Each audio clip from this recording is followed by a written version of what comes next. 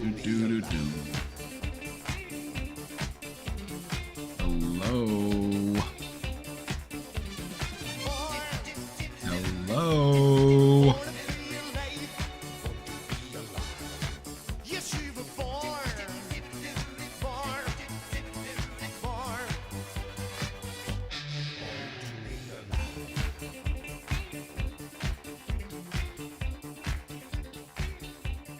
I said hi. I'm gonna say it back.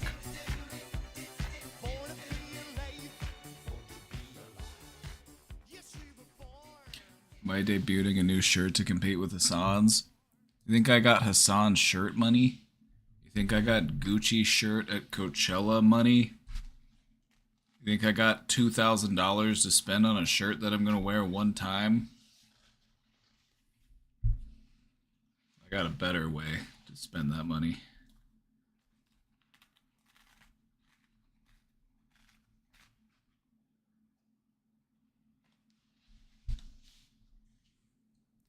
Debuted a cheap shirt, and now featuring the thermal that I'm pretty sure I got at Walmart.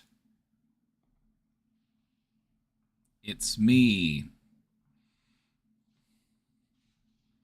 All my shirts are $9 or under. I have a hard time paying more than $15 for a shirt, like a t-shirt.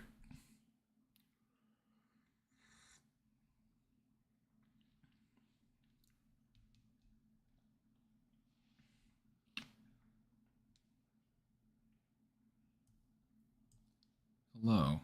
Welcome back.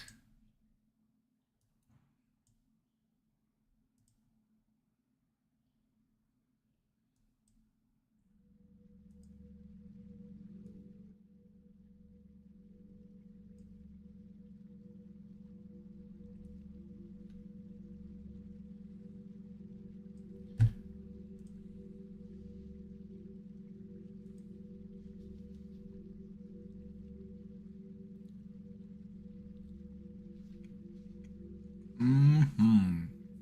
The lights are a little bright today. Hmm.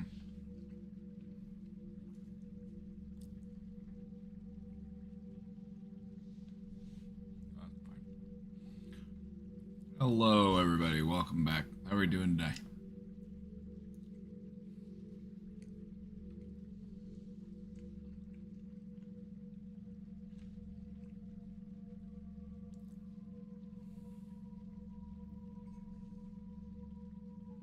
Believe it? It's Thursday already. I got my coffee. I got 2 tiny oranges.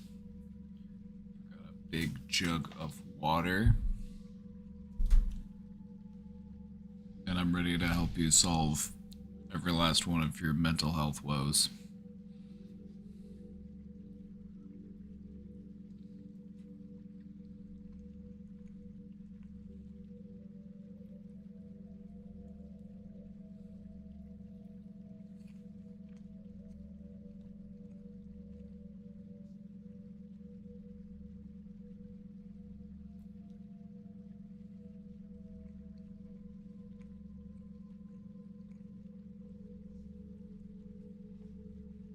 Yeah, I've. It's not a pastry. It's a microwavable breakfast burrito.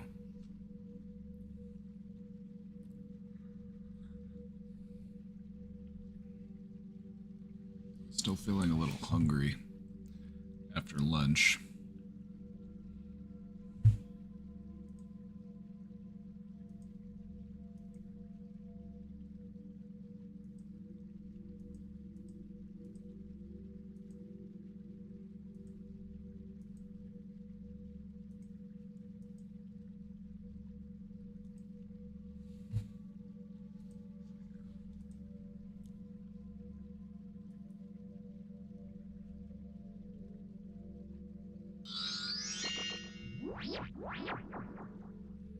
Pro-Palestinian protesters are being arrested at Columbia University by the NYPD.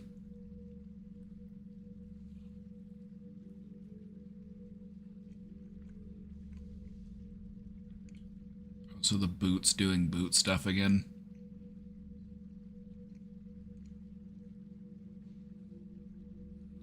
I mean, just like they protested Vietnam War protesters and they protested, civil rights protesters.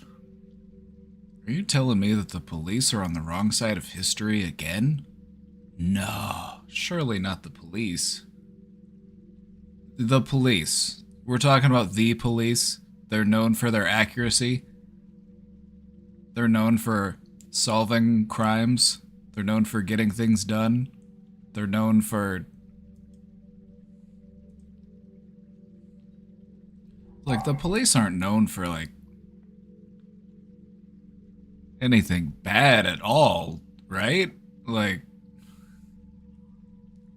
they're the good guys, aren't they?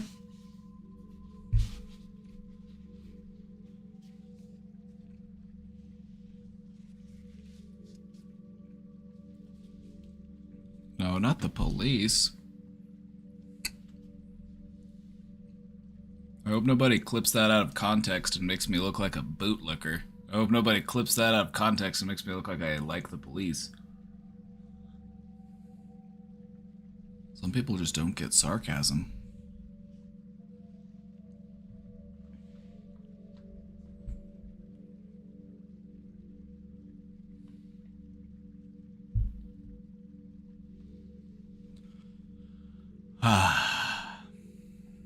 Thanks for subscribing for 11 months. Wow, it's almost been a year. That means you started subscribing right around the time that we got those kittens. Or right around the time the kittens were born, rather.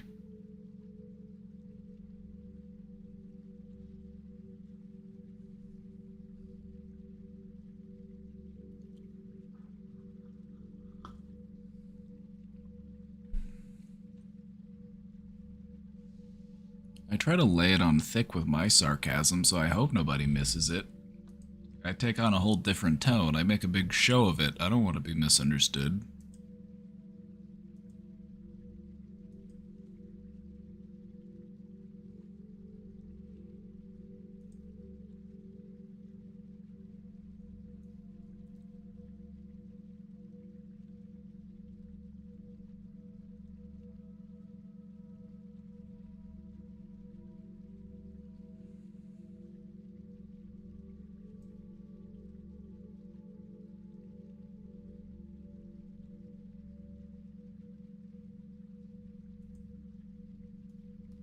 This in a complicated way in your development. It can make it confusing and difficult to properly interpret love as an adult because the concept of love was so skewed by the relationship that you had with the people who were supposed to love you the most, your parents, your caregivers. They gave you a complicated idea of what love is, and because of their example, love has to be complicated.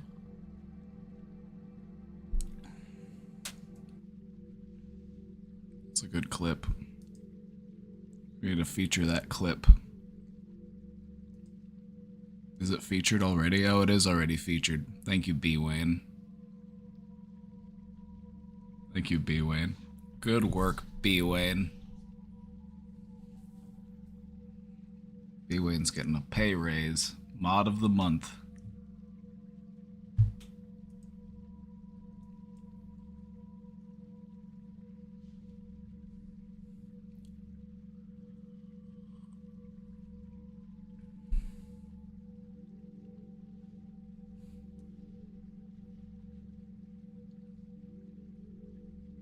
The best way to consume this information. I have to just do that with my mic. I just have to be like, all right, now listen. Big, small, backwards, forwards.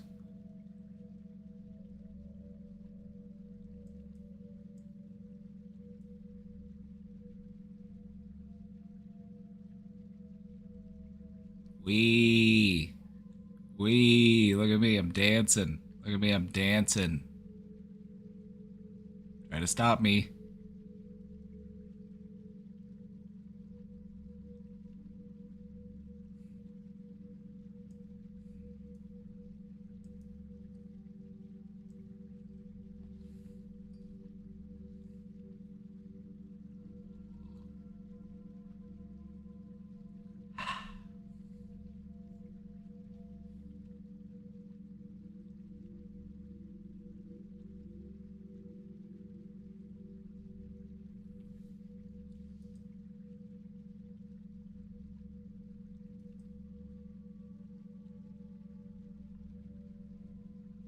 So symmetrical.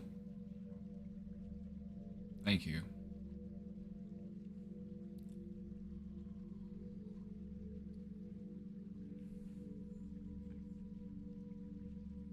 Feeling a lot of agony today, but you're grateful that I'm live. Would you do something for me real quick? Will you do me a favor?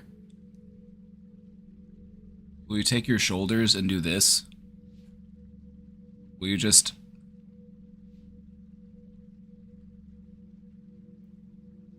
Just let your arms hang?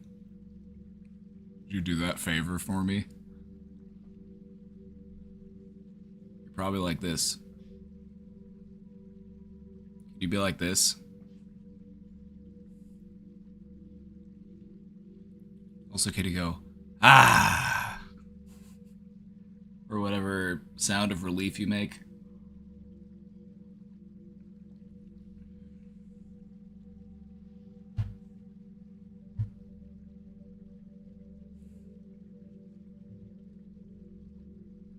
I'm feeling enthusiastic today.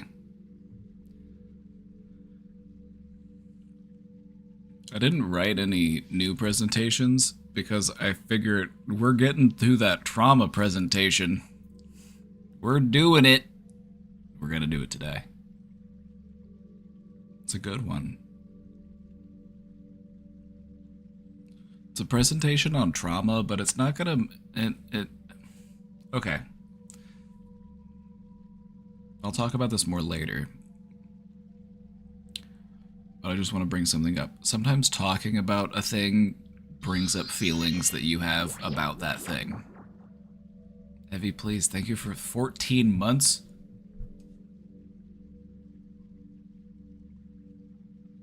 Hell yeah. Talking about trauma undoubtedly will remind you of your traumas.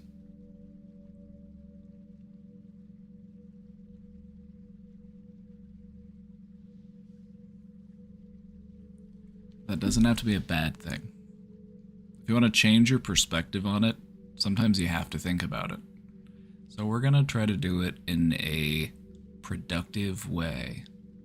We're not going to approach the topic of trauma from the way that we normally approach it.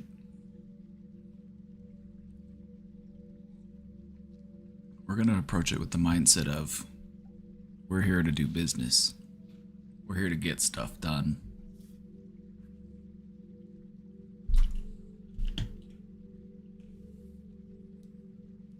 To help us understand the problems that we're working to fix.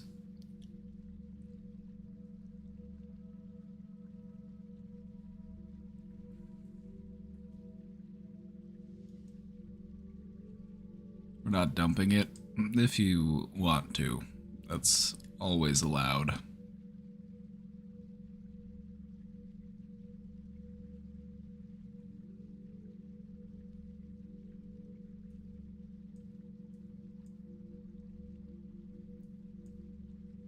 Anyway. Today I'm feeling satisfied. Good for you. Happy to hear that. Whenever I hear B. Wayne's having a good day, it's like it helps me have a good day too. Like, oh good, B. Wayne's having a good day.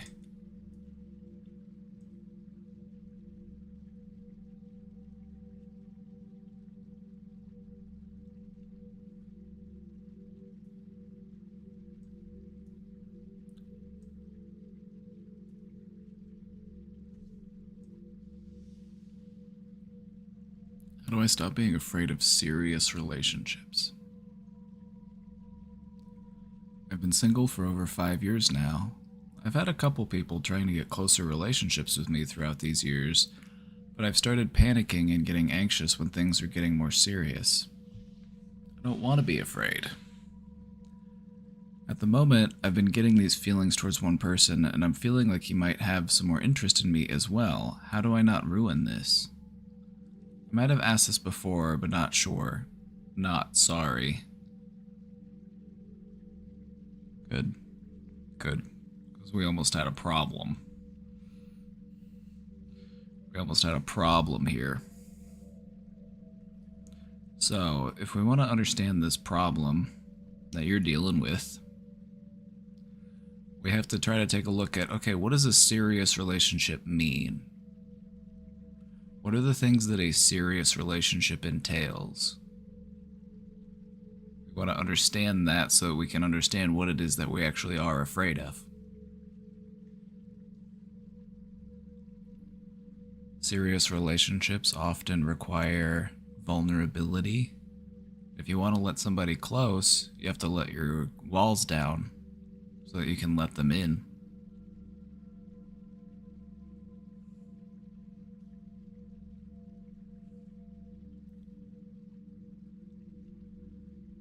There's also trust. You have to trust in this other person, and that can be a challenge. Maybe you haven't had people that have been very trustworthy in your life, and so trusting someone to that level is a challenge. It's just something you're not used to.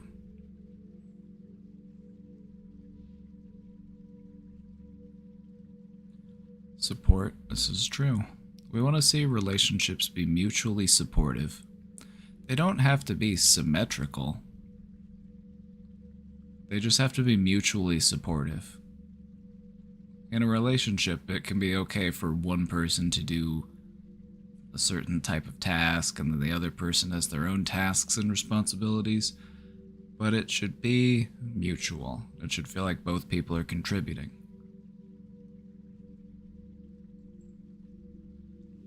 A good relationship also has an equal balance of power. That is true.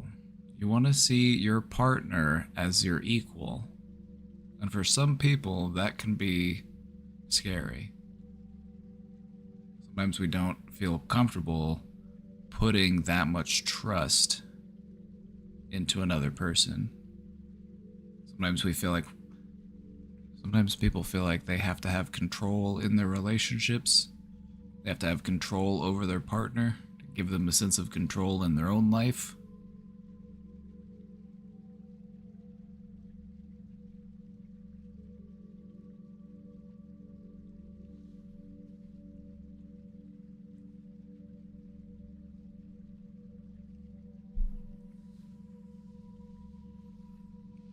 B. Wade was about to put the ban in Mander Bobander.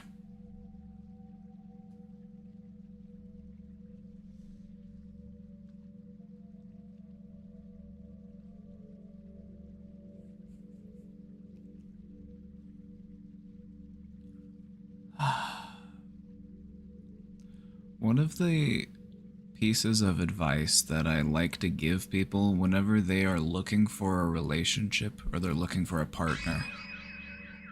Welcome in, Raiders. Welcome in, Raiders. Get comfortable.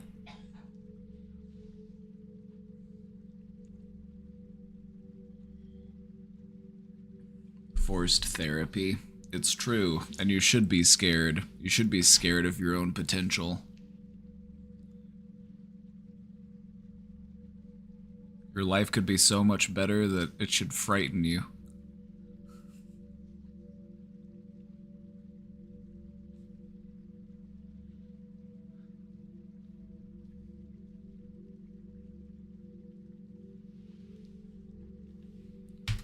In the middle of a great wife swap episode. Every episode of Wife Swap is great. That show is unhinged.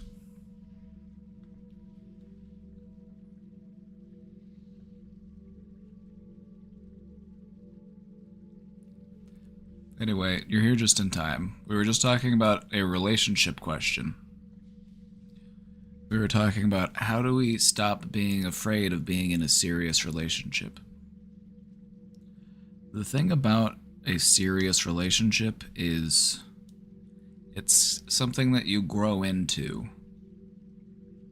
And so you may feel as if you're having to dive in. You may feel as if you're having to, let your walls down and expose yourself and be vulnerable. But the thing about relationships is that they grow, and that over time in a relationship you can grow in closeness and it can grow in seriousness. So it's not always so serious just from the start. What we want to be comfortable doing is growing closer to people.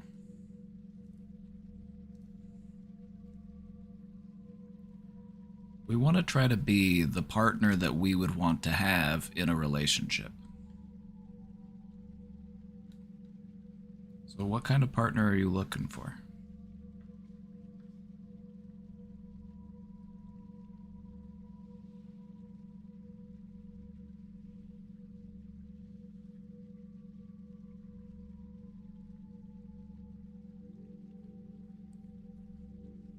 Serious is a bad word? Maybe. Could be.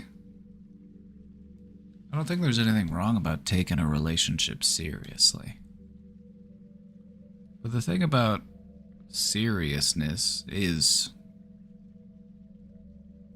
what's the difference between a regular relationship and a serious relationship? You talk about serious stuff? Where's the divide there? At what point does a relationship become serious?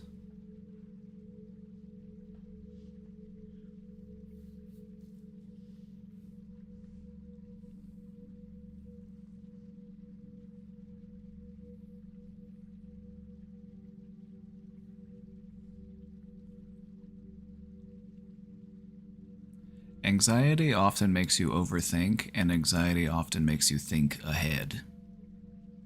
So I would just try to enjoy the time that you spend with the person that you're interested in, and just see where things go. Try to just be more present and in the moment. And just let things take their natural course.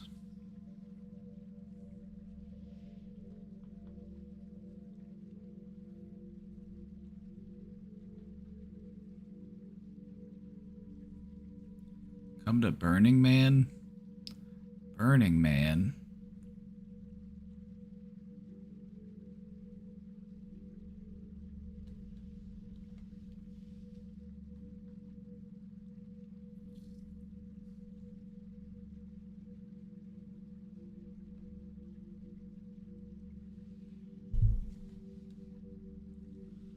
I heard that capitalists ruined Burning Man.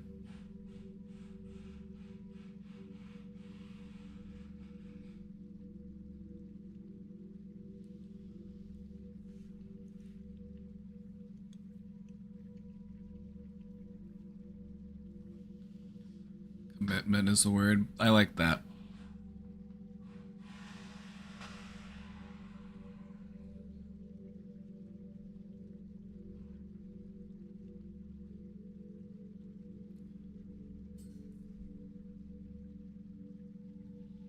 It could be that that was what you're scared of. You might be frightened of commitment.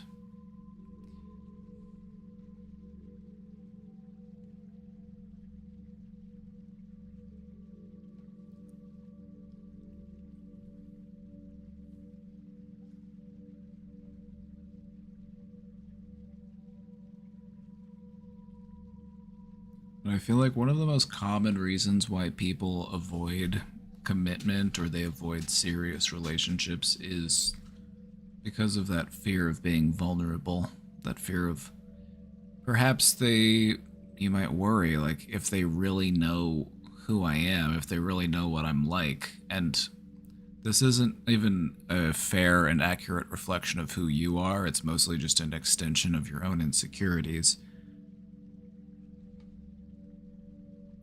But people, like, if they got to know who I really am, they wouldn't like me, so I can't let them get too close, otherwise they'll find out who I really am.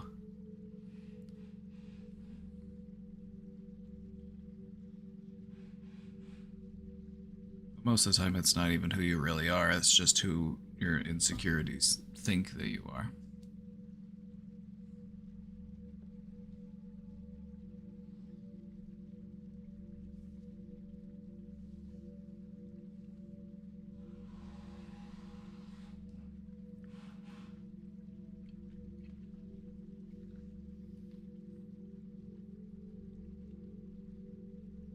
So, I would say you'll just have to go for it. The only way to really overcome that fear is to just go for it. And if you fail, just get back up and keep trying. Sometimes when it comes to finding the person that you want to be committed to in life, it can take a little while and there can be some trial and error. Sometimes you'll be with a person for a little while and you realize that it's not really gonna work. It's not really meant to be. So I would worry less about ruining it, and I would just try to focus on growing closer and try to focus on enjoying the time that you spend together.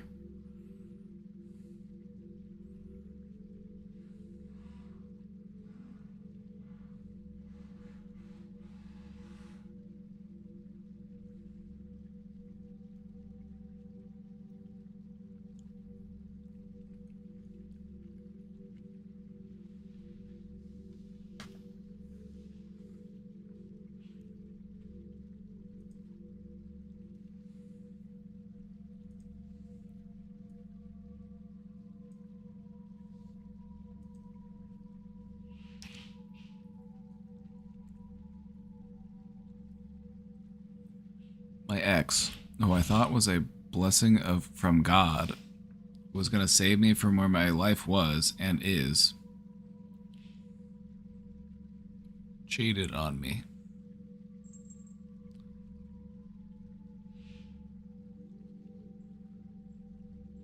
It's been over a year since it happened, and I broke up way later than I should have broken up. And I don't know why, but somehow I still miss him. He was the perfect boyfriend in every aspect.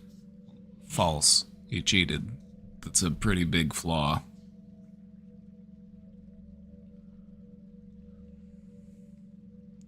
It's a pretty big one.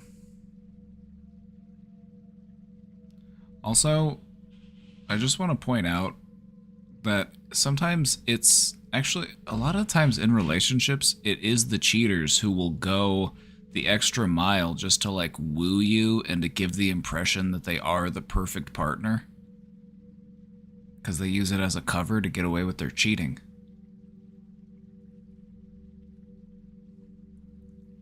Just saying.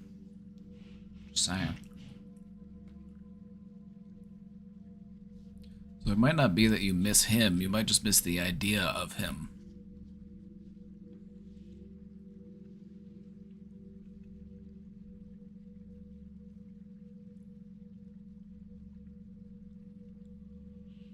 He spent so much money on airplane tickets to see me, even though he didn't really have that much money. He introduced me to his family. He wanted to post pics of us. We planned our future, and then he cheated on me.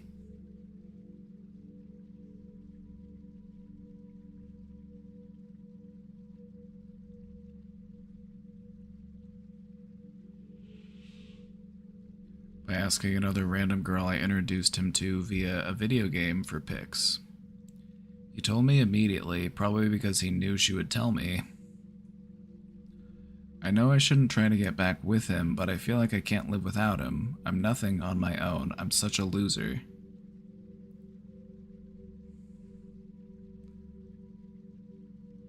Clearly, you aren't. Clearly, there is something more to you, because if this guy was so perfect and he spent all this money on airplane tickets to come see you, it's like clearly there's something there. Clearly you got something going on.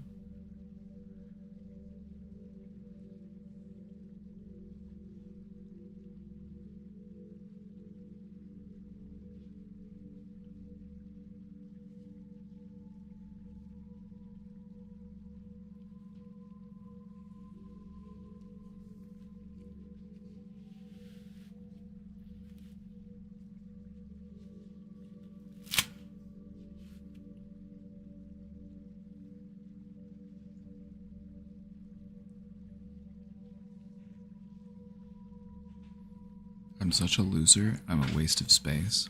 I can't be alone. I've been too alone before we met, and I can't take it anymore.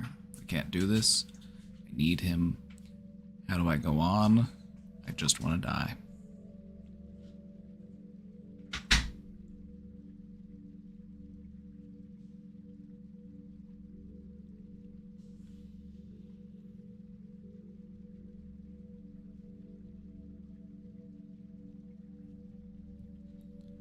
Spend time with the people that make you feel loved, whether it be your friends or your family, whoever.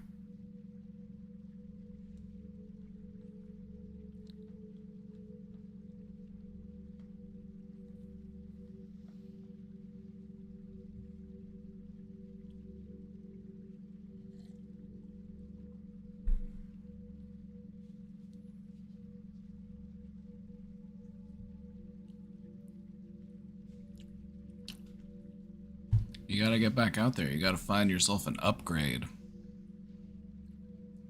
You thought that guy was good? Wait until you meet a guy who doesn't cheat on you.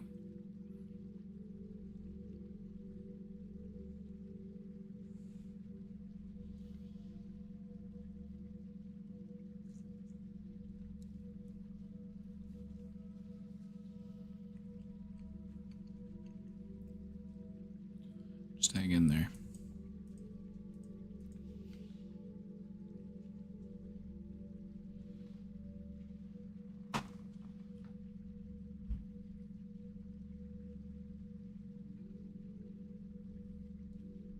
Sometimes it takes a bit of time for the heart to mend.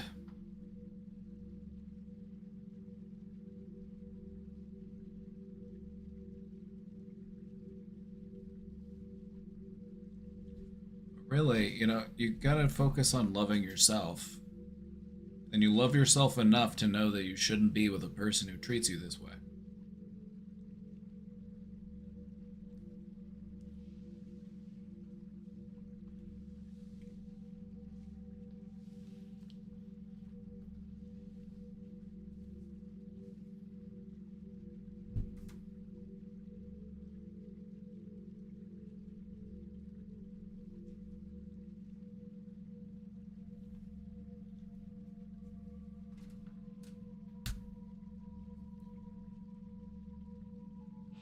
Cheating is something that I don't know. I'll normally leave this up to the person or the people in that relationship to decide how they want to do about it.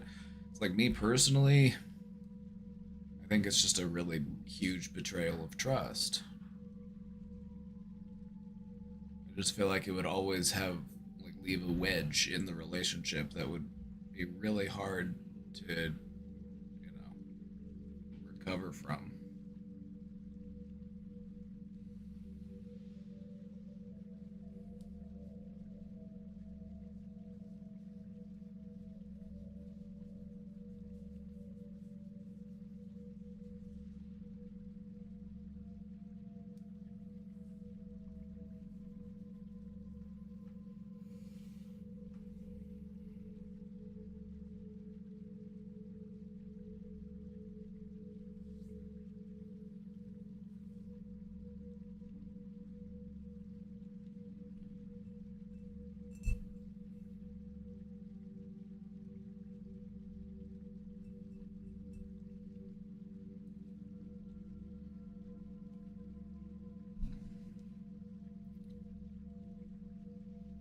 If it was me, I wouldn't waste another minute thinking about some fake ex and find a hot rebound and then get serious again. Right? It's like we want to avoid finding our own validity through having a partner.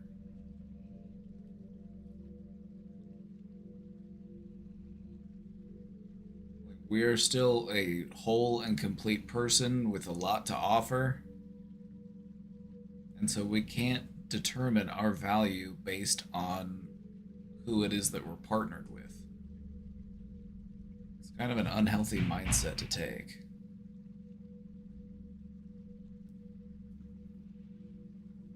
We get a question not in the box. No, that one was in the box.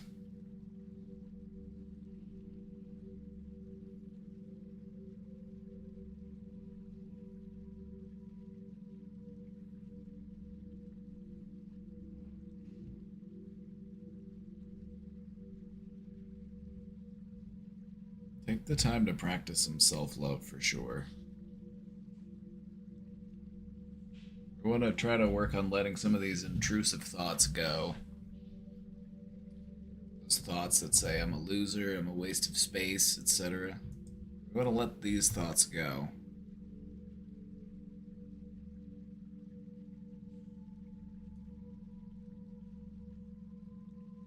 All of these right here are great examples of intrusive thoughts.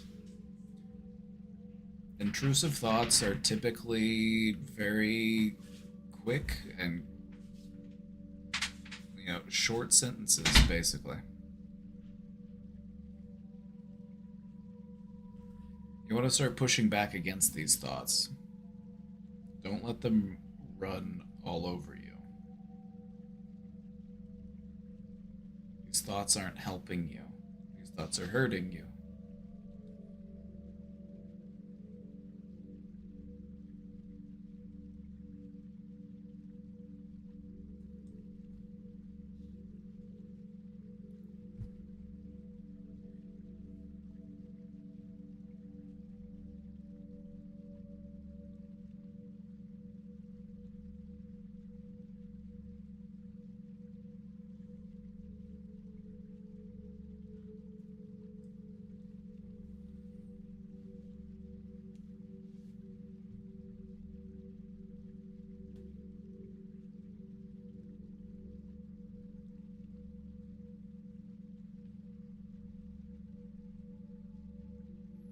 Hmm.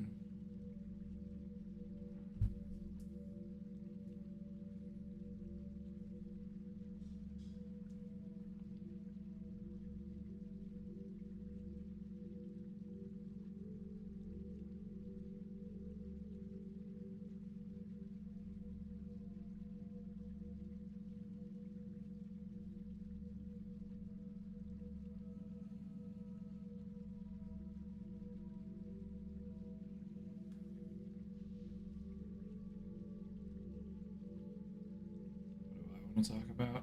That's a good question. I don't even know what I want to talk about.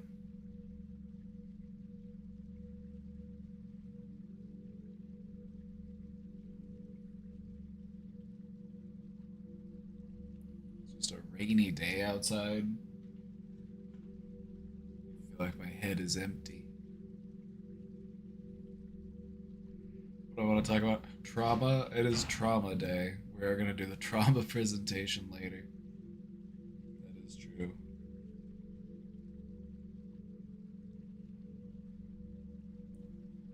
What do I want to talk about?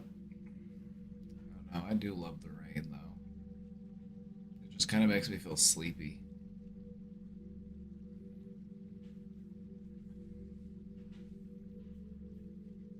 What do I really want to talk about? I want to talk about.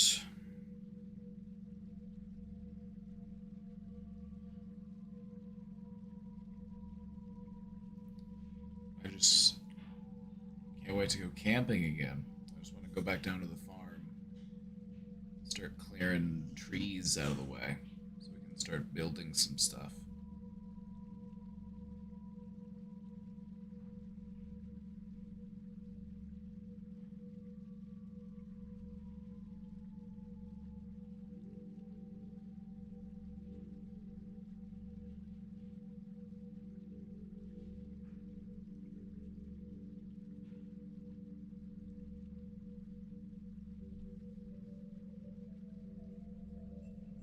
I feel like part of my brain is down on the farm building stuff. I feel like I'm in two places at once.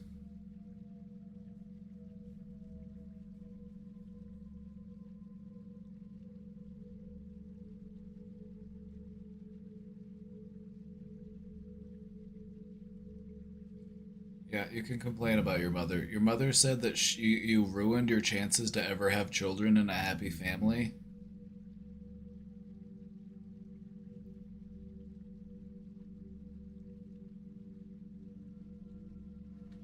Like, I don't know about you, but if somebody said that to me, I would look them in the eye and I would say, "Where do you think I learned it from?"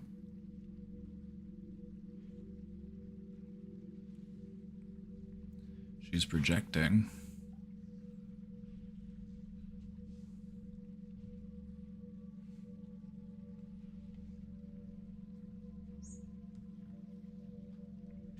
Like, you want me to do different, set a different example for me.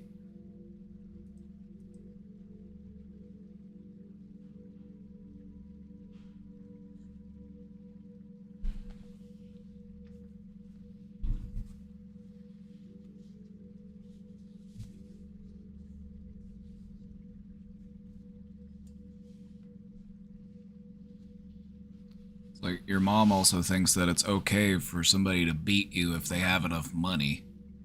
So, like, clearly she's dealing with her own issues.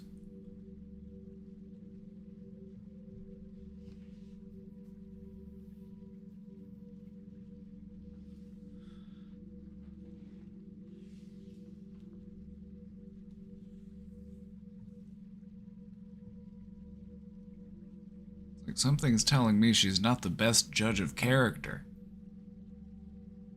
And if a person's not a really good judge of character, then we probably shouldn't take their judgment so seriously. So whoever it is, maybe it's your parents, and they just don't have a really good judge of character, then don't assume that they're an expert when it comes to judging your character.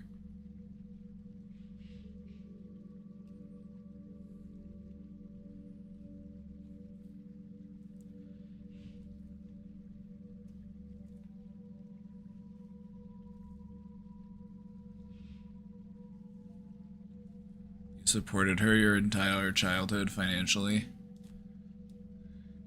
You've always been the mother in that relationship. You've always been mothering.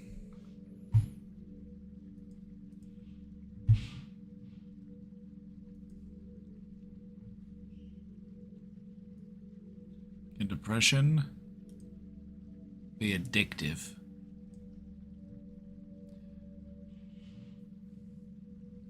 Is that additive, which might be a typo, but it's also a separate question. Can depression be additive? My answer to both questions, though, would be yes. Depression can be additive, but depression can also be addictive. But I think what you meant to ask was, can depression be addictive? And my answer to that is yes. You can get addicted to a certain kind of sadness. If it feels comfortable and it feels familiar. Familiarity is the most important part, because with familiarity comes comfort.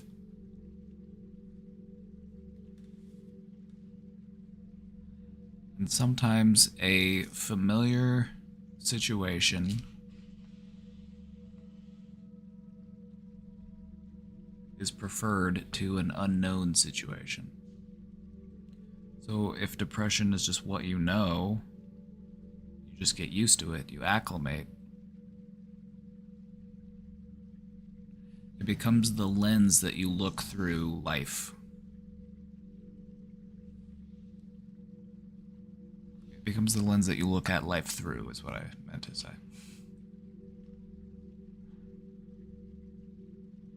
Depression has a way of convincing you that, I don't know, depression is tricky.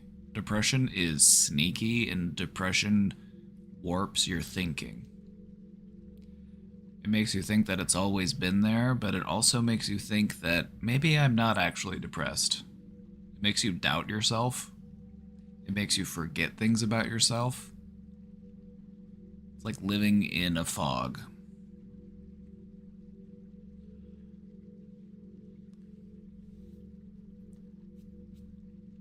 Our brains are really good at adapting to stressful situations. And so we often have a way of trying to make the best of a bad situation, even when it's something like depression.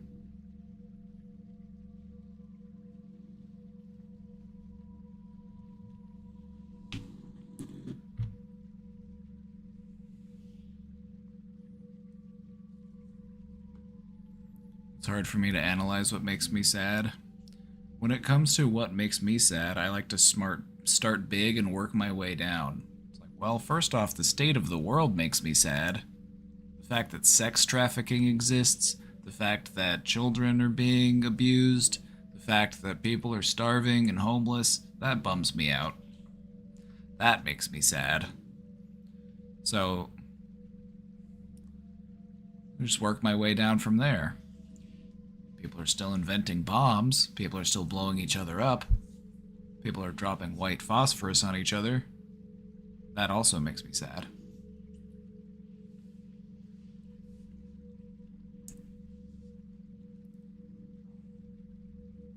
depression is a feature of capitalism.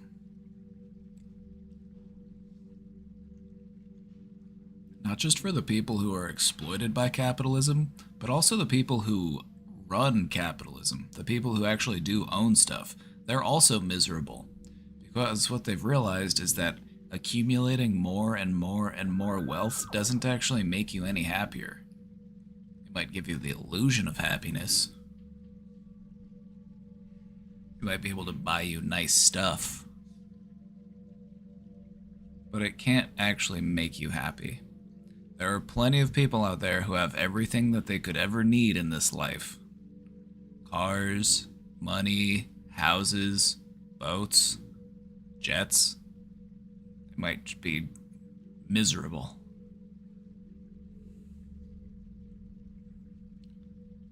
Well, hello, new person. Simdinta.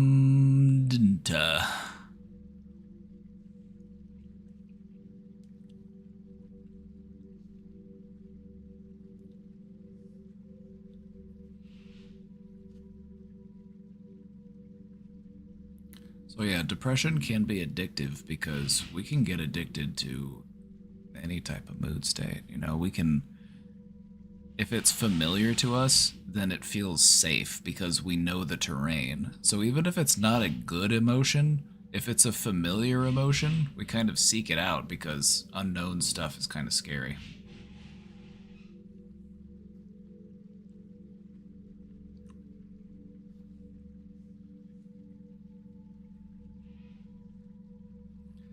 But to answer your question as it's spelled, depression can also be additive. Things can accumulate and add up over time, and you can become more depressed as time progresses.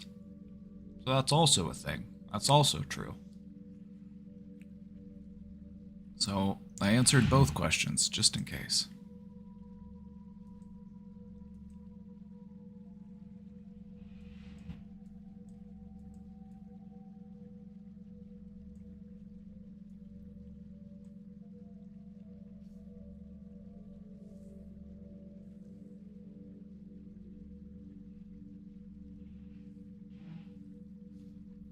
CM. Alright, I gotcha.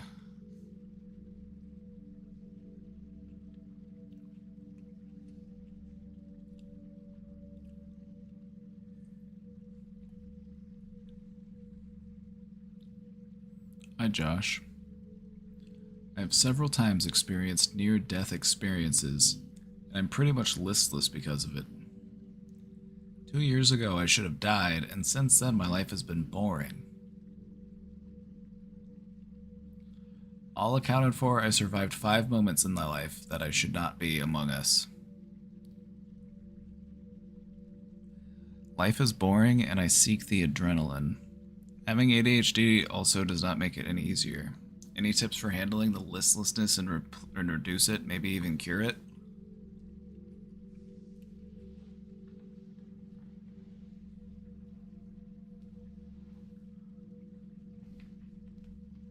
My biggest tip would be to focus on learning. Whether that be learning a new skill, practicing a skill, taking your hobbies to the next level, honing your talents, or learning about something that you find interesting. Because that's what you used to do when you were a kid. That's what most of us used to do whenever we were listless when we were young. One of the ways that would stop us from feeling listless is to just absorb new information. Find something that we find interesting and learn more about that thing.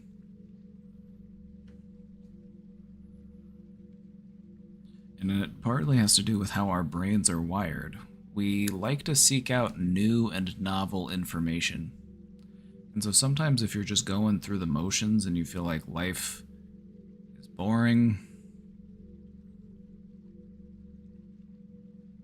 there's plenty of stuff to learn about in life that doesn't have to be boring. History is full of all sorts of interesting stuff.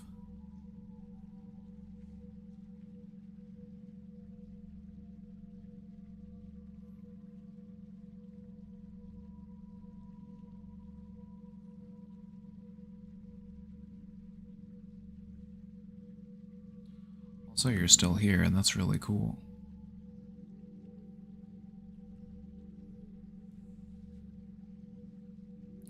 I like to think you survived all those times for a reason.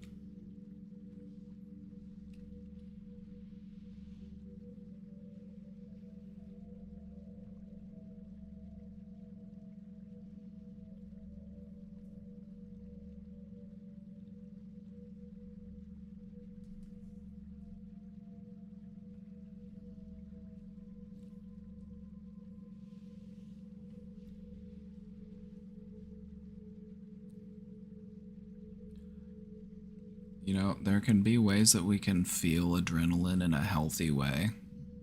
You can feel adrenaline in situations that doesn't necessarily have to be life-threatening. A lot of people who are addicted to adrenaline, they might find themselves getting into, like, extreme sports. They might do, you know, like, those, what are they called? Those flight suits, you know what I mean? Where you basically turn yourself into a flying squirrel. That kind of stuff. It's like, no thank you.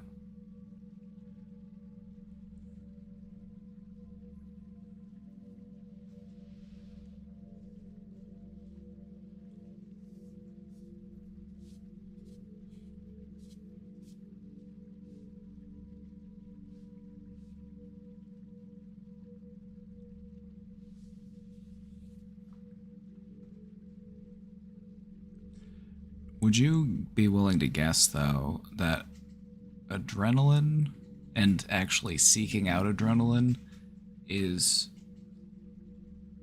one of the ways that people learn to cope with anxiety? Because one of the things that anxiety and panic does within your nervous system is it releases adrenaline. Because adrenaline gets you ready to go. It gets you ready to start doing stuff. And that's what anxiety does, is it likes to, like, all right, we need to go. We need to get stuff done. Come on, let's go.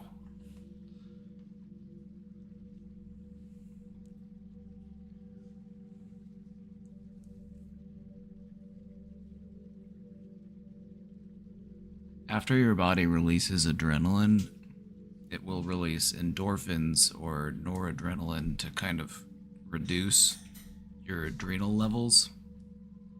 Your brain likes to balance itself back out. And endorphins feel good. They call it a runner's high. You know, after you engage in some physical exercise, you release some adrenaline, then you start to get some endorphins. They feel good. They make you feel relaxed and calm. You know when I can pop my question after this one?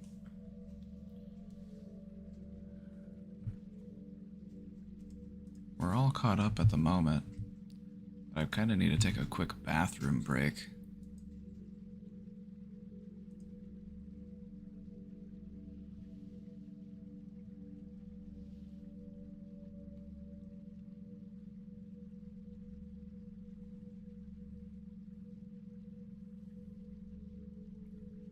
You want to try to play Monopoly? Monopoly sucks.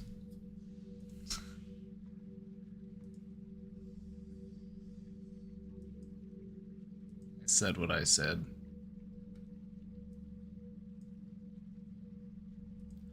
Monopoly sucks. Alright, I'll be right back.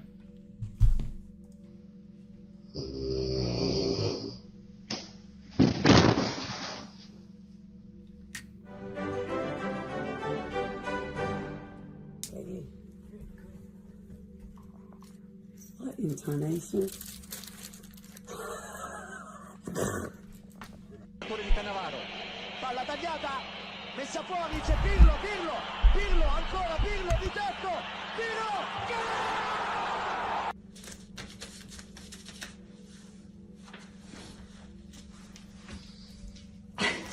look at her.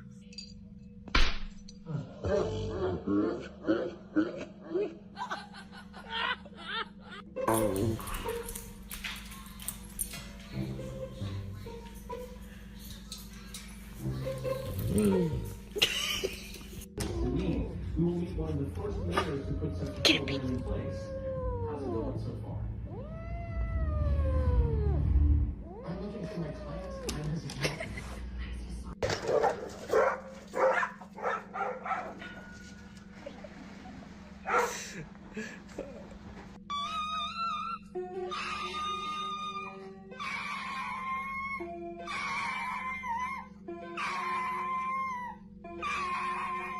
Fuck. What the? Yo, this guy's. Hello? Hello? Hi. Hi. Hi, baby. Oh!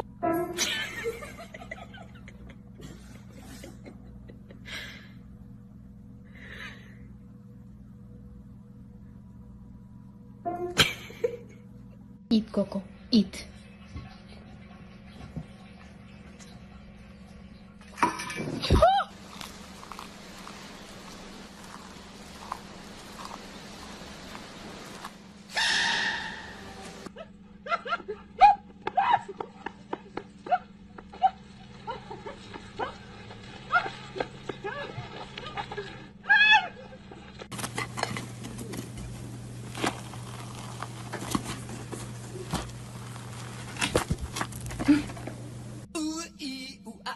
Ting tang, walla walla bang bang. Ooh ee ooh ah ah, ting tang, walla walla bang bang.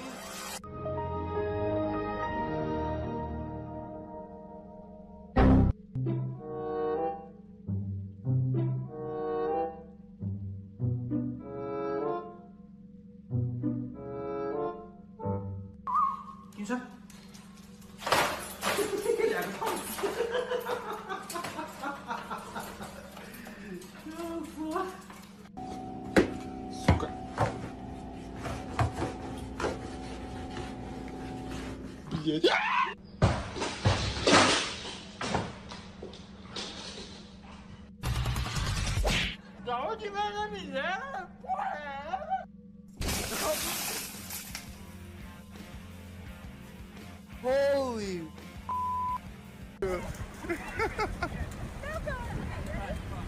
Demi, you need to shoot the arrow. I really want it. He's gone.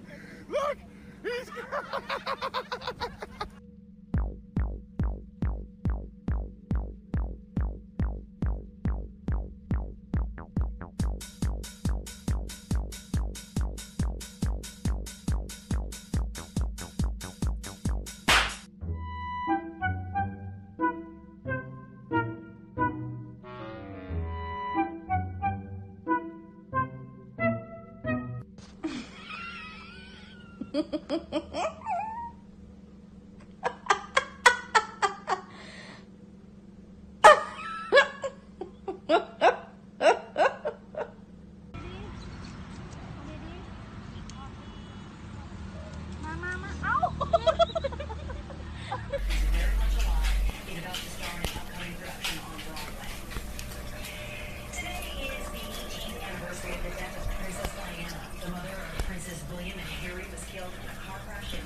What are you doing?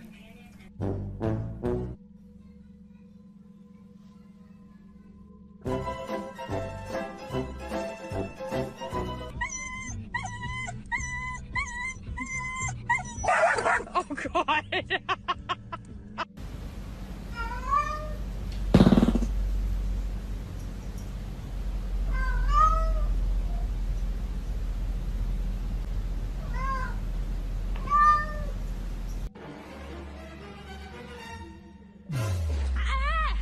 What?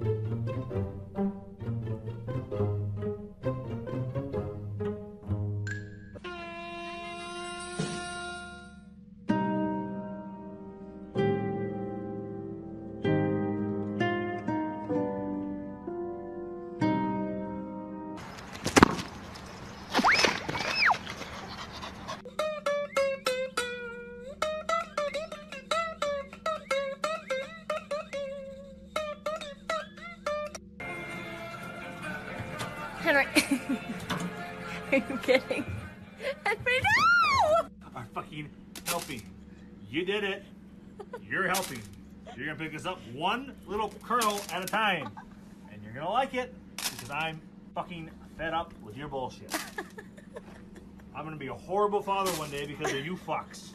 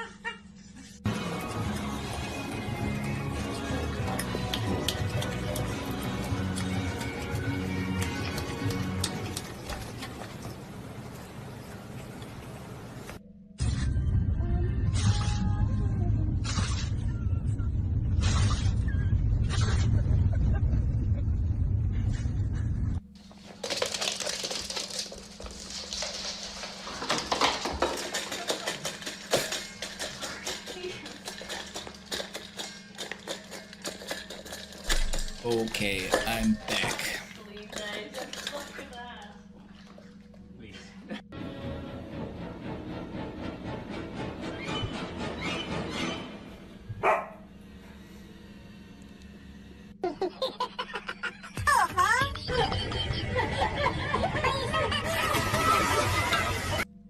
Happy Thursday, everybody.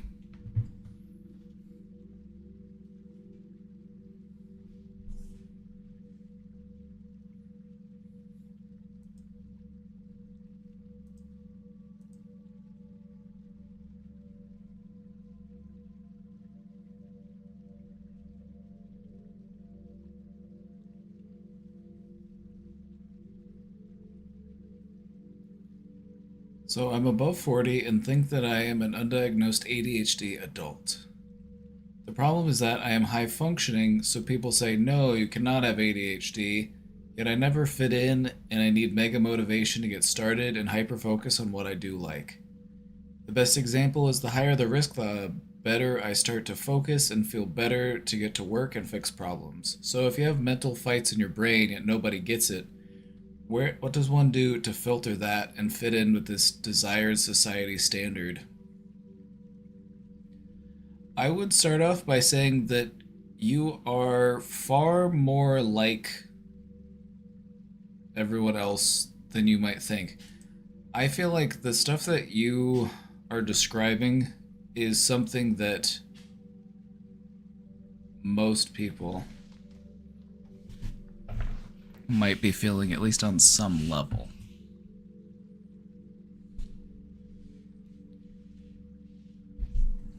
Having issues with, motivation is something that everybody struggles with to some degree. And so this whole desired society standard, I want you to try to... Who sets that standard? Why is that the standard? And I feel like, if you want me to get a little bit speculative, a lot of the issues that people have these days with motivation and with attention are tied to the system that we live in. In many fields of work, people have been asked to do more with less year after year. The rate of compensation hasn't gone up at the same rate as the cost of living expenses. And so you're doing more for less of a reward. And so it makes sense that you would have a harder time feeling motivated.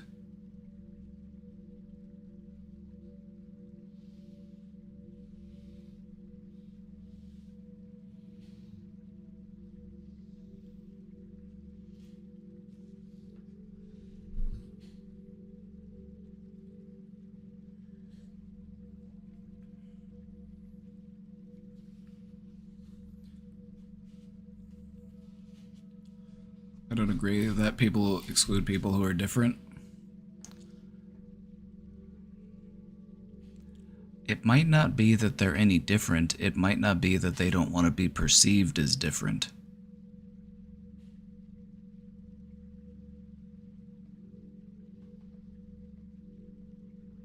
A lot of people who might also be struggling with motivation, if they hear that someone else is struggling with motivation, they invalidate that person's struggle, even though they're both struggling, and it's because they don't take their own struggle seriously.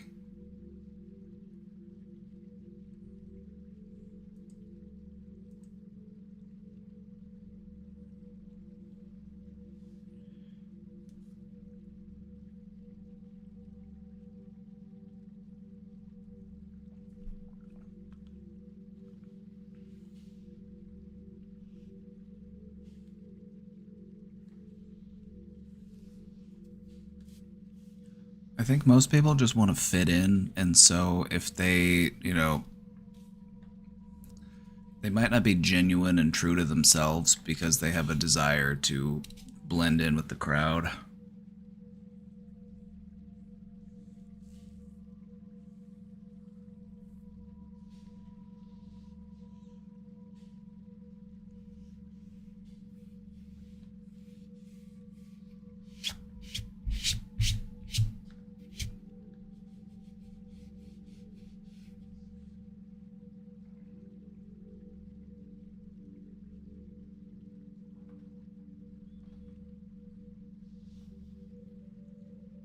Sometimes people have a hard time validating other people's struggles because they're trying to deny their own struggles.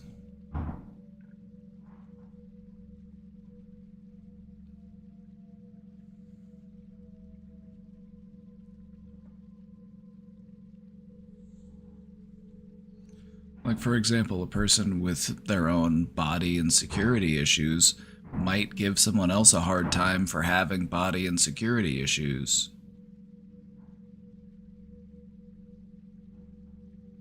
It's basically just an extension of the same type of playground bullying behavior that we've seen since we were children. Like, people as adults are still doing the same stuff, projecting onto other people, not validating their own struggles.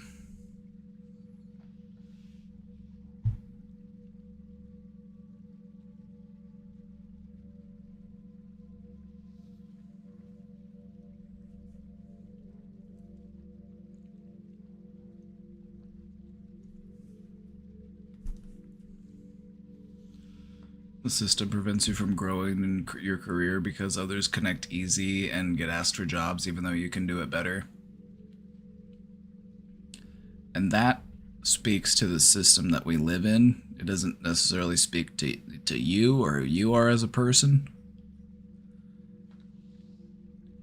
And it's one of the flaws of the system that we live in, is that people who are liked, people who are friendly and engageable, typically get promoted over the people who actually do the work.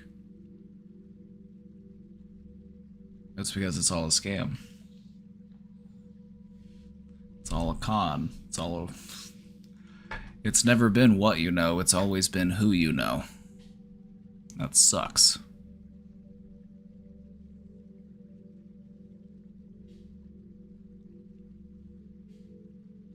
The biggest thing that I found to be helpful for me in dealing with my symptoms of ADHD, because they're things that I've dealt with as well, is meditating. Just trying to teach myself how to build my focus, teaching myself how to raise my motivation levels, giving my brain the time it needs to wire itself to do what it is that I'm trying to get it to do.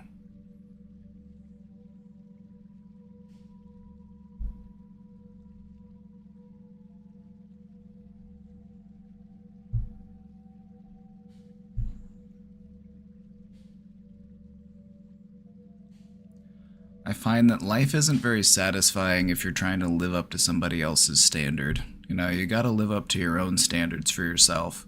And you gotta do what's best for you. You gotta validate how you feel. You have to be genuine. But if you're living life trying to be what somebody else wants you to be, it's probably not going to turn out that well.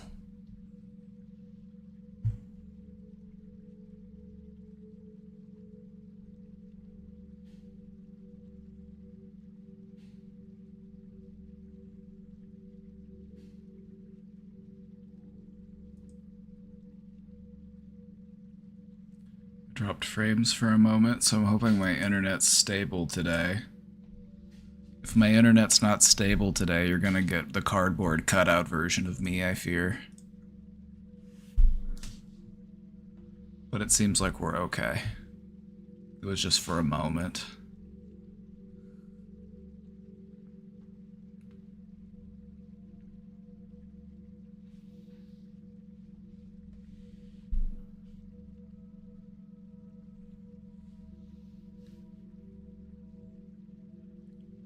What's a nice spring color to do for your nails in May? Just as a general thing, I think it's kind of weird when people paint their nails yellow, because it kind of gives the look that, like a yellow nail normally means like, oh, your nail has like fungus or something. You know what I mean? So typically I would say to avoid the yellowish hues, it kind of makes it look like you're dealing with like a fungus in your nail bed or something. So like a light pastel color. Think Easter eggs, if you do Easter eggs in Sweden.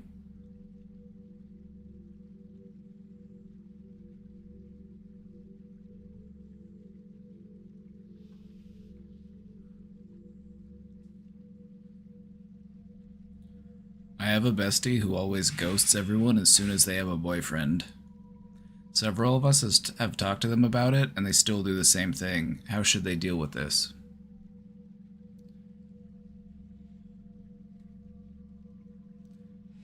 It's normal for a person's priorities to shift when they enter a relationship. It just happens. You know, like sometimes you just can't spend as much time with your friends as you used to when you were single. But that being said, if they're just ghosting you, I would just try to re-engage with them. Just try to invite them to do stuff. It's like you can invite both of them. It's like they can bring their boyfriend to whatever you're doing if they want. It's, you know? But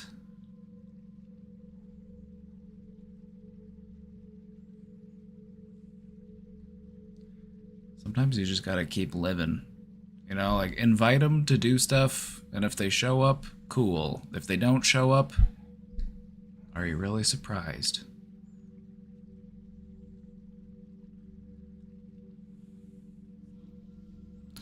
I don't think this is something that, you know, you necessarily need to like cut somebody off for, as you know, you don't have to burn that bridge. You can keep that door open.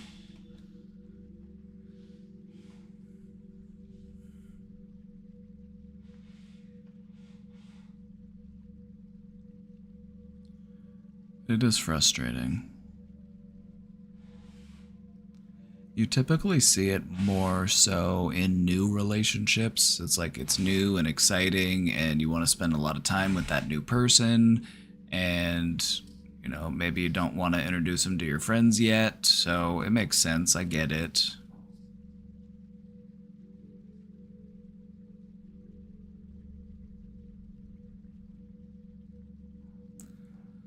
I guess I would approach it from a perspective of, hey, we haven't seen you in a while. Let's spend some time together. Let's hang out. What are you up to? You know, rather than approaching it as, why are you ghosting us? Why don't you want to spend time with us? You always want to just spend time with your new boyfriend instead of us. It's like that might push them away. What you want to try to do is welcome them in rather than make them feel like they're doing something wrong. If you actually want to try to, you know, maintain this relationship.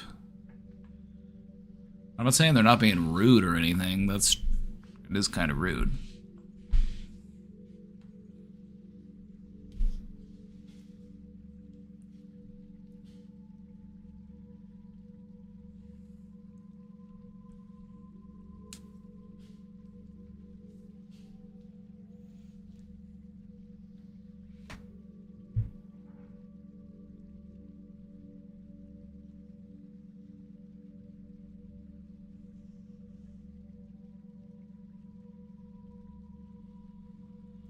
I don't know.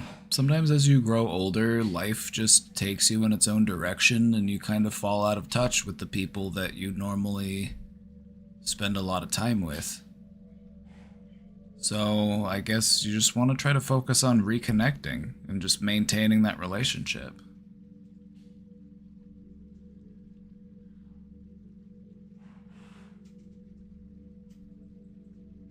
Hey, thanks for the 10 bits. It said instead of waiting for the ghost to come back, just make a plan and tell the bestie it's mandatory to come have fun. You could try that, but we want it to be voluntary. People don't normally respond well to ultimatums.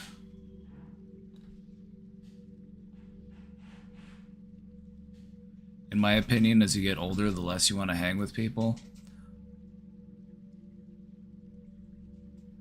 Perhaps, but it's more of a shift. It's more of a shift from quantity into quality.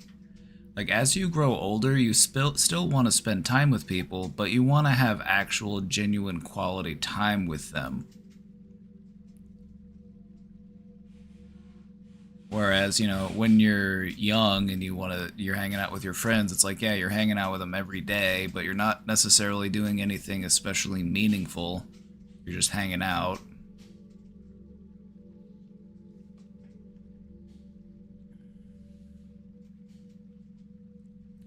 A lot of people actually have a resurgence in their socialization as they get older.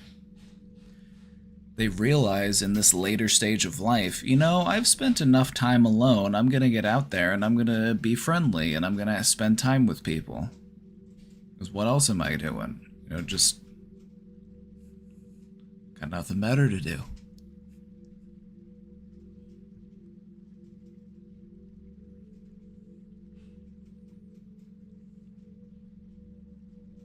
So I guess just you've already let him know how you feel. You've already talked to him a few times, but I would just keep that door open.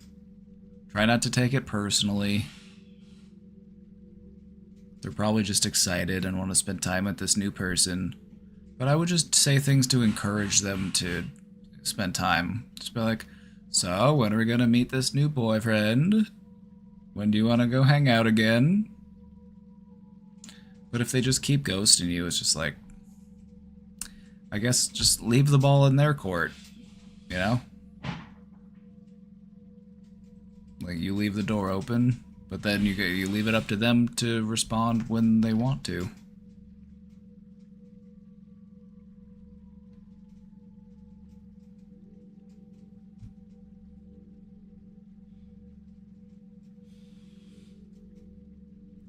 I hate being friendly because everyone just thinks I'm weird and stuff. How do you know that? Did they tell you? Or are you just assuming?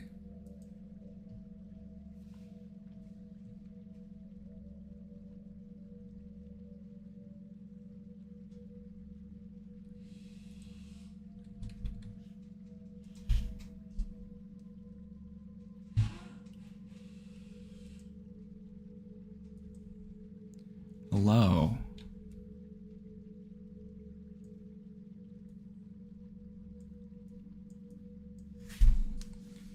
Hello. When I met with my therapist, I've been seeing them for 8+ years this week, he suggested we try SFBT. Solution-Focused Brief Therapy.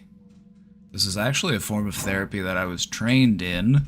I used to do intensive in-home services, and so we had a very limited time to work with families and we had to be solution-focused. We gotta get some results and we gotta get them quick, otherwise the kids are gonna have to get taken away by the state. That was the job I did. I went into homes and I did in-home services, and I would teach people how to be better parents. Because if they didn't learn how to be a better parent, they were gonna get their kids taken away.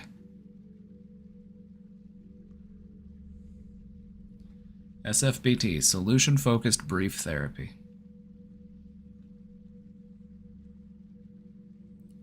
I had what I feel is a negative response to it. I became very unresponsive in session, fell into a deeper depression afterwards. Part of my issue is that my mental health is affected by environmental or biological factors outside of my control. And another part is that I find myself unable to imagine a future where I am optimistic. Is SFBT still right for me? Why is it so difficult for me to find criticisms on it, or why might I be reacting this way?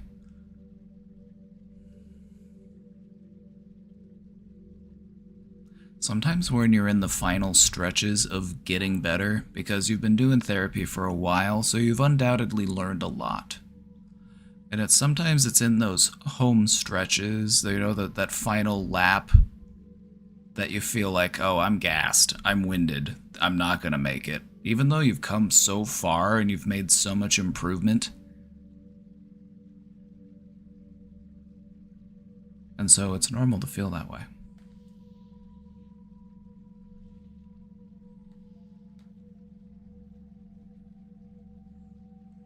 I think the reason why your therapist suggested this form of therapy is because it's meant to find solutions. It's solution focused and it's brief. It's meant to be very oriented on what is the problem that we're dealing with and what is a direct, achievable solution to that problem. It's a directed form of therapy.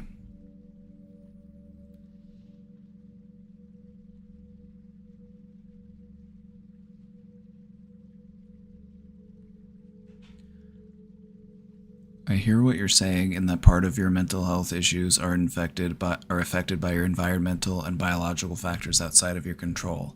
However, what matters is what is inside of your control. Your brain can rewire, your brain can change its functioning. We talk about that here all the time. Neuroplasticity, cognitive restructuring. And I would be willing to bet that your brain probably works a bit differently than it did when you started therapy. Your brain is always changing. It's not locked in the way that it is. There's always neurogenesis happening, and there's always the pruning of old connections happening within your brain. Alright? So I really want you to try to step away from that view of, this is something entirely outside of my control, and I am stuck this way. Because it doesn't have to be true.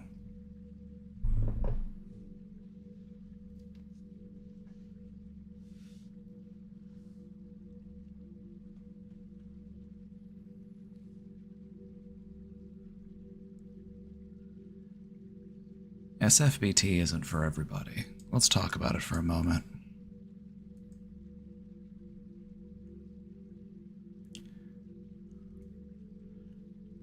What is solution-focused brief therapy? It's a strengths-based approach. It's a strengths-based approach, which means that your therapist is recognizing some strengths within you. This isn't the type of therapy that you do with somebody who you feel like they don't have the strengths that they need to achieve their goals. And so your therapist probably saw something in you that you might not have an easy time seeing in yourself.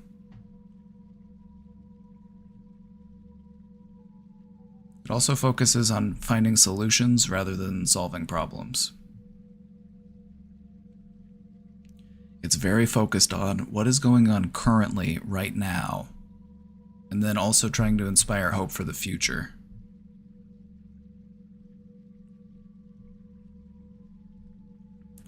It's much more in the here and now, and maybe you just weren't feeling ready for that.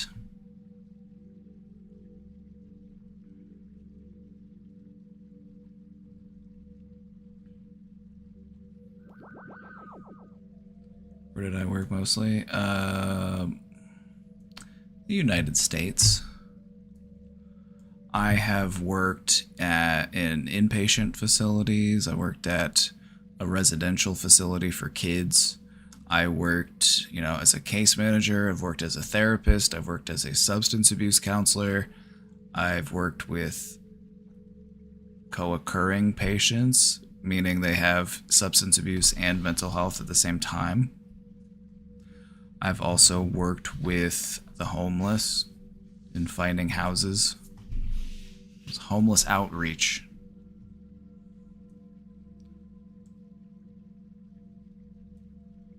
Props to anybody who works with the homeless, because that is not easy work. It's very stressful.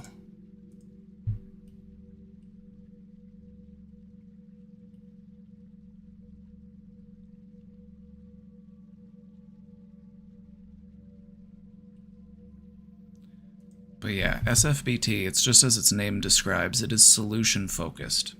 So what is the problem that you're dealing with right now? You know, what is that problem right now? And what can we do about it? I'm thinking you might have just been feeling a little bit hard on yourself. You might have just been feeling a little anxious about taking that next step or focusing on the solution, because it can be frightening, it can be scary and intimidating. But that's what mental health is all about. It's about being brave. It's about proving yourself wrong.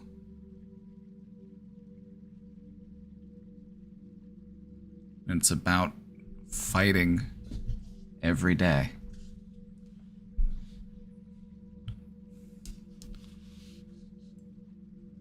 What's stressful about work with homeless people? Just worrying about them all the time.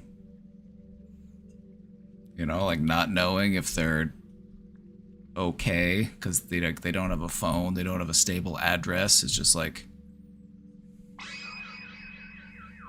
welcome in, Zapchap. Zachappers. Claps for Zachap. Thank you for the raid, my good fellow. Welcome in, friends.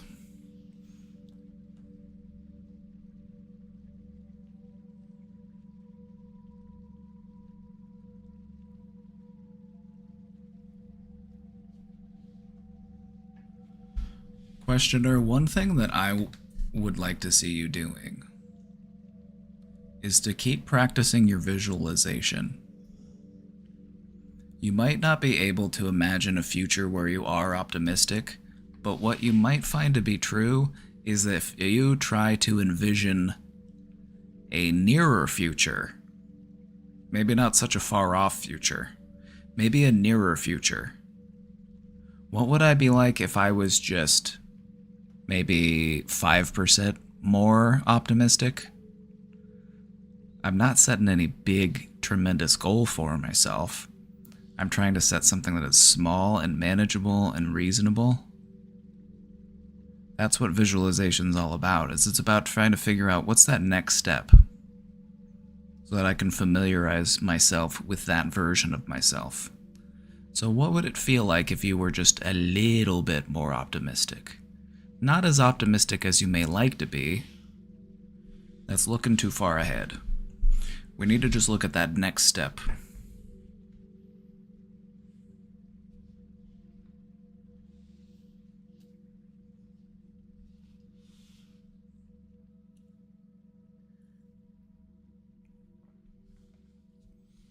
Hope all is well.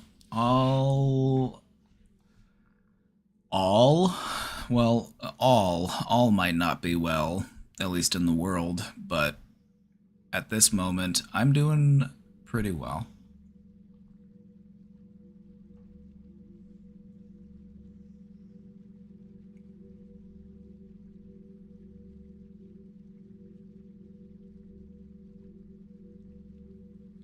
Dean, I think you just need to find your tribe, my friend.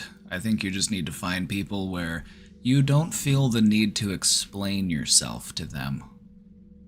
You will feel understood and welcomed, because that's what human connection is all about. It's about feeling like you don't have to have all these pretenses. You don't have to validate yourself. You don't have to explain or justify your own existence. You can just be, and you can feel welcomed and wanted as you are.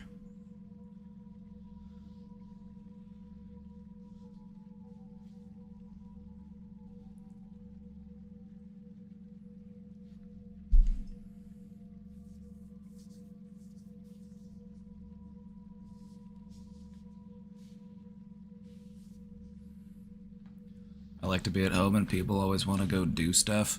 Sugar, you're just gonna have to acknowledge that you are cool and that you are popular. I'm sorry I have to break that to you, but people like you and they want to be your friend and they want to spend time with you. I know this might be hard to hear.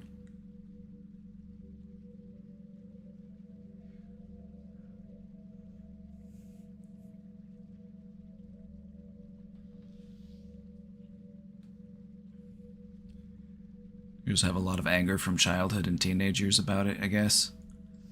That's alright, Dean, but my question for you is this, my friend. What do you want to do with those feelings? Do you want to carry them around forever?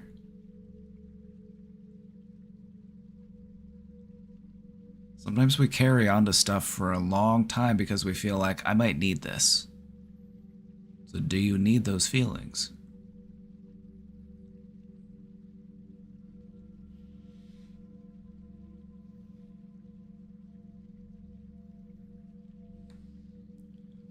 Girl 1 might be coming over Saturday. Well, I hope you have a nice charcuterie board waiting.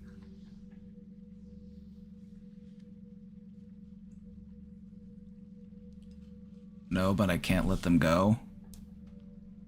Dean, I got something for you. I got a 3-letter word that I want you to add to that thought that exists within you.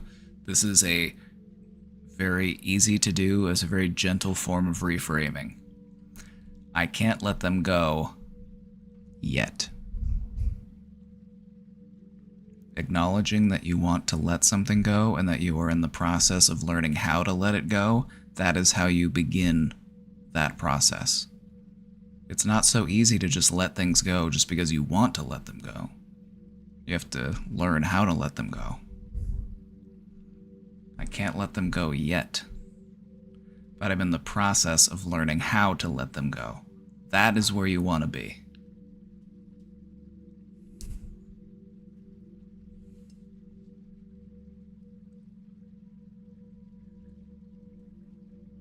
Sometimes we would have to be like the Hawaiians and we have to hang loose.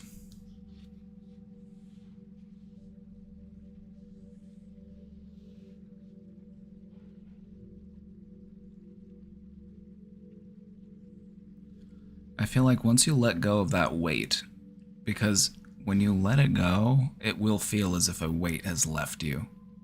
And sometimes when you carry a weight for a long time, you get used to it and it just feels like it's supposed to be there. And it's not until you actually let that weight off of you that you realize, oh wow, yeah, I do feel that. Wow.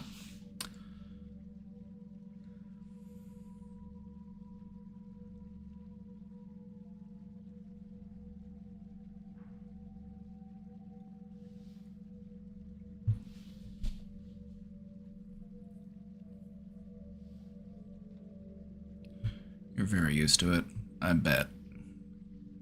You know, and you're not alone in that. Like, there are things in my life that I've held on to for too long. There are still things that I'm in the process of letting go of.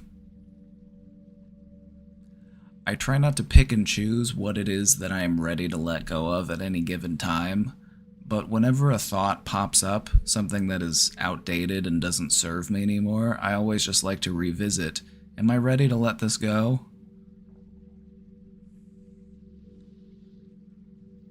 And when it pops up again at a different time, I remember it's like, I am in the process of letting that go. And what you might notice is that it might feel a little less. You might feel it a little less. And that's good, because that's how it works. You have to think, you're dealing with connections in your brain. And when you change the connections in your brain, it takes time to do that. There's all these branches, all these different connections, and it's an unwinding. It's like untying a knot and then redirecting it. It's like taking a series of threads and weaving them into something different.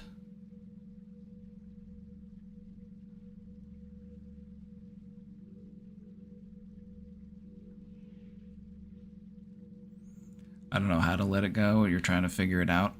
That's the thing, Dean. You don't have to know how to let it go. The only thing that you have to do is keep reminding yourself, I am in the process of learning how to let this go. Because that changes the way you look at it. And then every time you look at it again, it's a little bit different. It continues to change.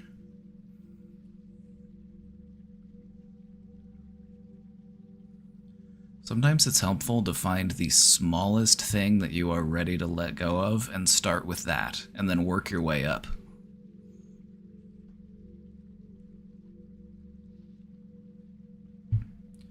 What's something small that you could let go of? Or what's something that might be a little bit easier to let go of? Me personally, what I found to be the most enlightening experience as far as the concept of letting go is just realizing that one of these days, I'm gonna have to let all of this go. I don't get to take any of this with me. My joys or my suffering. I have to leave it all behind. So, since I have to let everything go eventually, maybe I should try to let some things go sooner rather than later if they're things that I don't like to hang on to.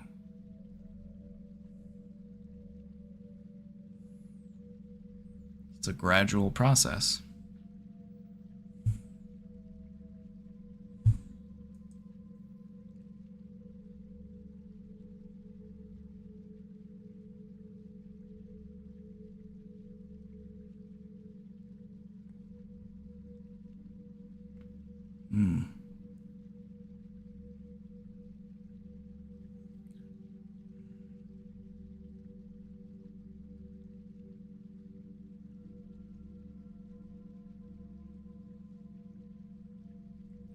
All right.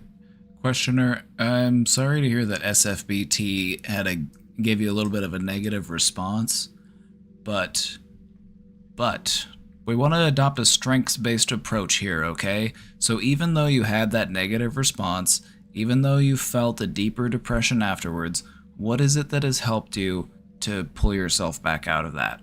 We want to try to focus on those strengths, okay?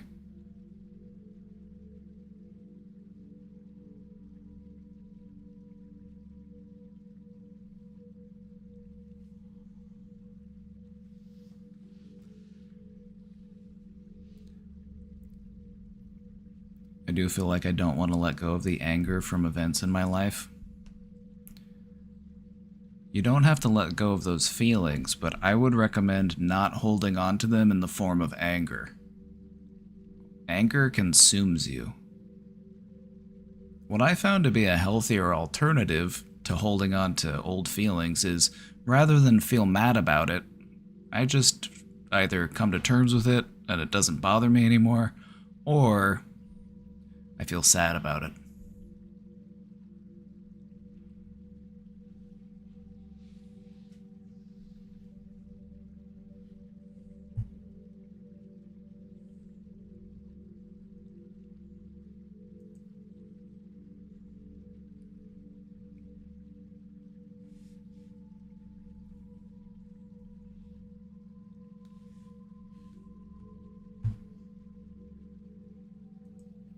Or I try to get a laugh out of it.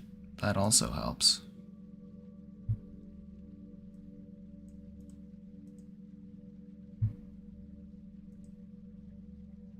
Hey CM, thanks for the 10 bits. You're welcome. I'm happy to help. I love answering questions. We have a TikTok. Let's check this out.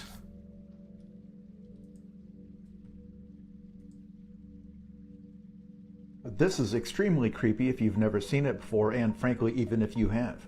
In a moment, this is going to start cycling through a bunch of unaltered celebrity photos, but you're going to keep your eyes focused right here in the very middle on this cross. Again, this only works if you keep your eyes focused on the middle at the cross. And what will happen is you will start to see strange distortions on these faces in your peripheral vision. They will start to look monstrous, or they will look like cartoonish caricatures with features that are exaggerated with big eyes or big jaws or big mouths. Some of you think this is a trick and that these images are distorted, but if you go back and watch it again, you will see they are only distorted in your peripheral vision.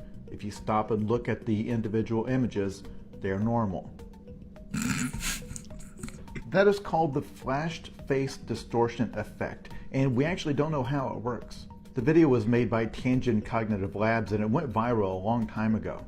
Like, obviously it has something to do with the fact that your peripheral vision is imperfect and your brain is trying to fill in details. And they've done follow-up experiments showing that it doesn't just work with faces. But as for why the brain processes these faces as cartoonish and distorted versus just making them blurry, to this day nobody's really sure. I also find that interesting because if you think about how sometimes when people have visual hallucinations, they will report to seeing things in the corners of their eyes. A lot of people who experience visual hallucinations where they like see faces or stuff, they tend to be cartoony or distorted faces, but they also tend to see them more in the peripherals of their vision.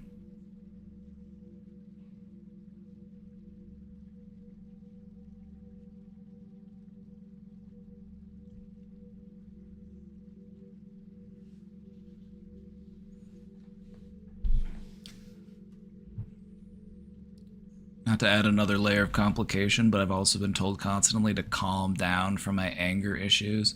Yeah, being told to just calm down all the time doesn't really help people calm down. It actually kind of makes them feel invalid. It makes them feel like their feelings don't matter and that they shouldn't be taken seriously.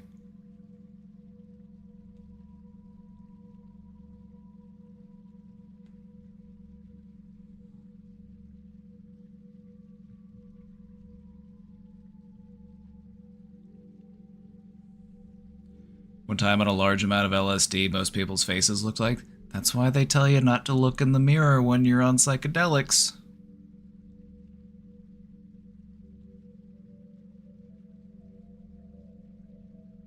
Also, another reason why a lot of people hallucinate faces is because your brain is wired to perceive faces. It's why we experience a phenomenon known as pareidolia, seeing human faces in things.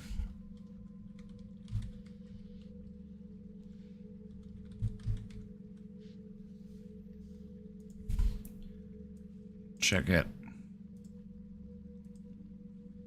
It's called pareidolia. The tendency to see human faces in things that don't actually have faces.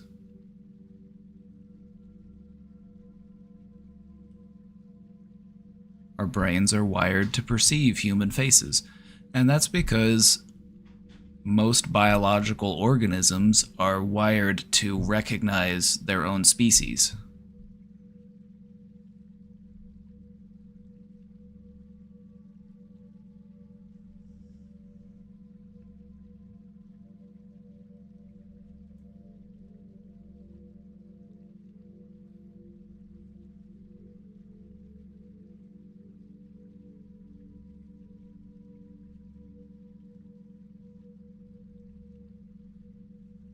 Look at this guy.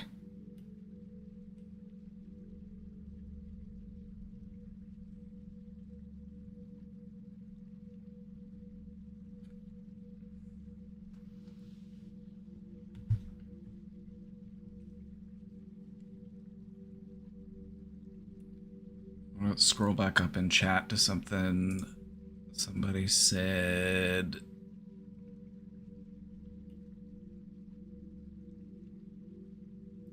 I feel like I do have strengths and supports, but it rarely feels that way in a crisis, right? And that's why it's all about learning how to de-escalate or to maintain, try to return to that state of balance after a crisis.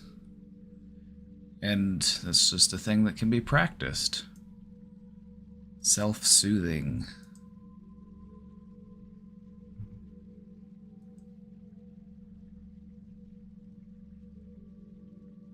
Oh, that was wild.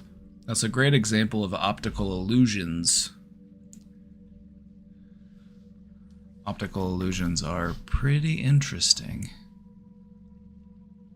If we have some time today, maybe we'll go through some more.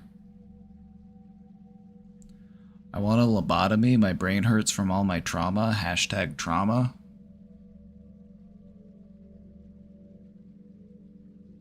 So if you break a toe, you don't need to cut your foot off.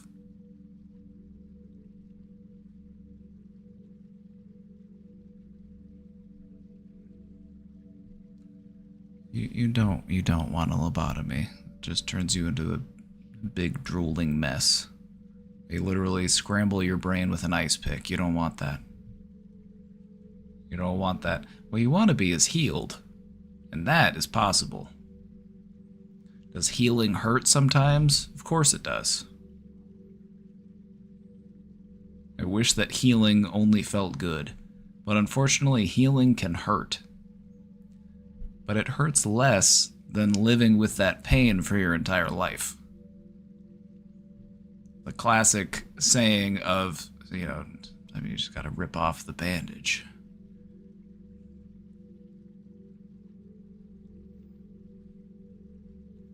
But it does get better. If there's anything we can say about humans is that we are remarkably resilient. And nobody here hasn't had to deal with their own share of trauma. Speaking of trauma, that's our topic for our discussion today. It's a topic for our presentation.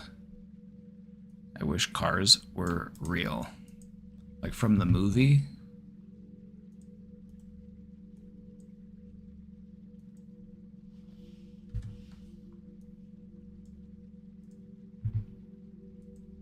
You ready?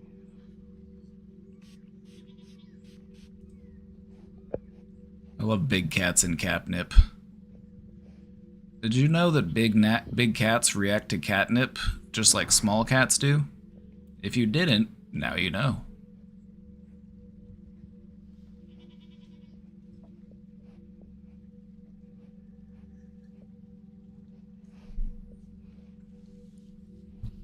I try my best to call my issues not trauma because I don't feel my issues are at a trauma level like others have unfortunately experienced.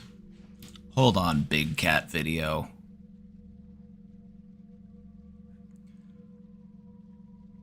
It's also really common for people to invalidate their own trauma. They say, well, I couldn't be traumatized because other people had it worse. We're going to talk about that today. It's in the presentation.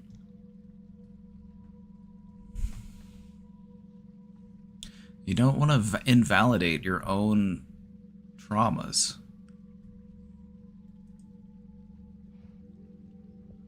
My mom just told me I should be grateful I found a man who treats me so well by buying me whatever I want. I would just keep redirecting it to, well then why does he beat me? Why is that okay? I would just ask her that question 5 million times until she gives you an answer. Like, I just really want to hear her explanation. I want to hear how she justifies that.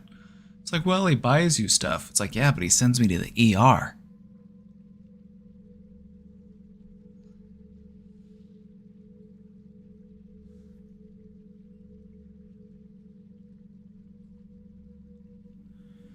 So from the same practice I go to for my therapist, the psychologist I see for medication management has suggested electroshock for depression treatment once or twice. How worried should I be? They're recommending electroshock in 2024?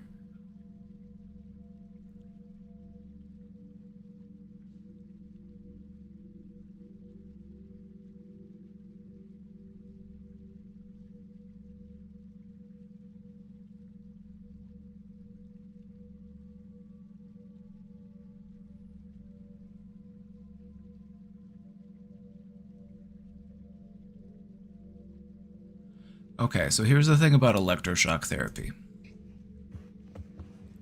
They still do electroshock therapy today, and it's also much safer than the versions of electroshock therapy that they did in the past.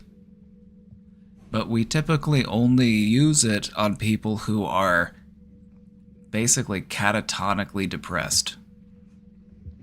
You're basically like non-functioning. It's a very extreme method of trying to jumpstart a person's brain.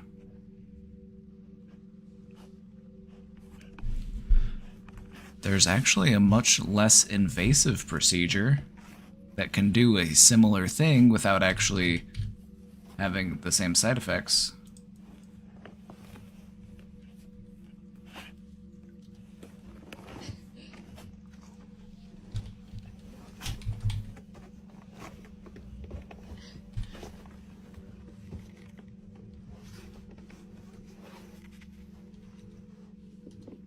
You happy? Let me show you. You like it? They call it transcranial magnetic stimulation. Much less invasive than electroshock therapy, but it operates on a pretty similar principle. They use powerful magnets to stimulate the basal ganglia of your brain. And so instead of electrifying your brain, they're just using really powerful magnets to activate certain parts of your brain. Venting is allowed here. Venting is allowed here. We're fine if you drop a pretty heavy paragraph. Go for it. You might be surprised, we've had some pretty heavy paragraphs dropped here.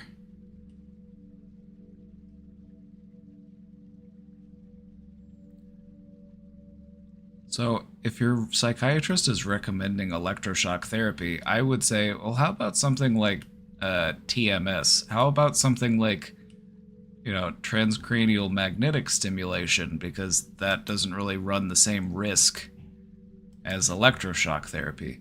But it kind of does a similar thing. You're trying to stimulate tissue deep within the brain.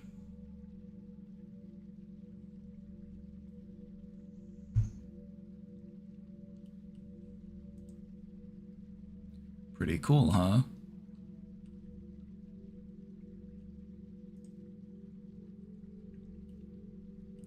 It basically just puts a strong magnetic field into your brain, and it encourages the neurons that might not be normally active. It activates them thanks to the magnetic field.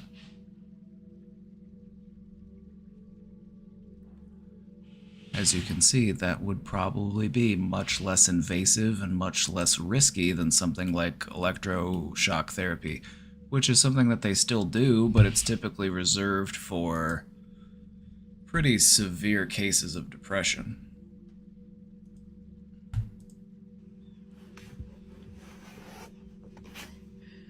And when I say pretty severe, I think, think the most severe depression case that you can imagine. Like, this is somebody who's practically comatose.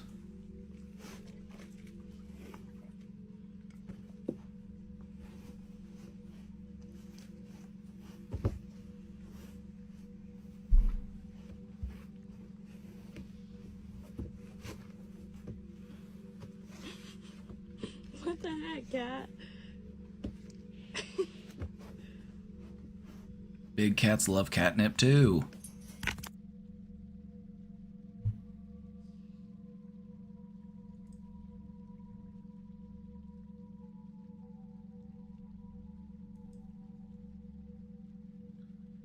Right now I'm planning to stay up for 80 hours, and I'm about to hit the 24-hour mark, and I feel great for some reason. We call that a second wind.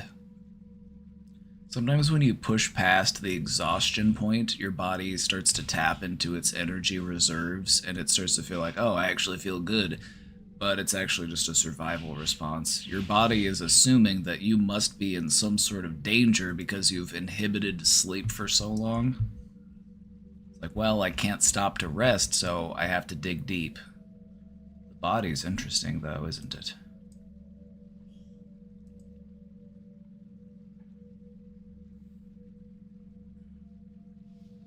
I'm having all these ideas coming to me, and I feel overjoyed, and I'm coming across as a little much to the people around me. I've spent way over my limit, and I'm going into debt. What's getting worse is my sense of reality, is let's say I'm drifting further from it by the hour. I just want to let everyone here know that if you deprive yourself from sleep, it takes less time than you would think before you start hallucinating.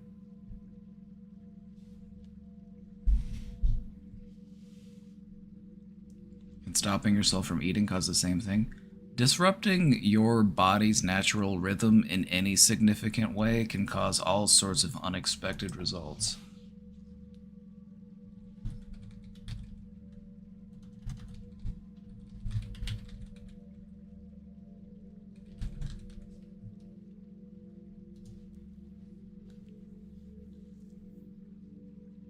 Sleep deprivation. You can start to experience in as little as 24 hours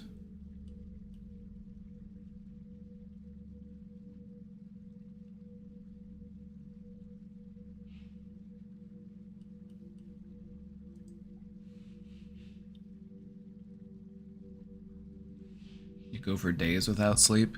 You might not actually be going without sleeping.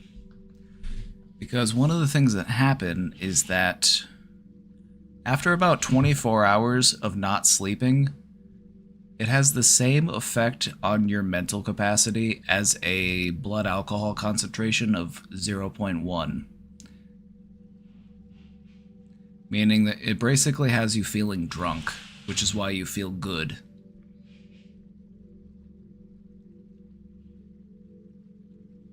After about 36 hours of no sleep, you start to have micro sleeps.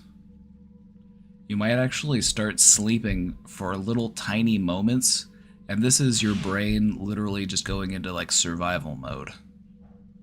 It's like, I have to sleep, otherwise I'm just going to shut down. And so it'll start to sleep, and you might not even be aware of it. You might just drift off, and then you just think that you closed your eyes for a few seconds. But my mind seems to be as sharp as ever, and I'm the life of the party. It's giving mania, if I'm being honest.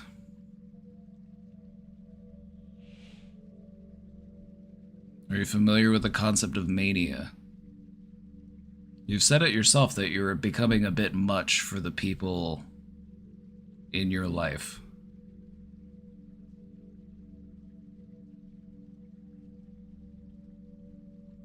It's what your granddad had. There is a genetic component to it.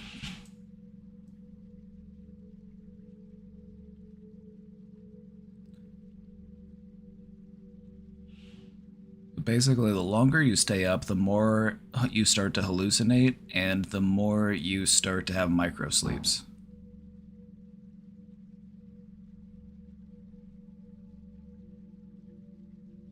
After about 96 hours, or about 4 days, you start to experience sleep deprivation psychosis. Based on what you're telling me, my friend, because sleep deprivation is actually a symptom of mania, and that may also explain why you're feeling so great. But it can actually be harmful to ourselves. It might not feel that way in the moment, so I would just try your best to stay grounded.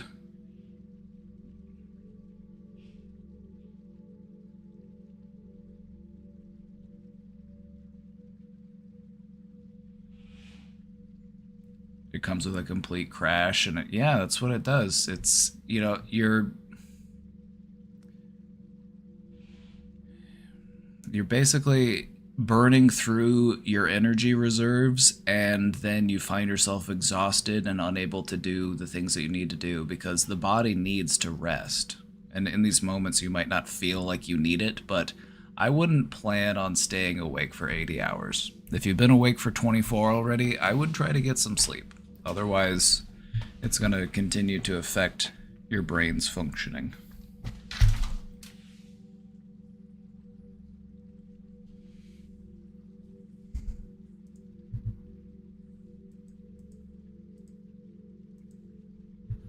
I just realized this person said I wish cars were real. I think they meant to say I wish cats were real. That makes more sense. I was like, why did they say I wish cars were real and it's a video about big cats? But that makes more sense.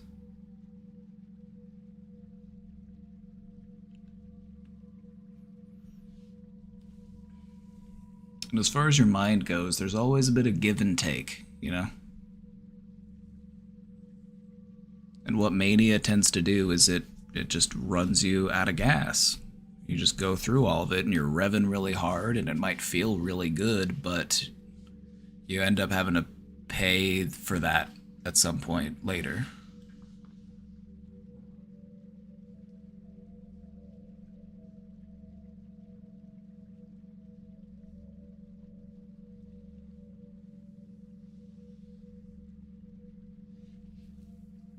Hello. Hey, Austin. How you feeling today? Feeling any better? Been sick? You been dealing with that COVID?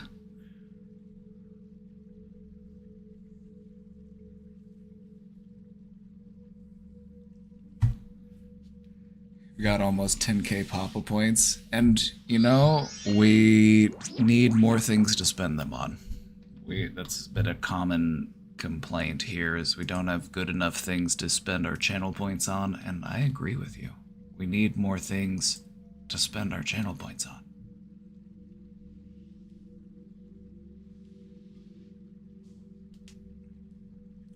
Ellen Ocean, thank you for subscribing for 4 months. Happy to be here, happy to help. Thank you for all you do.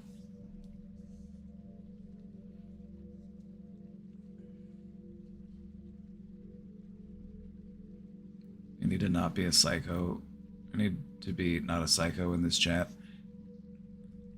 I don't see you as a psycho, Dean, just for the record. A lot of the stuff that you've talked about here today, that's stuff that's totally treatable and totally fixable.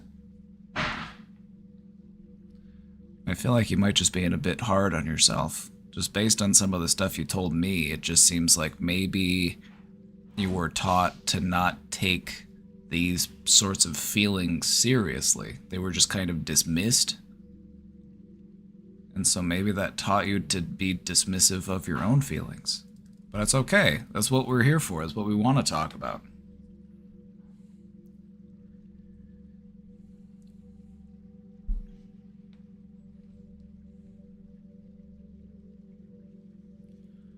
Probably should see someone. It's just that when I do, the people I live at home with convince me I'm overreacting. And when it comes to how the people in your life respond to your mental condition, they might not know. They might not. Sometimes people will take things very seriously. Sometimes people may even take things too seriously.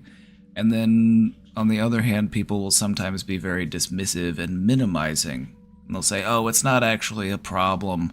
You'll get through it. And that's just one of the ways that they cope. But if you feel like you need support, then that matters. The fact that you feel like you need it, that's what matters.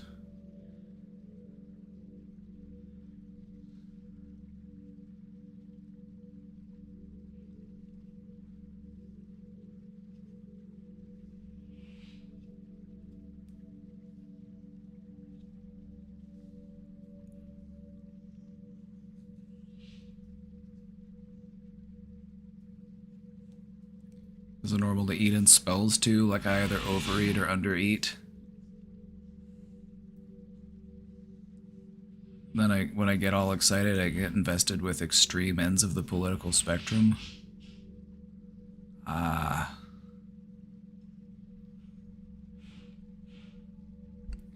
Balance. Balance is the key to finding peace in your mind.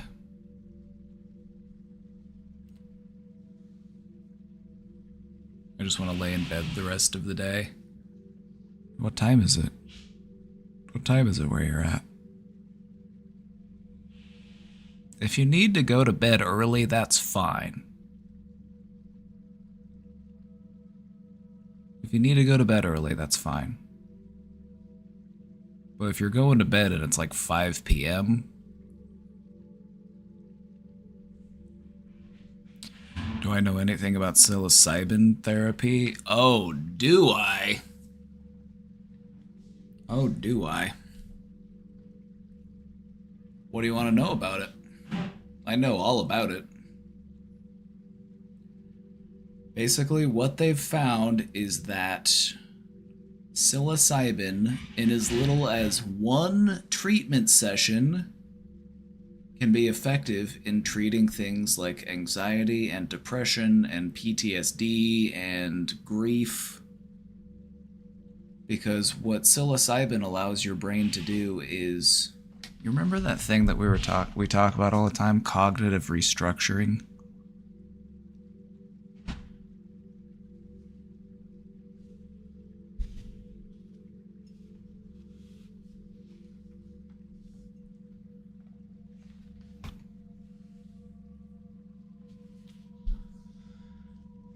We always talk about cognitive restructuring. What psychedelics do is they put you into a state of mind where you can make rapid connections. You can achieve cognitive restructuring at a much faster pace. And this is why it's essential that you have somebody there with you who can help to guide you through that experience, because it can be very disorienting or confusing. But psychedelics offer a person a chance to rapidly do what might otherwise take them months to do. Rapid cognitive change. Drastic changes to your perception. You can see that there's a lot of power in that, but it's also something that should be taken very seriously.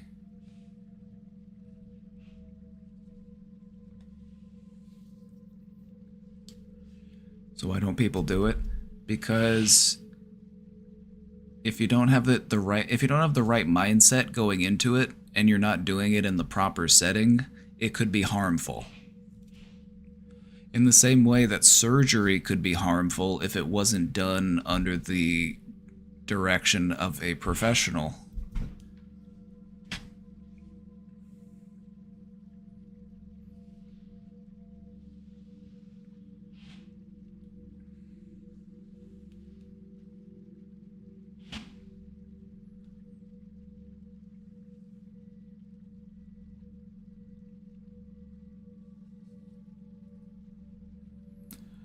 That's one of the things that I've wanted to do more of, especially as it becomes more legal. One of the major reasons why psychedelic substances were banned in the first place, because they were banned in, does anybody know? Anybody remember? I want to say it was 1970 or 1971. It was one of those years. It was the Controlled Substances Act. It was Richard Nixon. And basically the reason why they made those things addictive, or they made those things illegal, they made them illegal because they made people anti-war. They also made you pro-communist, which is two things that they didn't want for people in the 1970s. Was it the 60s? It might have been the late 60s. It was like, hold on, Controlled Substances Act.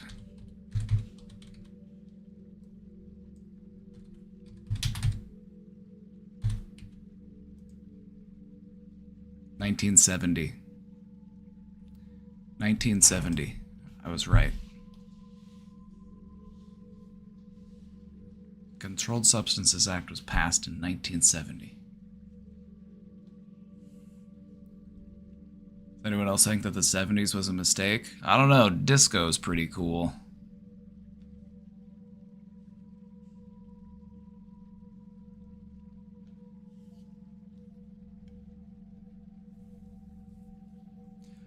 But anyway,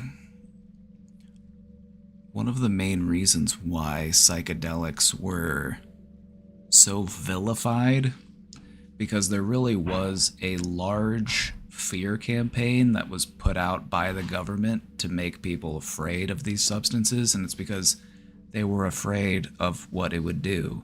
It makes a person less likely to commit to authority. It makes a person more of a free thinker. It makes you have a different perspective on, the society that you live in.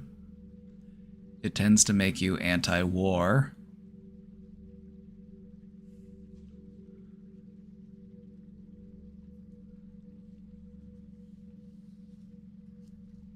And so that's why psychedelics were made illegal, or at least that has a large part to do with it. In the same capacity, psilocybin mushrooms, magic mushrooms, the stuff that makes you trip, psilocybin mushrooms had been used as a form of mental treatment for people for thousands of years.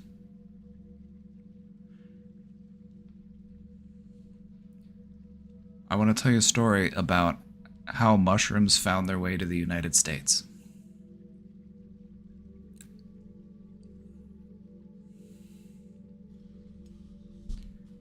I think it was in the 1950s.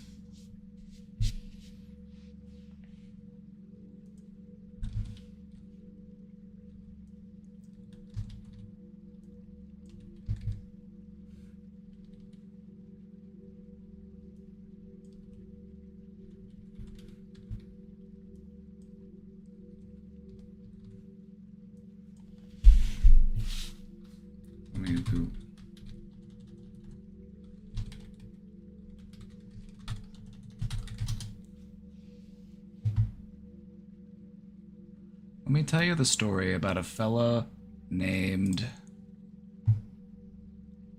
Robert Gordon Wasson.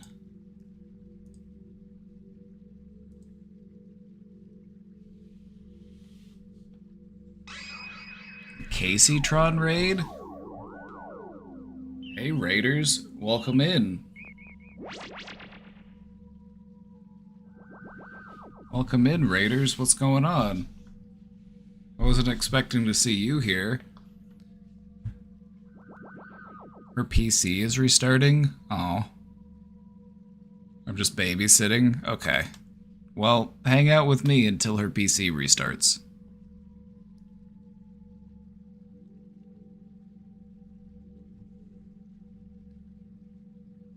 Just to fix her PC. You know, she's put that PC through hell for your entertainment, okay? Like, she lets that thing run 24/7 so that she can keep you all entertained, okay? So you may want to joke and you may want to laugh about the PC, okay? But she puts that thing through hell for your enjoyment.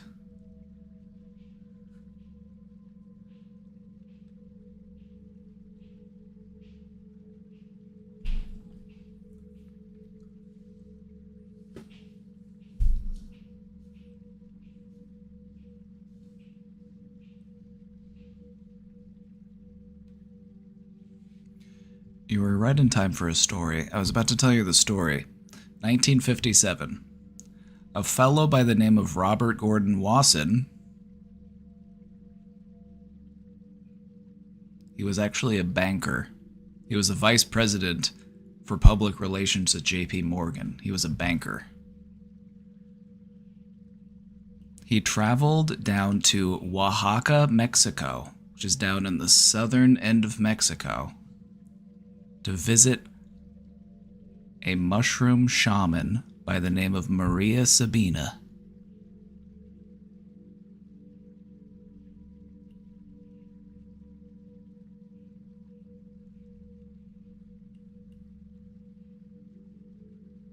He was in search of these rumored mushrooms. These rumored mushrooms that were supposed to allow you to see spirits and communicate with higher entities. And so he was the first modern American to go and do a mushroom ceremony in Mexico, which then led to a boom in their popularity with all the hippies.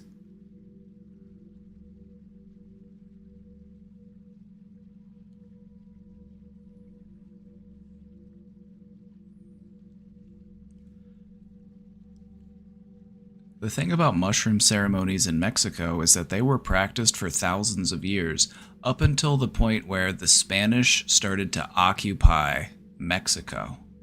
And the Spanish were Catholic. The name that they used for these mushrooms within Mexican culture was, it translated into like the flesh of God, because they thought that these mushrooms would allow you to communicate with God, basically. He could communicate with higher level spirits. And so as it makes sense to understand that Catholic, Spanish Inquisition, they would not be okay with that type of stuff. And so mushrooms had to go underground, and they had to go underground for hundreds of years. They had to do these sort of things in secret, but they never stopped doing them.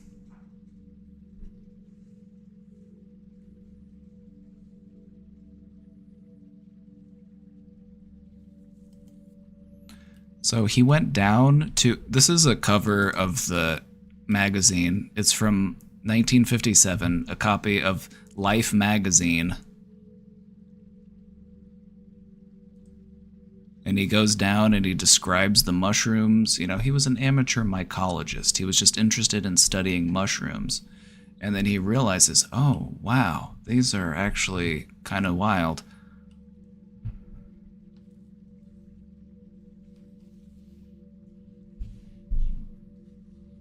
And so, fast forward to today, we are now using psilocybin, which is the active ingredient in a magic mushroom, in therapeutic circumstances, just like people had been doing in these sorts of shamanistic rituals for thousands of years.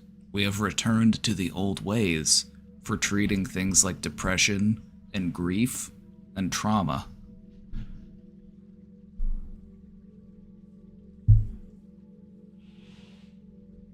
Pretty cool, huh? It's like I said the other day, old wounds require ancient remedies.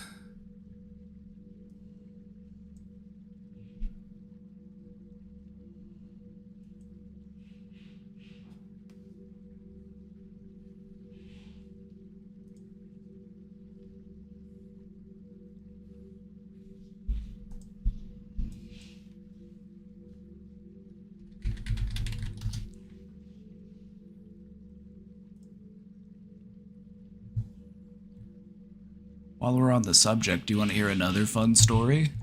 I'll just make this story time while I'm babysitting you. How about that? Will you have a little bit of story time? You want to hear the story about Bicycle Day?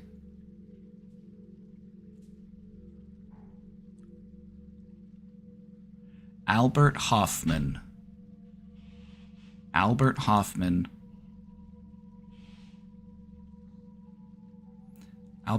was a Swiss scientist. He was a chemist. And he was the first person to synthesize a substance known as... Anybody know? Oh, I already showed you. LSD. He invented LSD. He was also the first person to have an acid trip. He had some of it on his finger, and he accidentally got it in his mouth or something. Actually, I think he voluntarily administered a dosage to himself the first time, but anyway. We call it Bicycle Day because it was April 1943. He actually synthesized LSD almost, about 5 years earlier, 1938, but he hadn't tried it himself for 5 years. And so what happened was, he was at his laboratory, and he speculated that he licked his fingers after getting a bit of the drug on them. And then he felt a little bit, he's like, oh, this makes me feel some type of way. So then he decided a couple days later, let's take a larger dose and let's see what happens.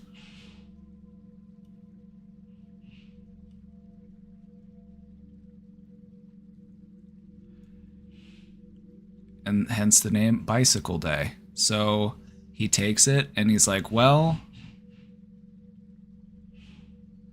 I'm gonna go home. But it was in the middle of World War II, and so he wasn't able to have a car, and so he had to ride home on his bicycle. And it's while he's riding home on this bicycle that he starts to just really trip.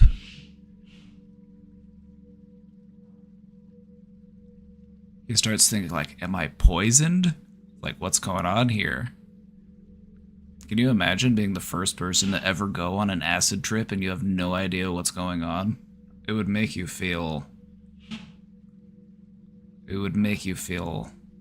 crazy.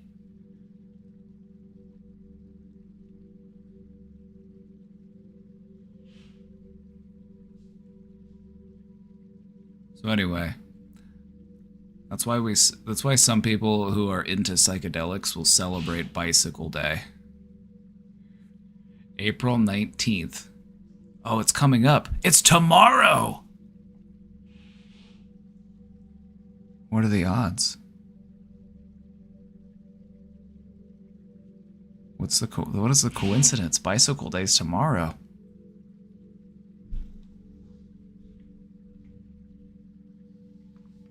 Gives us time to celebrate.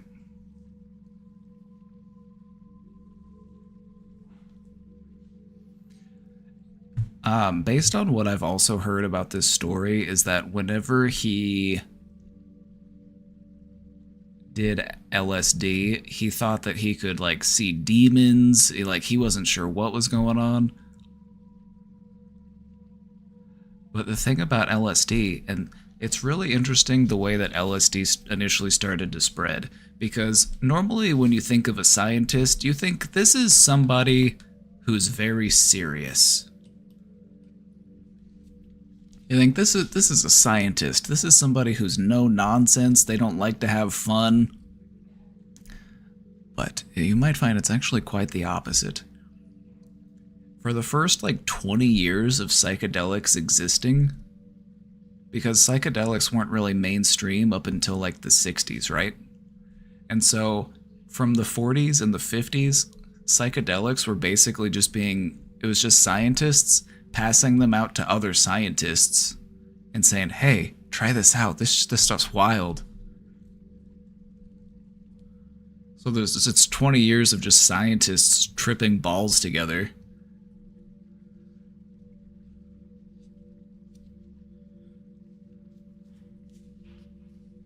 But it opened up this whole field of psychedelic research.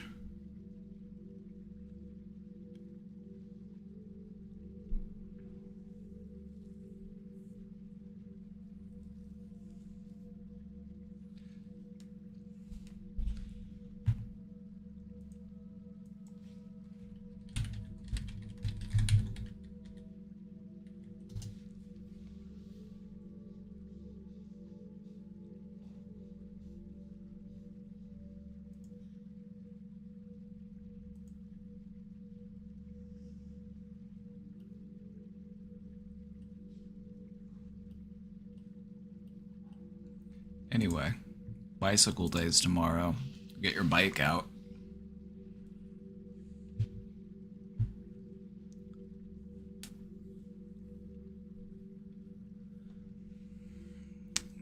It's enough time to prepare for a bicycle ride. I'm about to go for a bike ride tomorrow in celebration.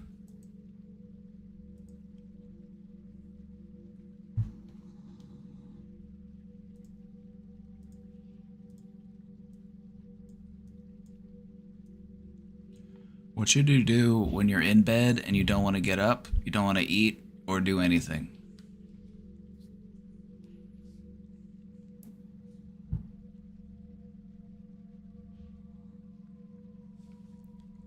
The hard part is sitting up. I take it one step at a time when I have a hard time getting out of bed. Maybe I'll literally start with just putting one of my legs out of the bed. I will take my leg, I will put it out of my bed, and I will put my foot on the floor. Or I'll let it hang in that direction. You just do it slowly and gradually. Don't worry about building up all of the energy you need to do every single thing that you have to do. Just build up enough energy to take that next step.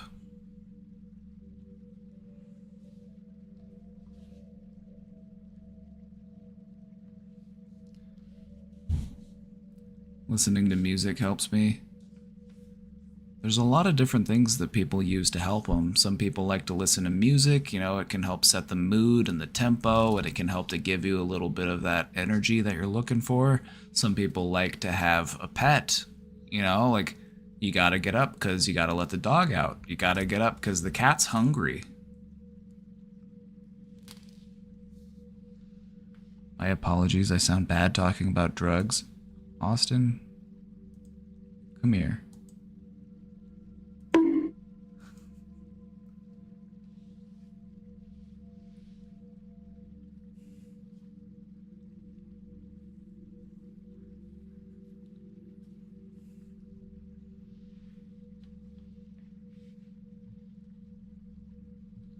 allow apologies here.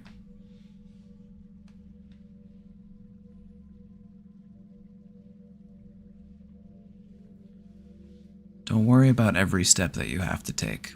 Just worry about that next step.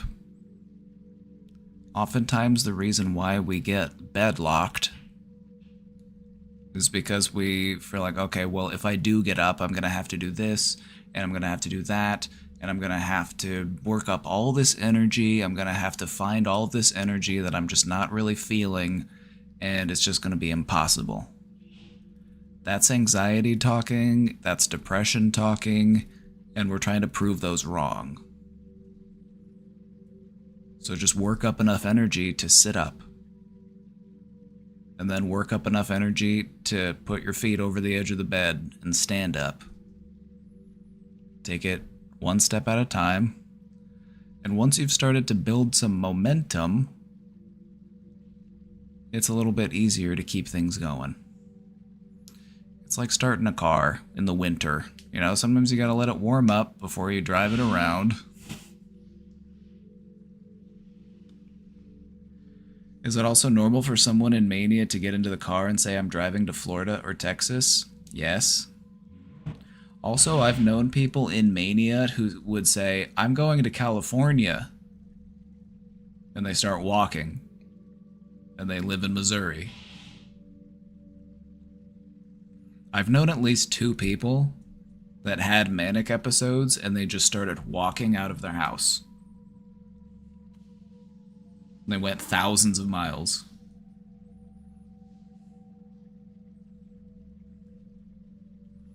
You love the idea and research? I do too, Austin. I think that psychedelics are the next big thing as far as treating mental health. Imagine being able to get an entirely new perspective on your life and on your depression and on your relationships, and you can do it all in one go.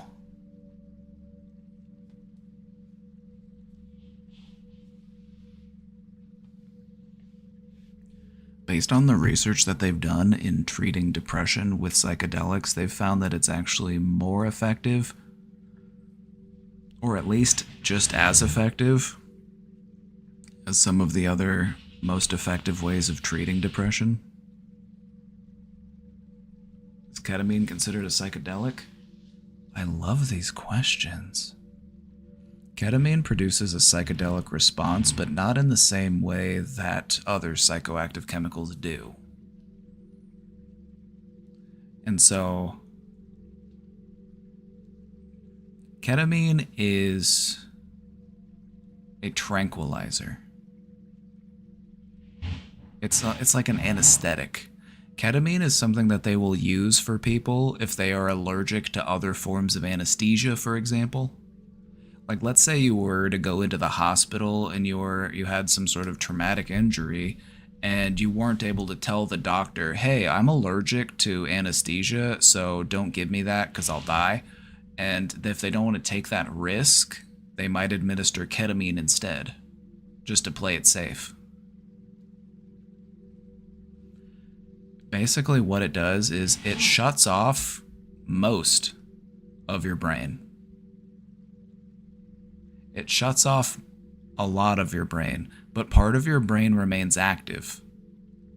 And so you go into what they call a K-hole. You basically enter this sort of dissociative state where you see geometric shapes and patterns and things feel very disconnected, very psychedelic. But it functions in a different way than other psychedelics do. A lot of what we would refer to as psychedelics operate on a specific serotonin receptor in your brain. They are serotonergic substances, meaning that they act on the serotonin receptors.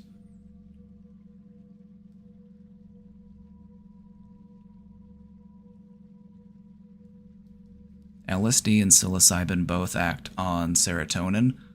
DMT also acts on the serotonin receptor. DMT is a psychoactive substance that you actually produce in your body. It's produced in most living things, actually.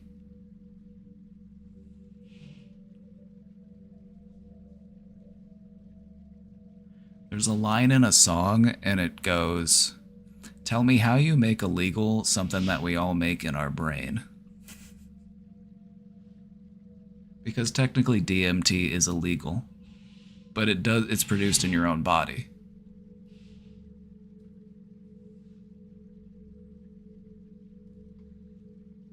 So technically we're all packing right now. Technically we're all carrying. DMT plays a role in like dreaming and altered states of consciousness.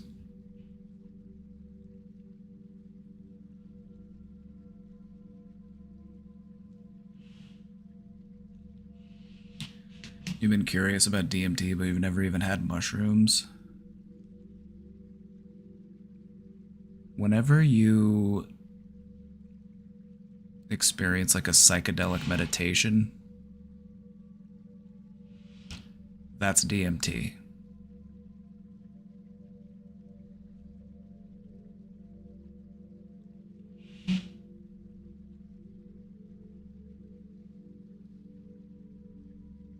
The thing about DMT is it's a very small molecule and it breaks down very rapidly, and that's why it only lasts a few minutes compared to other psychedelics, which can last hours.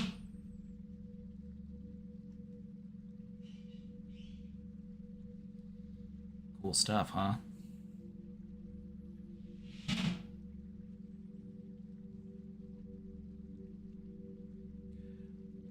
There are techniques that you can do to release the endogenous DMT within your body. Holotropic breath work, transcendental meditation. It's the real deal.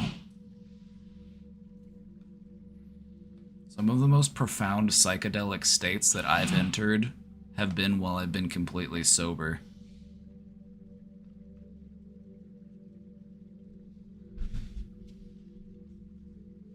It's like I elicit that state within me.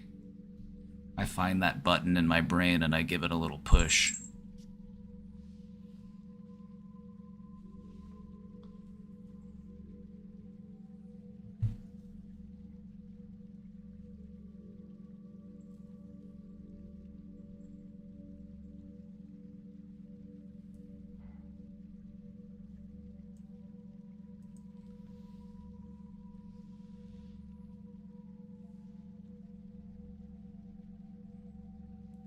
Still don't want to get out of bed.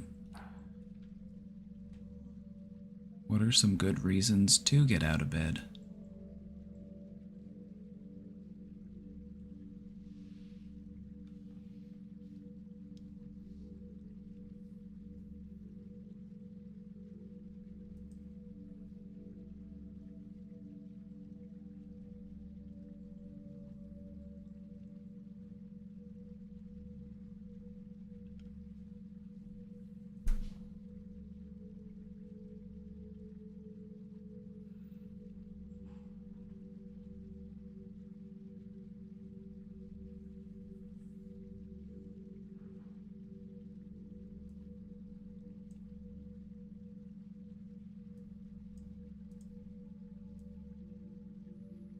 You were prescribed trazodone, but you haven't tried it yet.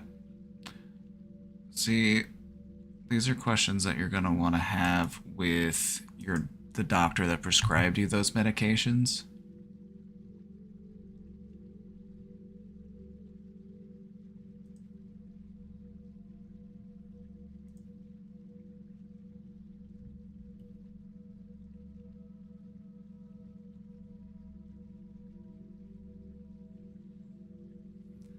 The thing about trazodone is that it can take 2 weeks or so before it has to build up in your system before you actually start to feel it.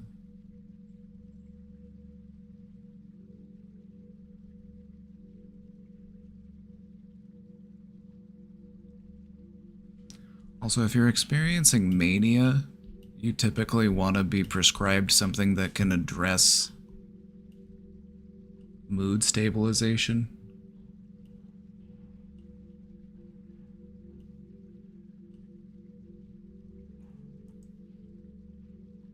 Because sometimes, and this doesn't go for everybody, but sometimes what can happen is your brain chemistry can be altered when you start taking a new medication, and then it can trigger like a manic episode. It can actually, or it can. The brain is really sensitive to its neurochemistry. The brain.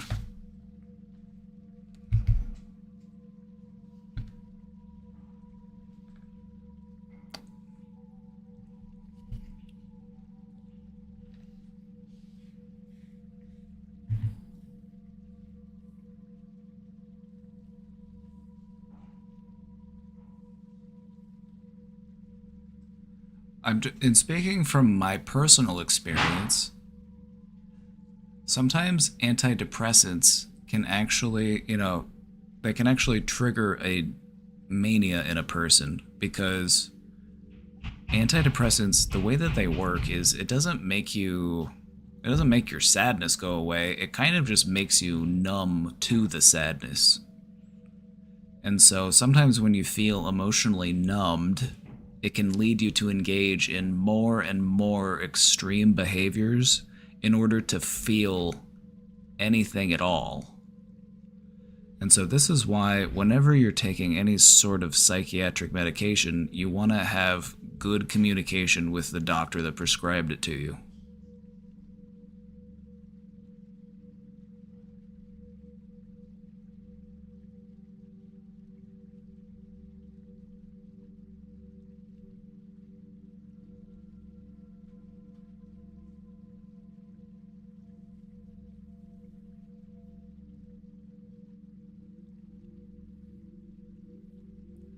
I'm not numbed enough.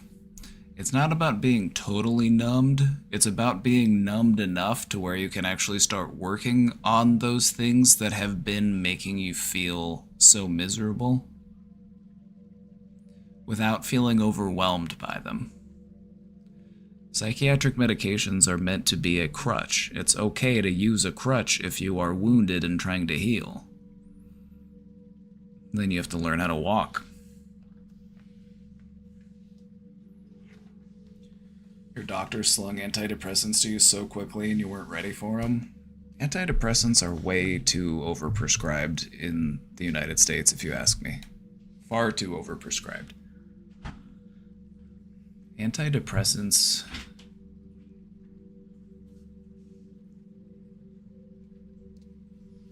they can be helpful, but they can also... Hey. How's it going? Hey, well,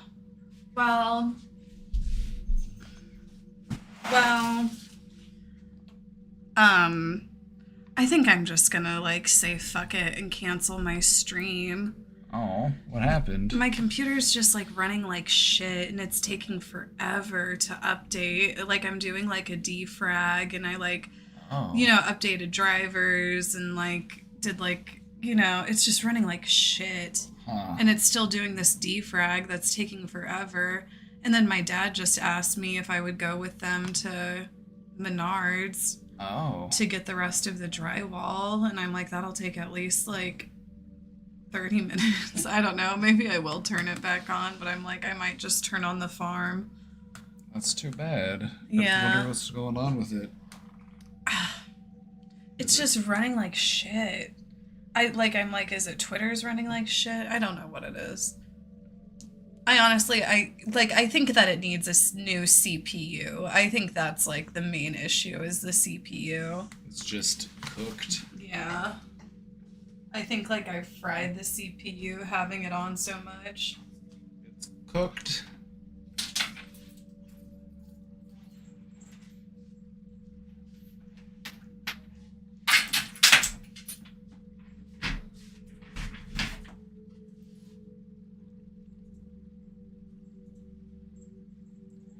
Your electroshock pondering Asperger's term using psychologist has you on 6 psych meds.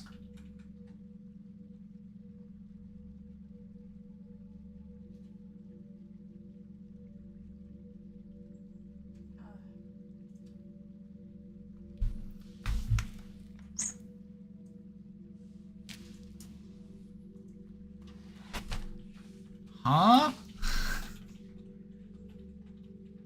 I fear that your psychiatrist might be stuck in 1975.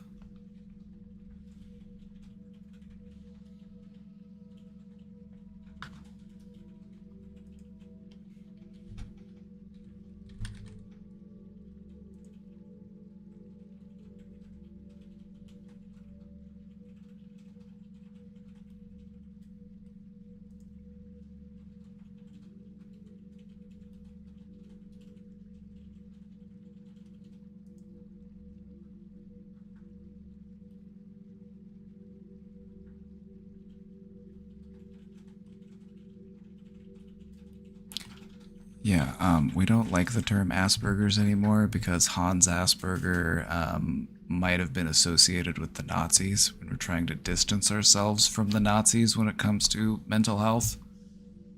It's just a bad look.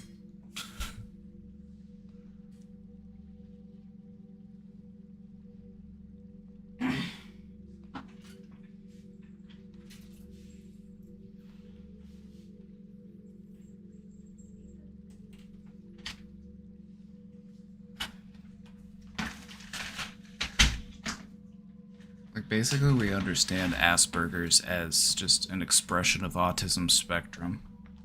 So we don't really need the different diagnosis anymore. It's kind of redundant.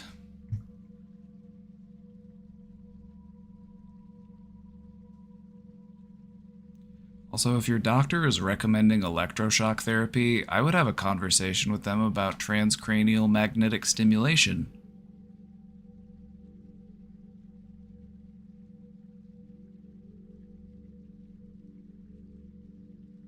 He told a visiting student, you know, Asperger's can be cured nowadays. They just let anybody go to medical school? Do I think autism is overdiagnosed in the US?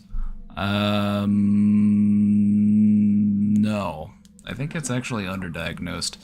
Historically, we've been really bad at identifying it in girls and in women. Because a lot of the studies about it were based on boys and men. And so we were able to spot those symptoms, but we misdiagnosed a lot of girls and women.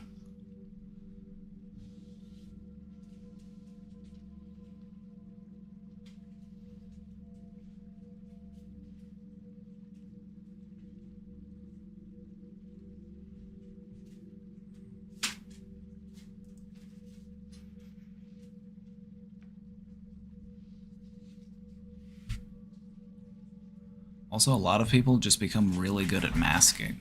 A lot of people become really good at coping. The same goes for any neurological condition. Any neurological condition that you can think of is probably underreported.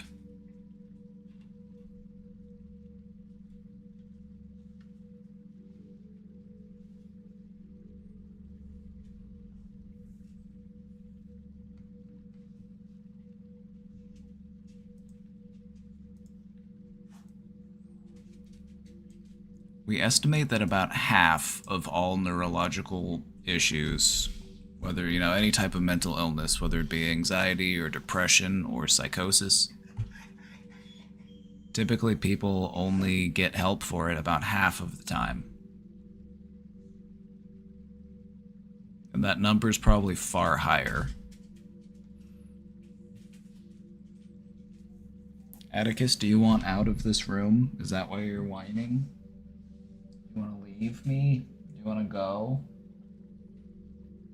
Oh, he saw Casey go to Menards, but Atticus doesn't realize they don't allow dogs in Menards, buddy.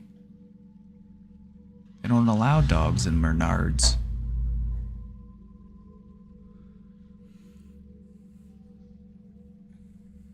Which I prefer Menards to Home Depot. I'm a bit of a Menards stan. But that is a major downside, that they don't allow dogs. Home Depot lets you take your dog in. Menards says, service dogs only.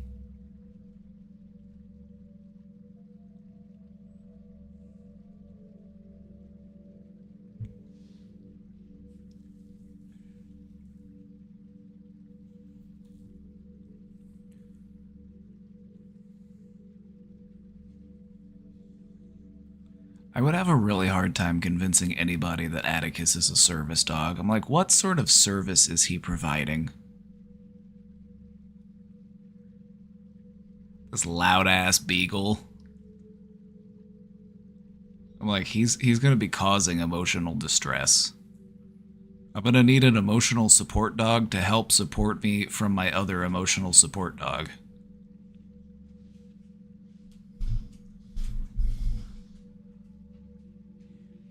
Can you honestly imagine Atticus wearing an emotional support vest and he's just like, "Ooh! Ooh! Ooh! Ooh! Ooh! Ooh! Ooh! Ooh!" It's like, yep, the sounds, they soothe me.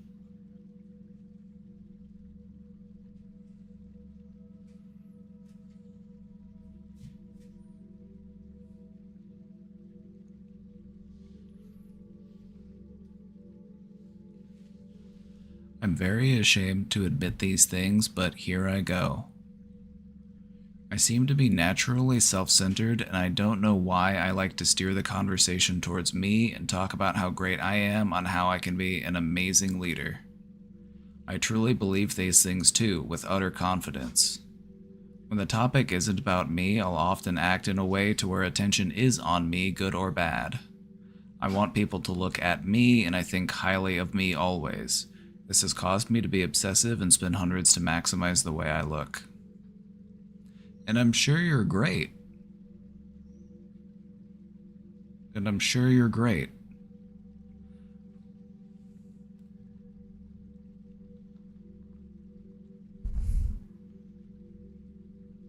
Sometimes people want to talk about stuff other than you. If you seek out attention, good or bad, it just makes me wonder, what was it like when you were a kid? How much attention did you get when you were a kid? Were you attention starved, or were your parents very attentive? I feel like it was either one or the other.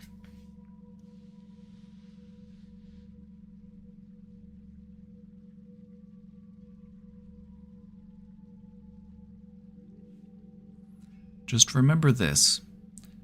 In learning, you teach, and in teaching, you learn. You can learn more about yourself by learning about others. And so if you are so great, which I believe that you are, I believe that you are great, you can become even greater by learning how to be a good friend, by learning how to be a good listener. Aren't those also skills that you'd like to add to your repertoire? I feel like those are the skills that a great person has. They're kind and compassionate and willing to listen.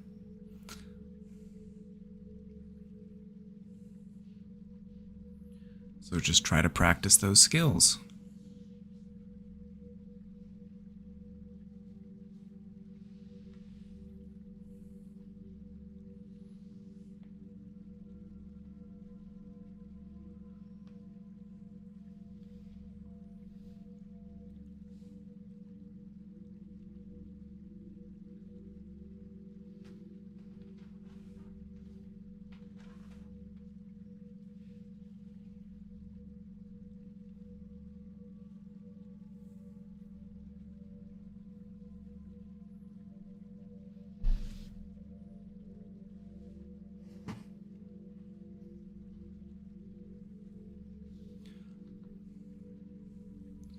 In a lot of ways, these types of behaviors can be a defense mechanism.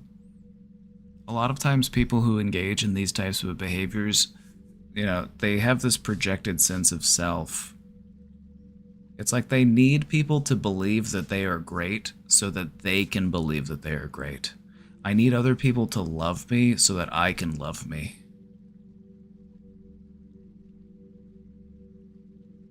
A deep-seated insecurity.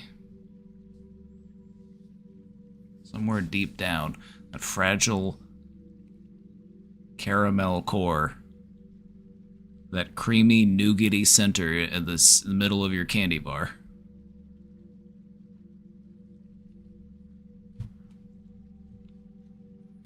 I have the opposite problem. People have to remind me to not be too charitable when I'm in need myself. Well, it's good that you have friends that tell you that, because oftentimes people who are givers get taken advantage of by takers. And so if you are a giver, it's good to have friends who will let you know, hey, you gotta look out for yourself too.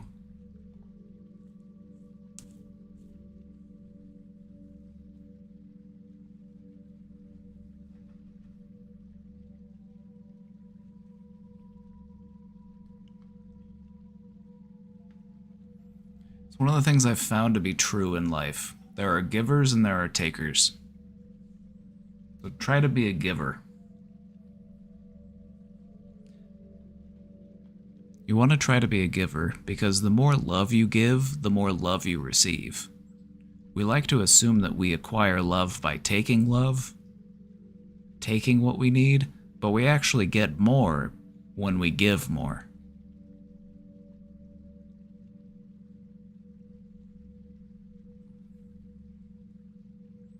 Probably some trauma in there.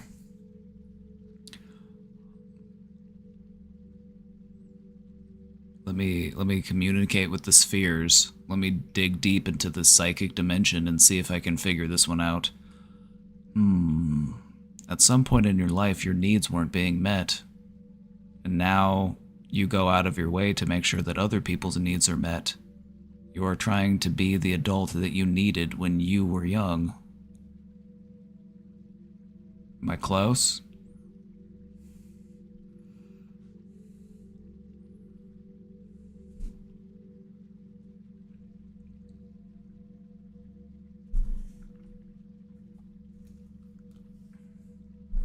I'm gonna do psychic readings one of these days.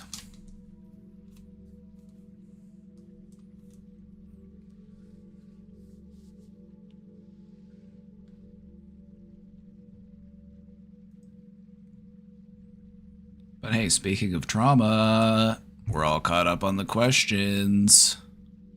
Are we ready? Are we ready for this? Is Dean still here? Dean!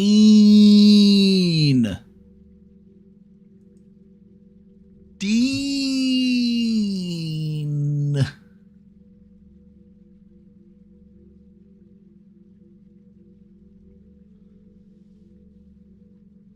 Your childhood was pretty good and you have a really good relationship with your parents? Well, that's good.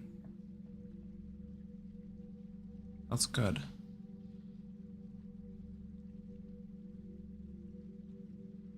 Oh, it was an ex that you had for several years. Okay. Okay, so it happened later in life.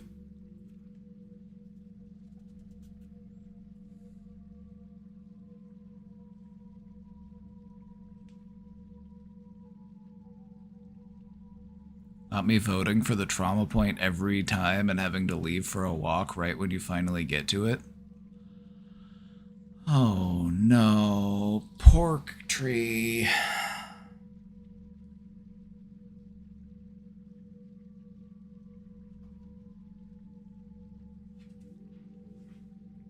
Oh no, pork tree.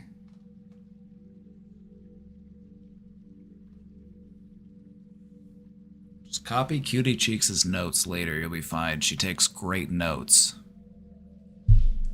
Just copy Cutie Cheeks' notes before the final. You'll be fine.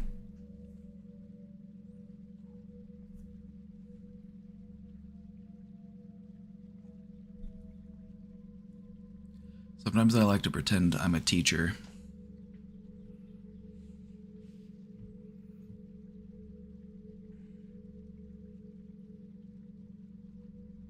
Are you ready for this? I'm ready. I'm ready for this slideshow. We've been putting this off for a week. I've been putting it to a vote, right? I've been putting it to a vote, and this is the slideshow. This is the presentation that we saved for last because it's the trauma show. It's trauma day.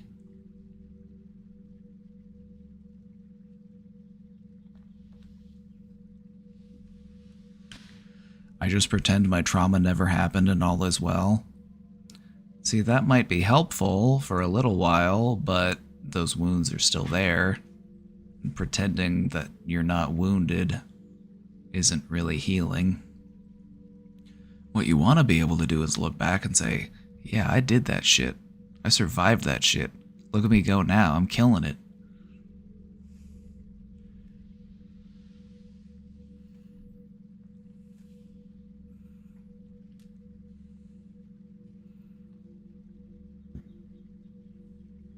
Am I going to talk about avoidance as a trauma response? I don't really get into trauma responses today. I feel like trauma responses would be a slideshow for another day. This is trauma as a concept. This is a conceptual approach to trauma. Well, I'm skipping then? Oh. I don't go over avoidance in this slideshow, so I'm avoiding this slideshow.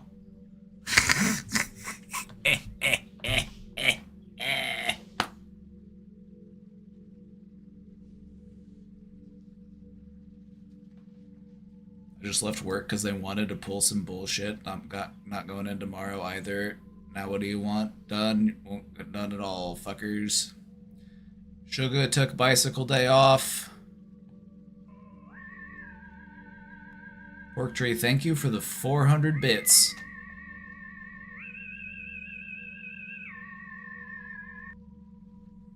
Thank you, Pork Tree, for keeping gas in my tank and food in my belly.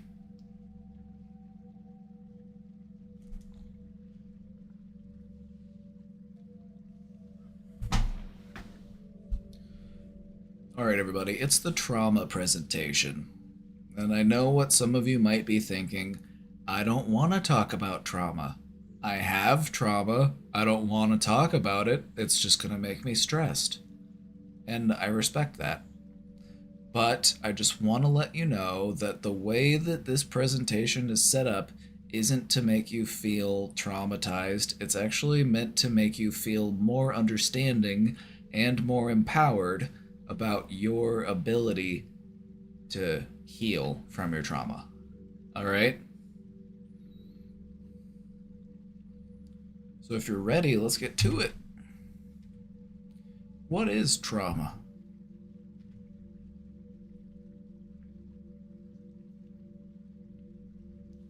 What is trauma? To define it, trauma is a deeply impactful experience. And it affects individuals in various ways. It can influence their emotions, their behaviors, and their overall well-being.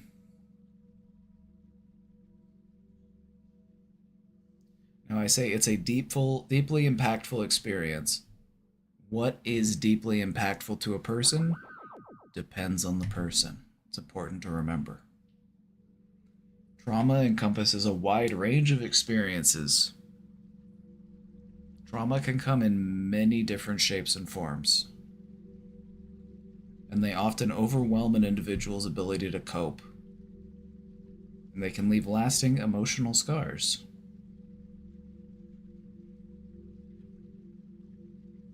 Trauma can result from accidents, abuse, natural disasters, violence, or loss. These are all just some of the things that can trigger a person to have trauma. I haven't met a person who hasn't had at least one of these things happen. Everybody deals with a little bit of trauma. Some of us deal with a lot of bit of trauma. But the important thing to remember is that your body wants to heal, and your mind wants to heal. So if you do what you need to do to help it heal, you can heal. Right? Unfortunately, trauma is not like a broken bone. You can't just wrap it up in a cast and try to forget about it and then wait until it feels better. Trauma and healing trauma, it's a hands-on, active process. You gotta get in there and you gotta work on it, and it can be stressful. It can be challenging. but it can be so profoundly meaningful that you might not even fully comprehend it until years later.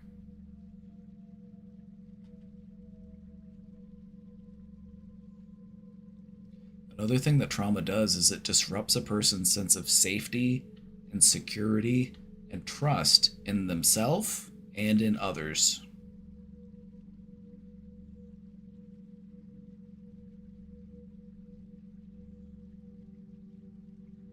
Any questions? Do we understand what trauma is before we carry on?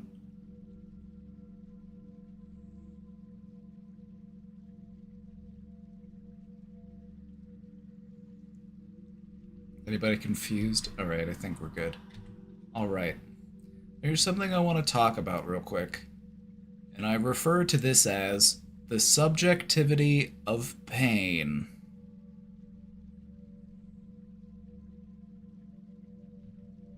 What do I mean by this?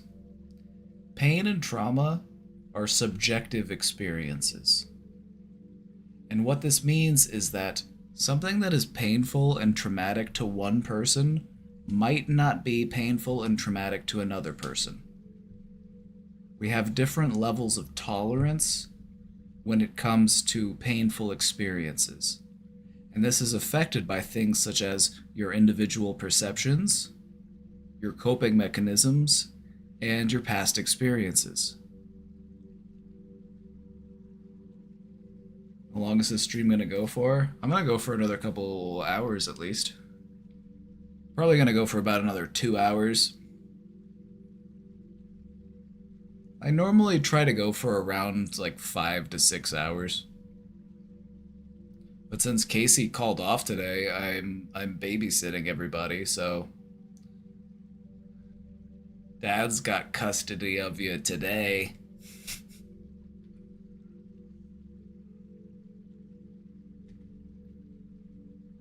What may be traumatic for one person may not have the same impact on another. This is something that I put a whole page in the slideshow for it because this is a concept that I want people to really understand. Maybe a person grows up in a relatively privileged life and they don't have a lot of what you or I might consider to be trauma. But within the subjective nature of that person's experience, something may happen to them that they may deem as traumatic because it is subjectively so. Is this confusing? Does anybody have questions about this? I'm trying not to confuse you. Basically, what I'm trying to say is, let's say you grow up and you have everything that you could ever want, and you don't have any trauma in the sense that you or I may understand trauma. This person might have something relatively minor happen to them, but they could still view it as traumatic. Like maybe they have a special occasion coming up and they get an outfit for that special occasion. There's been a lot of time and planning and preparation going into this event. And then you go to put the outfit on and it rips. The outfit is ruined, and now the event is ruined, and now this person is experiencing a very high level of stress. And it's something that you or I might not view as that stressful, but when you have to look at it from a subjective standpoint. Relative to the experiences that this person has experienced so far, it could potentially be traumatic for them. You missed the slideshow? No, you're right on time. The only slide that you missed was defining what trauma is, and I feel like you probably know that one already. Because you're smart. Not that you're not smart if you didn't know what trauma was already. I'm not trying to imply that either.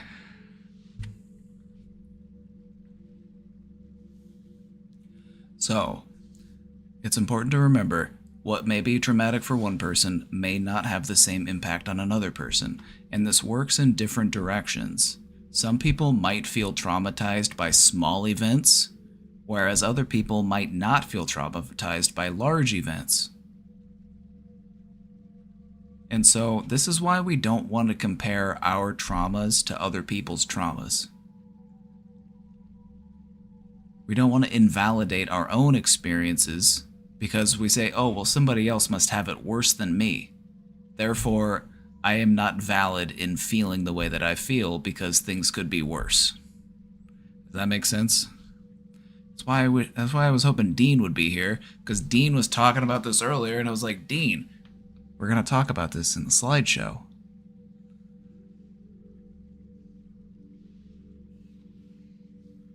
Dean. Anyway.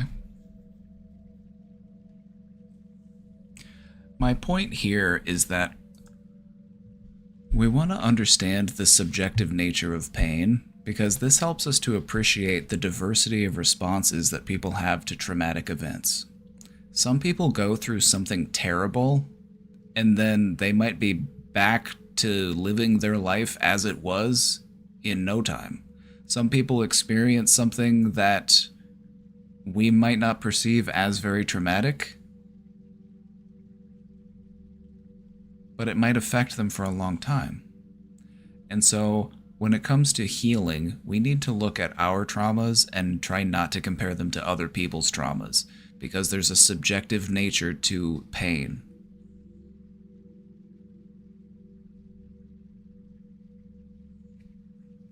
You feel me?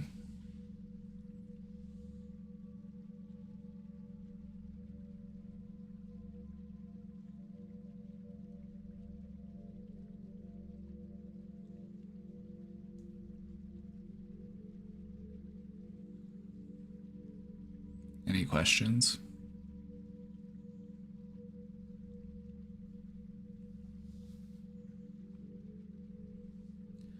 The reason why I talk about this is because I want people to validate their trauma. I want people to validate their pain.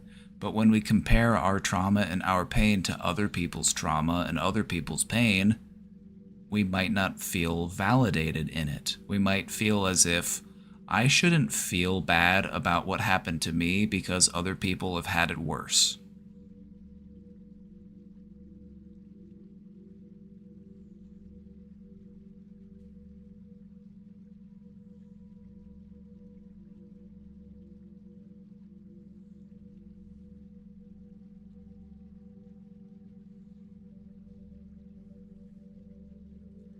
That's what other people you've met do. They play whose stuff is bigger with trauma, making the other person feel insignificant. And that's not how you want to handle trauma. It's not about comparison. You want to validate your own experiences, and you also want to validate other people in their experiences. Sometimes people will try to invalidate others as a way of feeling more valid themselves. We should also acknowledge that other people's trauma is valid. That is, yeah. Like, if you're a therapist, you want to realize that, like, a person might have something happen to them in their life that they view as traumatic that you might not view as traumatic. Like, maybe they had a birthday party and the cake didn't show up. Somebody dropped the cake on the way there, or the baker didn't have it done in time, and so the birthday was ruined, and now you're worried that your child is never going to forgive you, and you're worried that you're a failure as a parent, and all of these different things.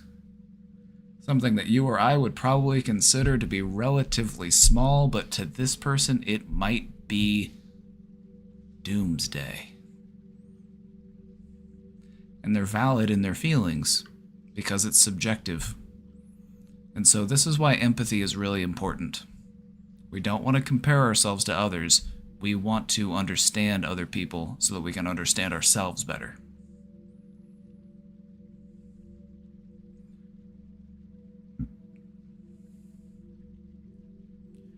Whenever I talk to my mother about anything that makes me feel bad, trauma or other things, she starts competing with me. I no longer tell her anything, and I found peace in that. Well, maybe she feels comfortable expressing those things to you. Does she talk about her traumas to anyone else? Because if she's able to feel comfortable talking to them, talking about them to you, that does say a lot about how she views you. We can't really blame our parents for not taking mental health more seriously because they grew up in a world that didn't take mental health very seriously.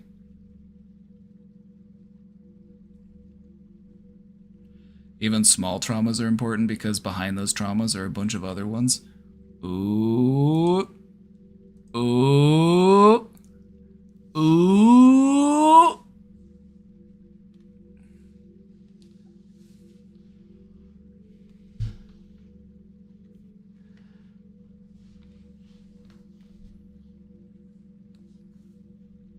Somebody's been reading ahead. Somebody's been skipping ahead in the textbook. Now, I'm not sure if these are things that have been talked about before. I'm sure that in the history of psychology, somebody has used the term microtraumas before. But these are things that I haven't really heard people talk about before. And so I'm going to talk about two things. I'm going to talk about microtraumas and macro traumas. So let's talk about them. Microtraumas. These are small-scale events or experiences that can exert a significant emotional impact, and they typically last for a short duration, often less than a year. Like maybe you had a breakup, or maybe you failed a class, maybe you lost a pet, maybe you fell out with a friend. Maybe you had an injury, maybe you broke an arm or a leg. Maybe you wrecked your car.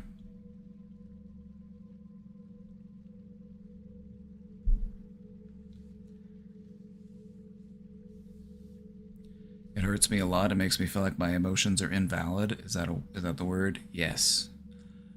But you want to remember this, Luna, and now I know to actually call you that because you signed off a letter as Luna. I know to call you that now. Your mom is also trying to find validation for her traumas through you, in the same way that you're trying to find validation for your traumas through her. And so this doesn't need to be a competition. This could be something that you could come together over, develop a more mutual understanding of each other.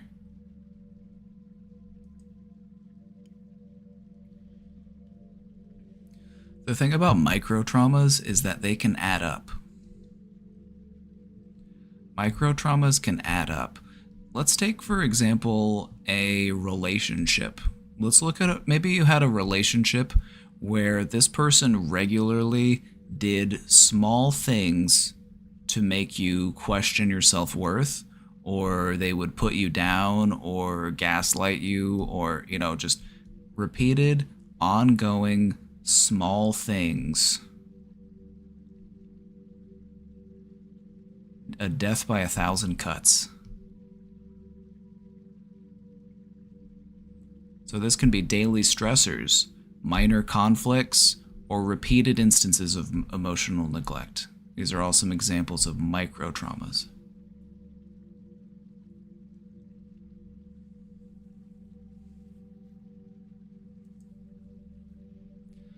And so while these things might seem insignificant individually, these sort of microtraumas can actually accumulate and contribute to overall distress and psychological strain. Like maybe you're in a, think about, maybe your parents weren't what a lot of people would refer to as abusive. Like maybe your parents weren't abusive, but maybe they just weren't emotionally available.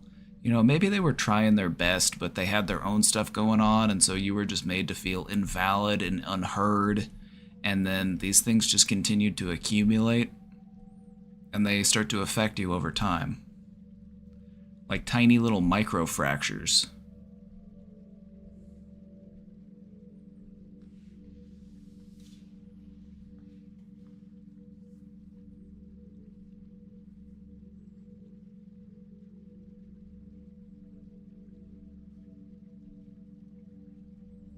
think maybe the best option is to create time for her to talk about her feelings and a time for me too.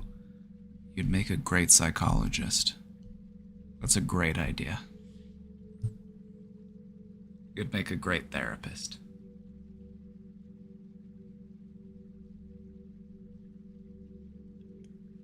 Your cat says, "You're home, it must be dinner time." Have we seen this cat? Have you posted pictures of this cat before?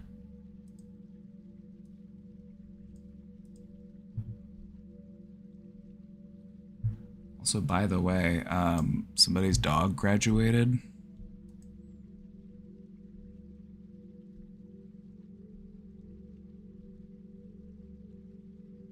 This is Queen Eclipse's dog. They graduated recently.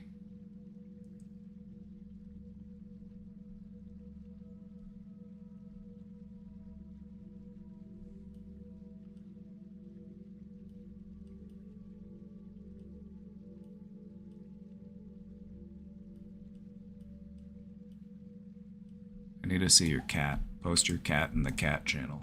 I mean, it's the pet channel. All animals welcome. So, micro traumas. Do these make sense? Do these make sense? I feel like the easiest way to understand the concept of micro traumas is to imagine yourself in a bad relationship. Like maybe you had a relationship that lasted a couple years, and maybe things started off okay, but they would just regularly like do things to like put you down or make you question yourself or doubt yourself, and while they may have seemed insignificant at the time, they accumulate.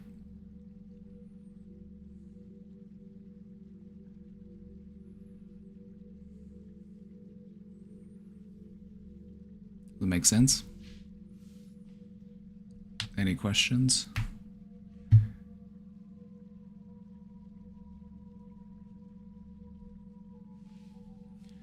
Would I consider it abusive for a parent to exclaim out loud in detail how they want to end their life? Yes. Yeah.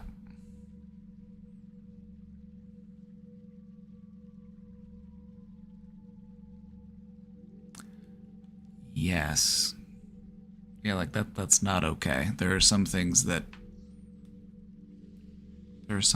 you shouldn't say in front of children.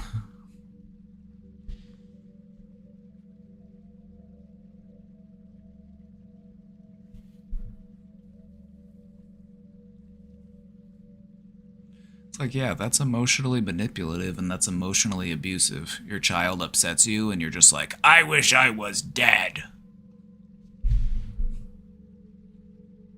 You start going into detail about how you wish you were dead. Like, yeah, that's emotionally abusive.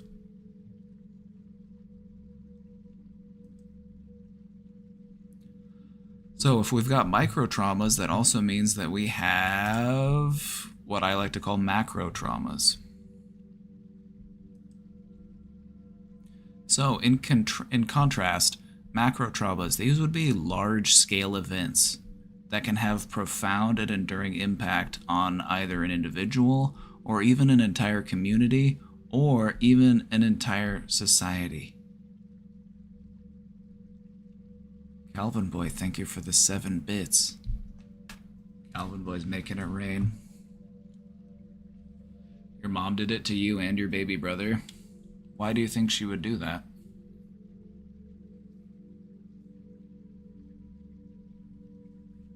I'm not trying to excuse her behavior. We're trying to understand this behavior.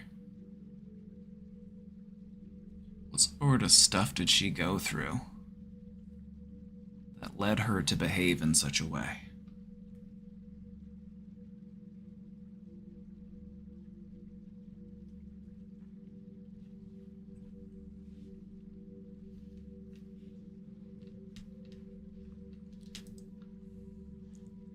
Macro traumas, these can be big events, and these could be events that impact an entire society, an entire community, or they could be things that happen within a person's life that affects them for years or even decades.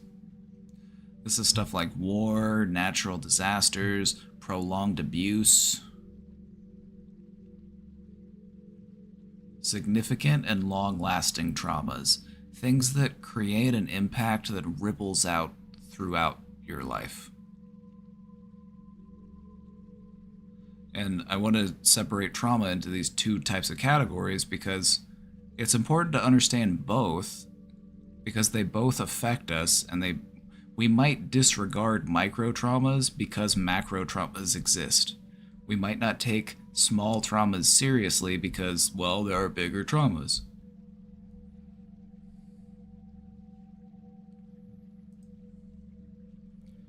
Things like generational trauma and CPTSD are both things that I would consider to be macro trauma. I don't think that macro trauma is actually a thing that, like, if you looked it up, I don't think that people actually view it this way. This is a term that I came up with.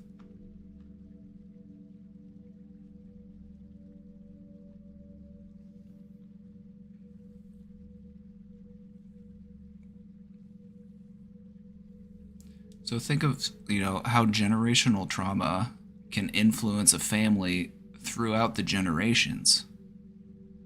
Understand how things like CPTSD, complex post-traumatic stress disorder, is the result of prolonged abuse. Some traumas are small and accumulate and form large wounds from 1,000 tiny cuts, and some traumas are very big.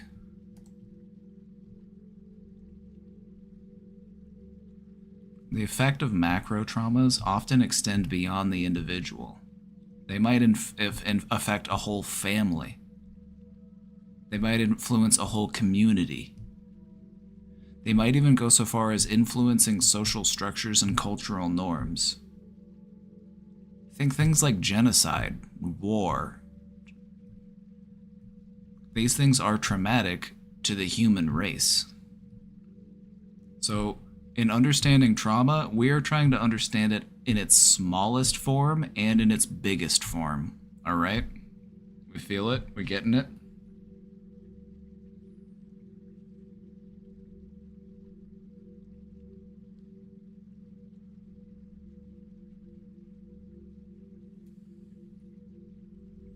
I have CPTSD from a bunch of traumas before your brain got to develop, and it's just underrated because it can be seen as ADHD or depression.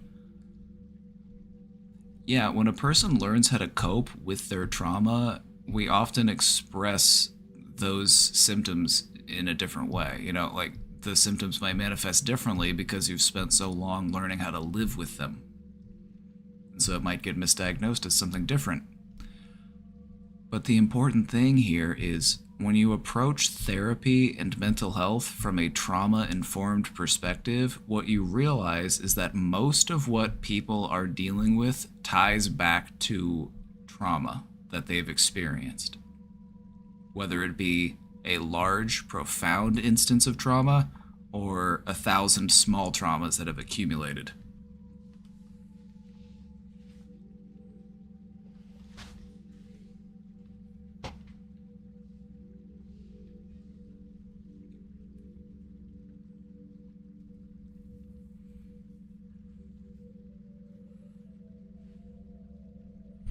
I talked about some good childhood memories today, and it helped me remember I have some of those.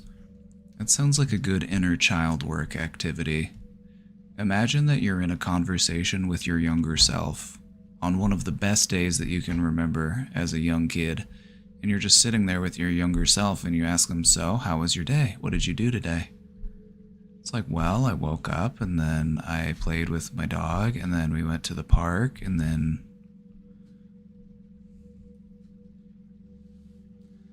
Because what you'll realize is that when you were younger, it didn't take as much necessarily to make a day a good day or a happy day. It just, sometimes you just were able to view things differently. You were much more in the moment.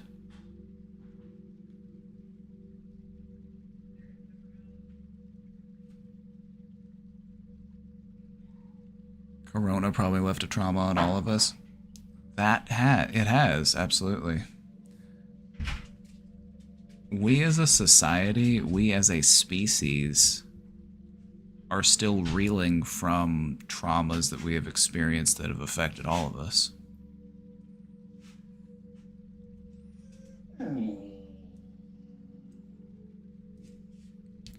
Let's talk about resilience to trauma. Despite the devastating effects that it may have, many people demonstrate a remarkable resilience in the face of adversity. What we've seen is that people can go through a lot, but still bounce back, and still hold it together. And that's what we really want to celebrate, is our ability to do that, because that's what matters. That's Atticus is here. Atticus? He's just staring at the door. Can you see it? Look at him. Look at him. He's just standing there, just staring at the door. It's like,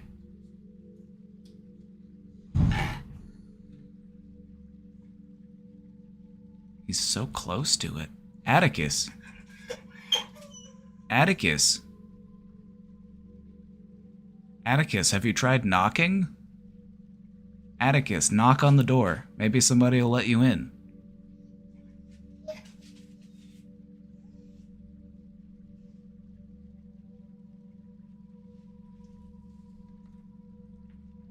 You forgot how to open a door. It's not my fault you don't know how to open a door, dummy.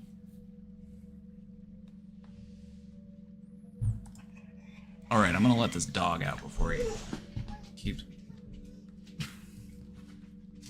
He's so squeaky. He sounds like a rusty sheet of metal.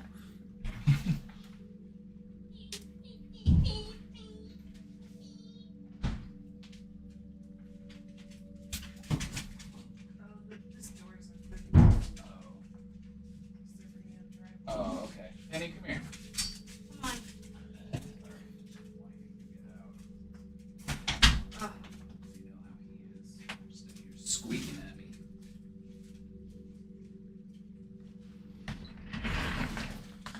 Sorry, Atticus, you're stuck in here with us for a few minutes. They're loading drywall in and they have the front door open, so I can't let you out.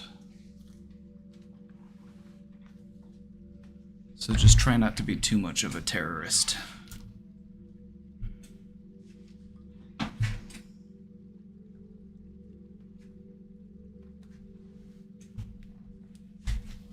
He's gonna knock the green screen over in revenge. I bet he's probably gonna do it. He's probably thinking about it. He's probably saying, hey, fuck your immersion.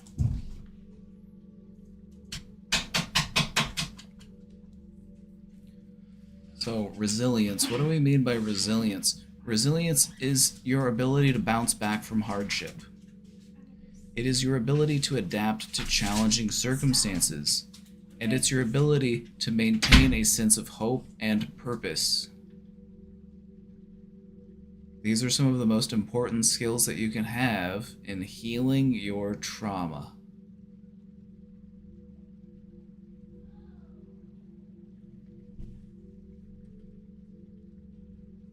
Some factors play into this, including how much social support do you have? The more social support you have, the better. That's what we've found to be true in mental health. You can't really have too much support, but you can definitely have not enough support. Other factors include your coping strategies.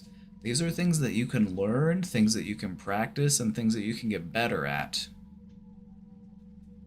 And these are things that help you to stay resilient. There's also an aspect of this that ties into a person's personal attributes. Some people happen to, or they appear to be naturally more resilient than others. Some people just appear to be, it's just a part of their personality. So the thing about resilience is that it is something that you can foster. It is something that you can grow within you, and perhaps you don't feel all that resilient, but that is okay. It's something you can work on, it's something you can build, something that you can improve. All right.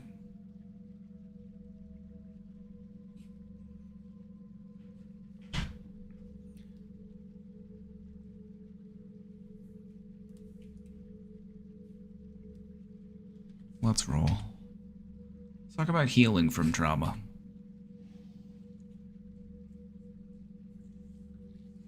We're not just going to talk about trauma without talking also about how we can heal from trauma. And the thing about healing from trauma is that it can be a complex and multifaceted process. It can vary from person to person. Because you have to, take a look back and say, okay, what was your trauma? What has happened to you that has impacted you? And then you have to go back and you have to look at all of the different ways that it shapes your behaviors. And then there might be some unlearning. You might have to unlearn your unhealthy coping strategies and then practice learning healthier coping strategies instead. And so there's often a lot that goes into it. Multifaceted, many different dimensions.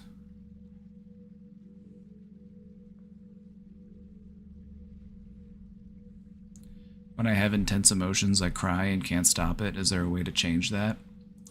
Yeah, I actually have a YouTube video for that. I have a YouTube video for that. Do you know the one?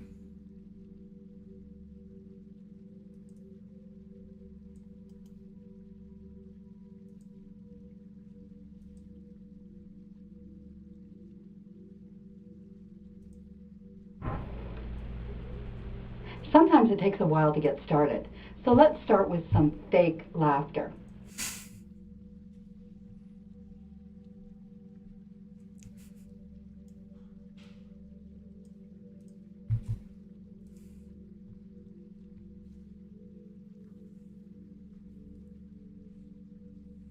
I'm leaving. Don't go. We're not watching the video.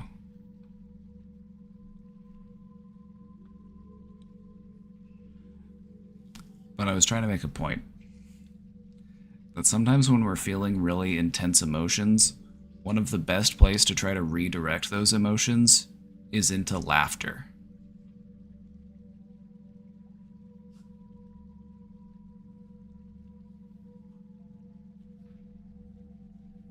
Just give it a try. That's all I'll say. There are some steps involved in healing trauma. First off, we have to acknowledge the pain. A lot of people who are dealing with trauma try to convince themselves that they aren't hurting. They invalidate their pain. But if you actually want to heal from it, you have to acknowledge, you know what, this has hurt me, this has wounded me, and this has affected me in different ways. Because that is what empowers you to actually start working on it. Once you've acknowledged the pain, then you can start to process the emotions that you associate with that traumatic event. And then after that, what you do is you just start gradually rebuilding that sense of safety and trust. Build yourself back up. You got out of bed?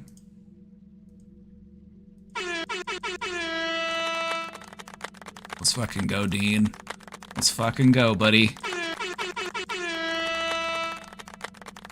I'd love to see it.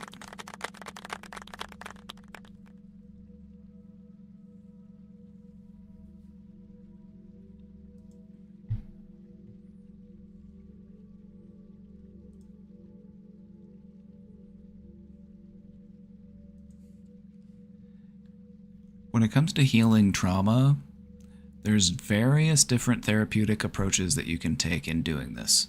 Some people like psychotherapy. Some people like to practice their mindfulness. Some people heal from trauma by engaging in creative activities. Some people channel those feelings into art, and it allows them to heal. And a lot of people also find support in group environments. Talking to other people who have experienced similar things so that you can feel more connected and you don't have to feel so alone in that pain. Only if my art was good. art is good. All art is good. I'm sorry, but I'm gonna have to bonk myself for that too, for apologizing, but I feel like you also get one for, so we'll both take one.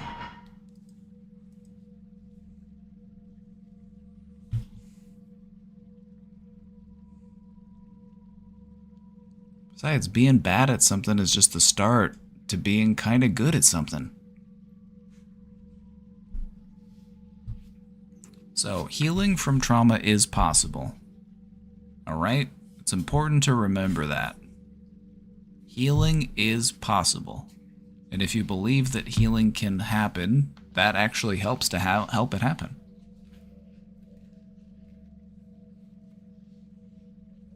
And so I would recommend engaging in as many different practices as you need to help you heal. Your healing should be a priority for you.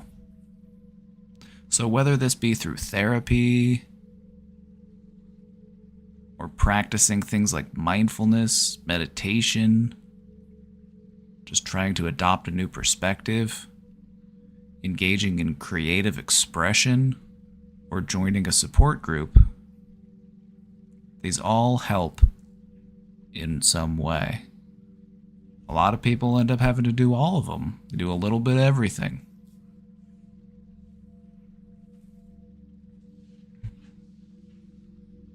So yeah, we believe in healing here, okay? We believe in a person's ability to heal. This is a short presentation, by the way. It wasn't that long.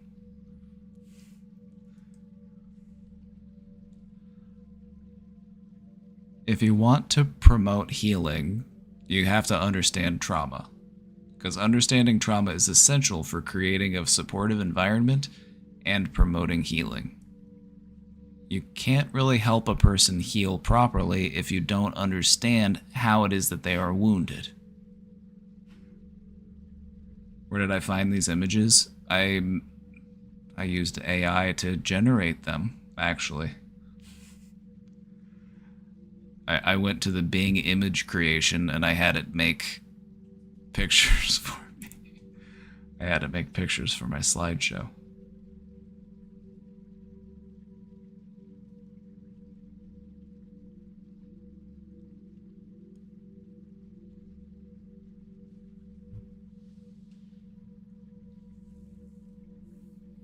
Lots of YouTubers do that. Yeah, I've even seen AI art popping up in advertisements more recently. So a lot of people are using AI art for stuff. I'm like, I'm just using it for my slideshow, you know? Like, I'm not trying to peddle it as my own art or anything. I'm just using it so that you have something cool to look at while I'm talking about the slide. Because what we've found to be true is that if I have a picture up on the slide, it makes it more entertaining.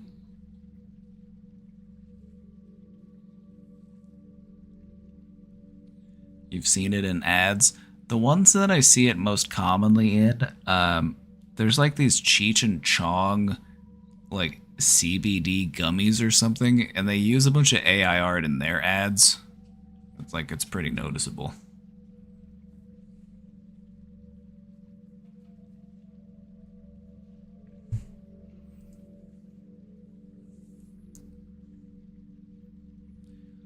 What we've learned recently in psychology, and you would assume that we would have learned this earlier, but I found that is true for most things. Like, looking back, it's like, why didn't we realize this sooner? But we've lately understood more and more just the way that trauma affects people. We've learned much more about how to heal and grow from trauma. And what we've learned is that if you take a trauma-informed approach in treating someone, and if you heal those underlying traumas, you can heal what it is that they're going through today.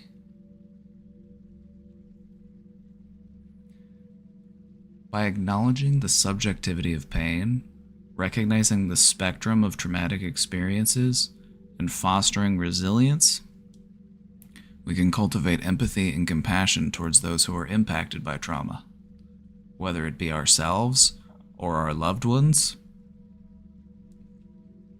And as we said before, everybody lives with a little bit of trauma.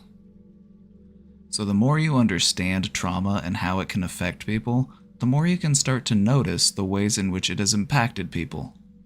So the next time you run into somebody who might be crass or rude or antagonistic, you might stop and think, what sort of traumas are they dealing with?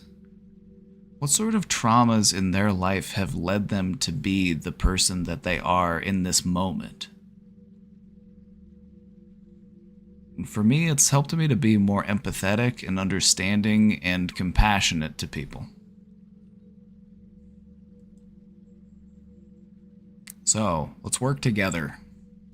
We want to create a world where healing is accessible to everyone who's experienced trauma. And we do that by validating our own trauma and also validating other people's trauma. Because as you guys have mentioned in chat before, one of the things that we do is we compare to each other. And we say, well, okay, my trauma couldn't have been that bad because somebody else has it worse. Or we do the opposite and we say, well, you shouldn't be complaining because I had this happen to me. It's like, oh, you think that's bad? Oh, you broke your finger? Oh, well, I broke my whole arm. And somebody's like, oh, you broke your whole arm? I broke both my arms. They're like, oh, you broke both your arms? I broke every bone in my body. We need to not do that.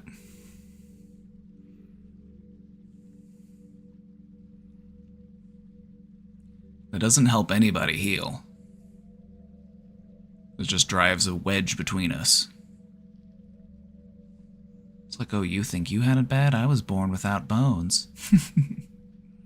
You think that was bad? I was born without bones or skin. I was just a pile of organs.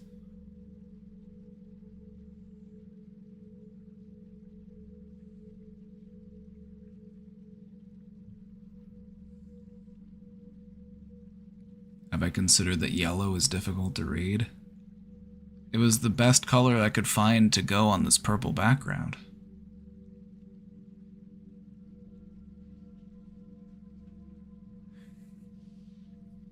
I tried other colors and they didn't look as good.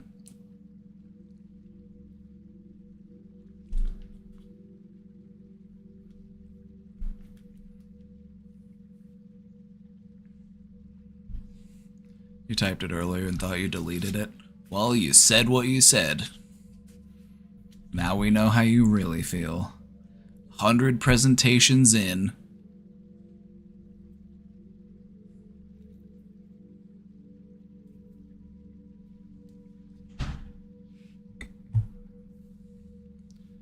Alright, so do we feel like we understand trauma at least a little bit better? Do we understand trauma a little bit better now? That was my goal. I want us to just understand it a little bit better, because that helps us to heal. If we can understand our own wounds, then it helps us to also understand other people, and we can encourage healing within ourselves and healing within others. Thank you. See, that was the trauma presentation. It wasn't that bad. It wasn't that bad, was it? I felt like everybody was so worried about the trauma presentation. Thank you. Thank you.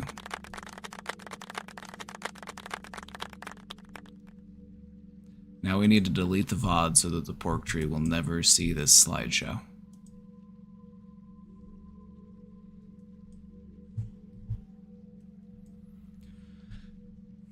Now, trauma responses. Trauma responses would be a topic for another day, because that's something we could do a whole slideshow about. Trauma responses, those are the behaviors and the coping strategies that we form as a result of the trauma that we've experienced. Some coping strategies are healthy, and some coping strategies are unhealthy. We call those maladaptive coping strategies.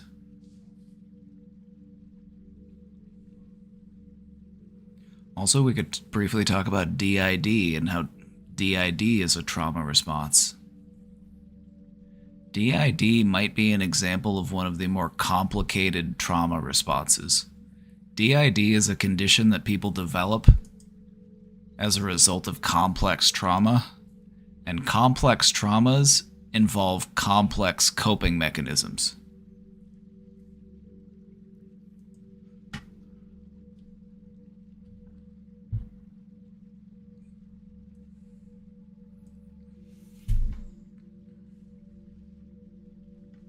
Do you have any questions?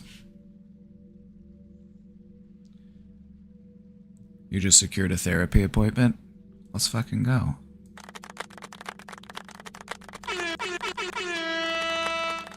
Great work.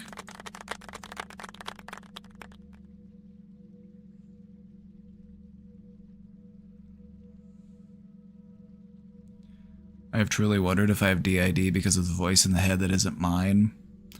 Not necessarily, that could just be an intrusive thought. Sometimes intrusive thoughts are delivered in someone else's voice.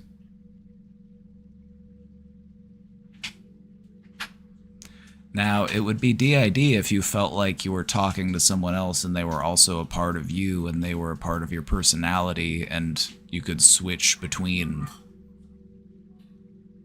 And then you gave them a name.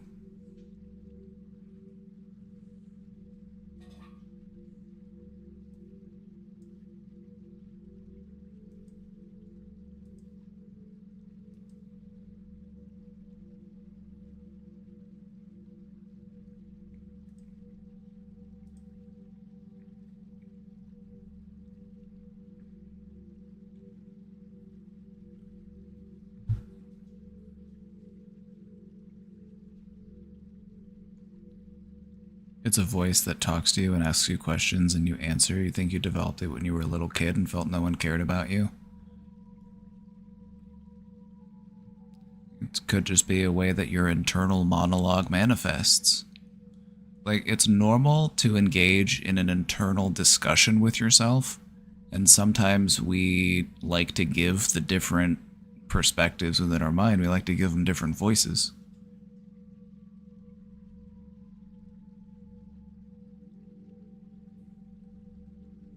It's still you, though.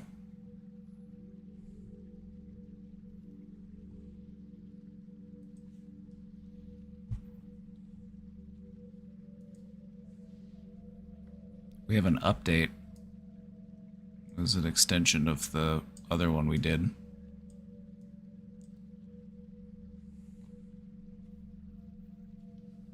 This is part 2 of the selfishness update.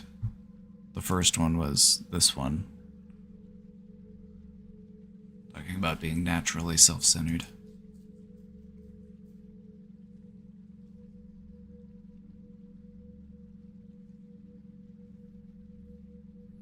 As a kid, it's hard to pinpoint, but I come from a divorced home, and I'd say I got the correct amount of attention because I had a little brother, and when I achieved something good, I was awarded from it, and it's not like I was overly neglected or showered in attention.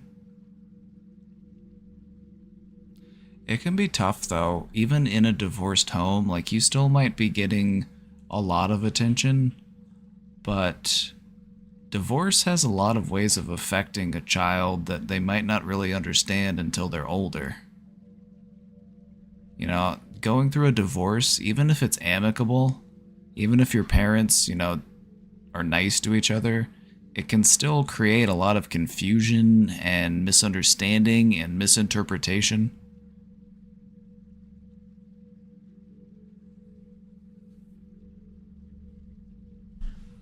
Children need stability and structure.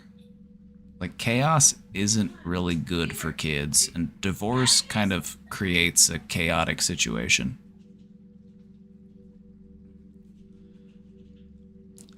But I have always, since day one, just had no empathy, gone poof, just like my dad. I've turned to substance abuse to cope if I'm not the most important one there.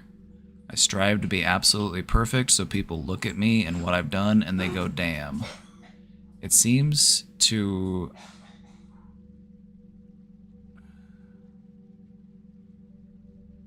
seems to her very hard to give because let's say I pass by a homeless person, I look at them and immediately look at them and think I know how to make better use of this money and move about my day.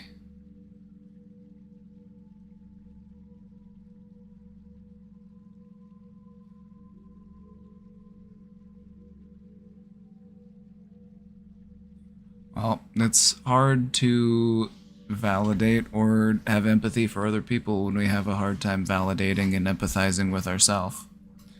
Because this type of approach to people and to the world and just assuming that we are the best is a mistake.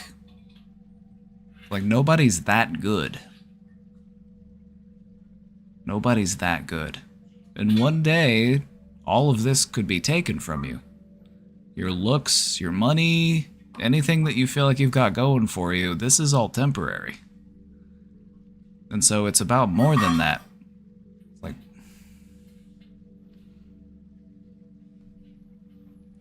also, the fact that you're bringing it up and the fact that you're talking about it makes me feel that at least on some level, you're kind of like, huh, why am I like this?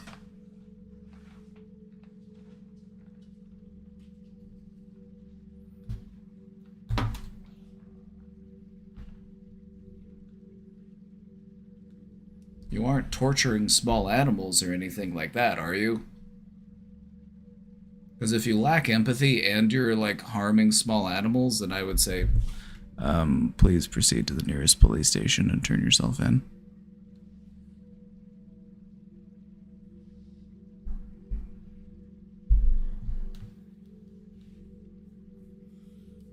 Empathy is something that you learn.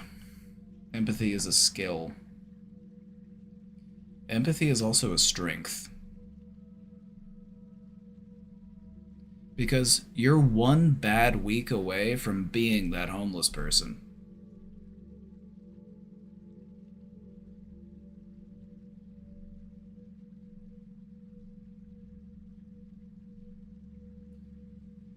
I just noticed this type of thing a lot in working with homeless people is how quickly things can shift for a person's life. I've worked with people who were they had a successful career, they had a house, they had money, they had a family, and one day they have a mental breakdown. And now they've got nothing. I've seen it happen.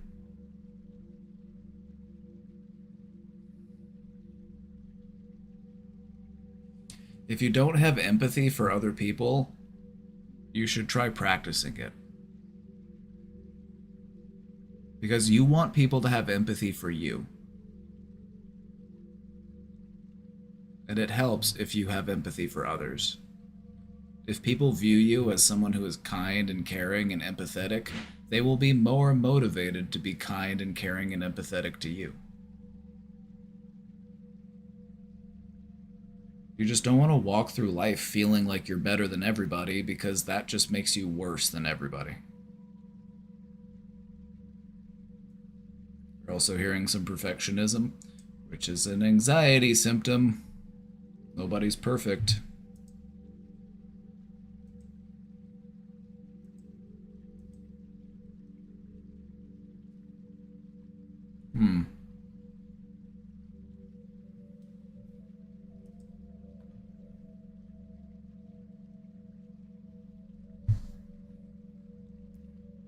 Another long day, missing streams kind of sucked. Oh, by the way, it's not, now that you're here, I had a question for you.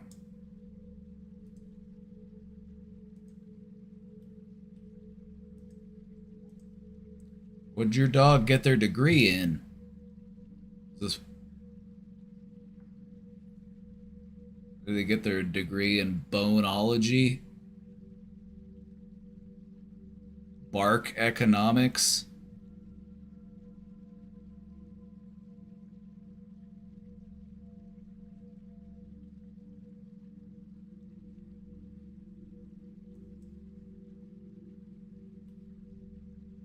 He's our class therapy dog, and he's gonna wear that to your graduation next month. Aw. He's got a degree.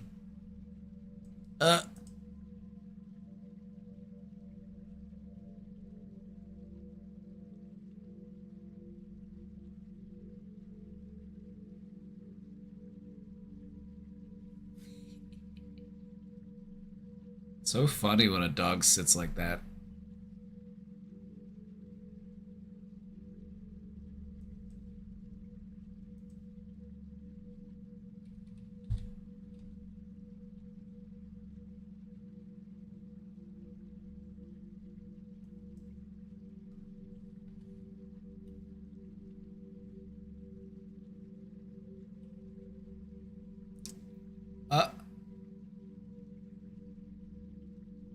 Cute.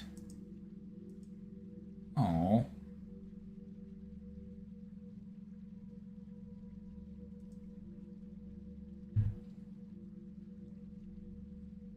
Say hi to your cats for me.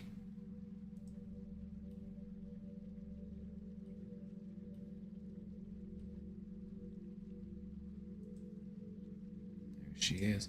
Where's my cat?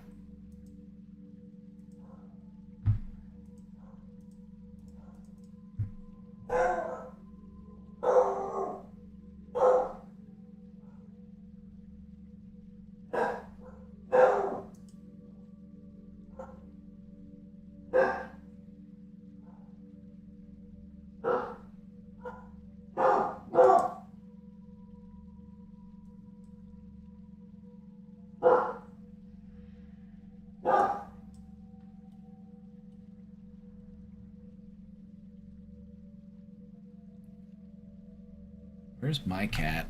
Where's Beaver? Beaver! Beaver! Beaver! Beaver!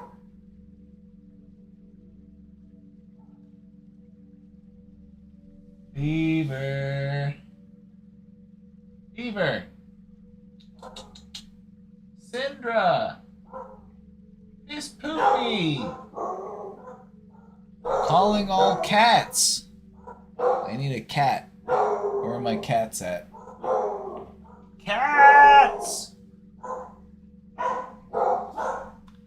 Just dogs. I just got dogs barking. Just got dogs barking.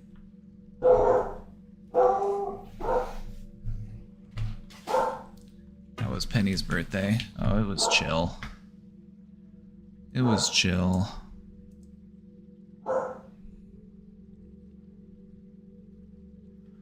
Where are all my cats at?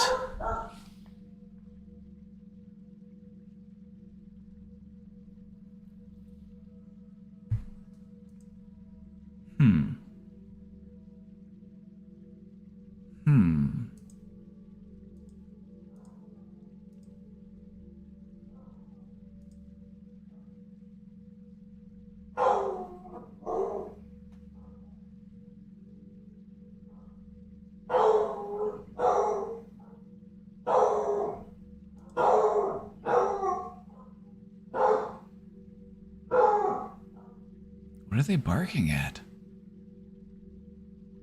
Nothing, of course. It's always nothing. It's never anything.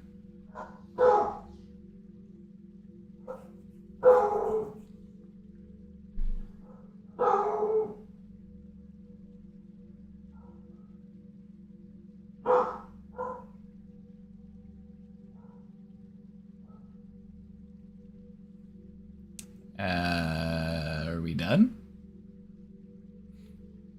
I think they're done. Hi, my bad, I'm so late. That sounds suspiciously like an apology to me, but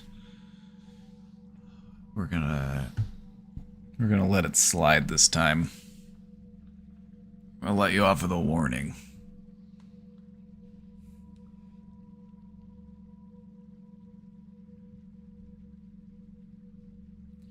Thesis 3D renderings have had me sitting at a computer lab from 9 to 3 yesterday and 10 to 5 today.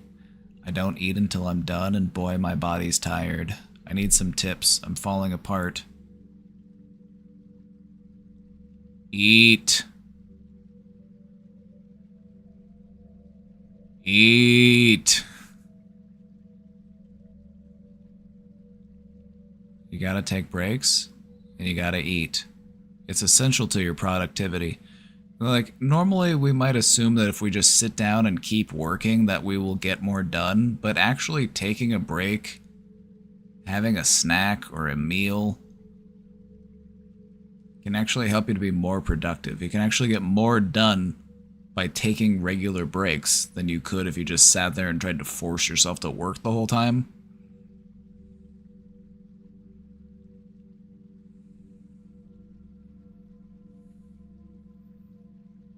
The work sucks me in.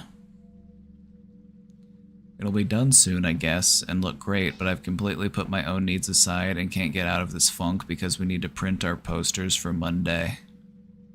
Hey.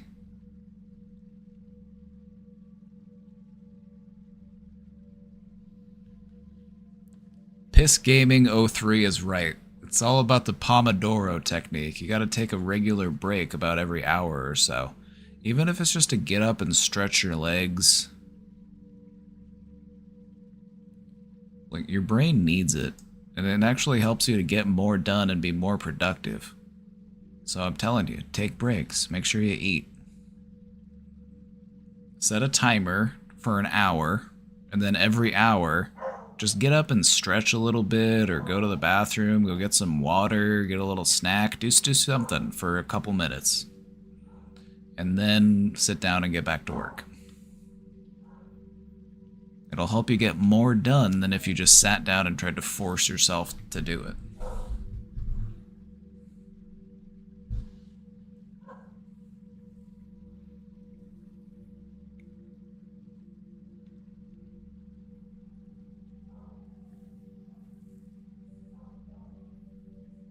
It just takes practice to do, though. Like, implementing a time management technique, something like that, it takes practice. So I would say keeping a timer can help. Or just whenever you check the clock and you see that it's a new hour, just be like, okay, I should take a little bit of a break.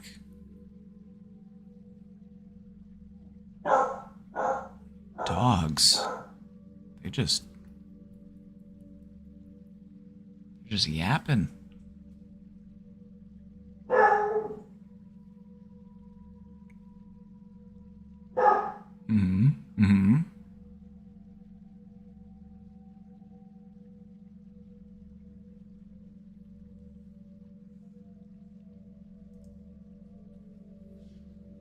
Part 3.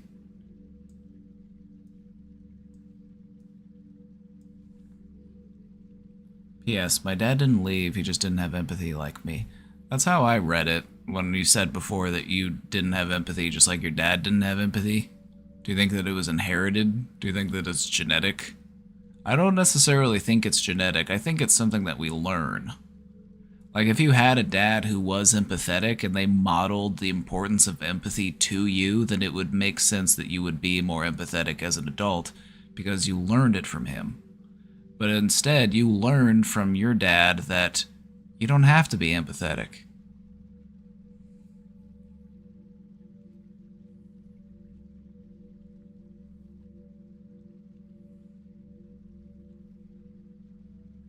You're gonna smoke a joint and play Supermarket Sim? That sounds like a good time.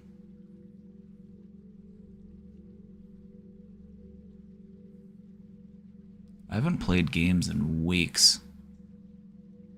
Kinda wanna play a game today. Maybe tonight.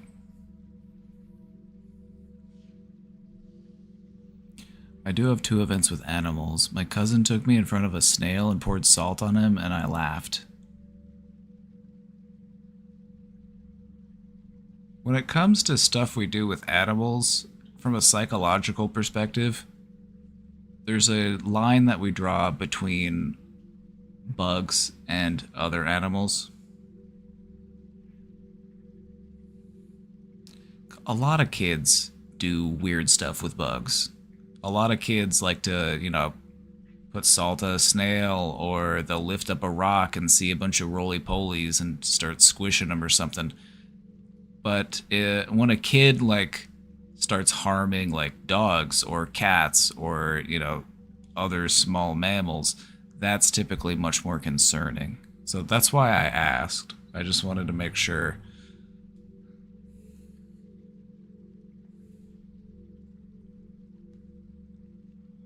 In middle school, I was given a microscope, so like a genius, I put any insect I could find under a lot of red Solo cups. Like a lot of bugs died suffocating in red Solo cups on my driveway, only for me to live amputate some grasshoppers or dead grasshoppers, whatever comes first. That's what biologists do.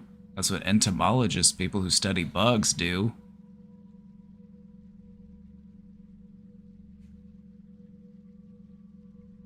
We have certain ethical standards for other life forms, and we tend to show mammals much more respect than we do to insects, or fish, or even lizards.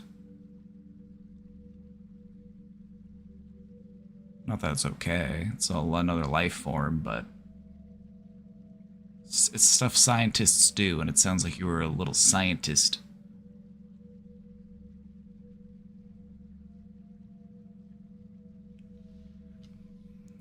And then I proceeded to look at them under a microscope. And then I was scolded for it by my dad, oddly enough, calling it not normal.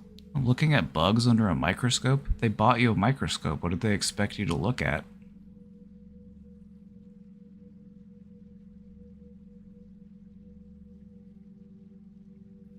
Then during that time, I had constant fights at school, all stemming from someone making me seem lower than them.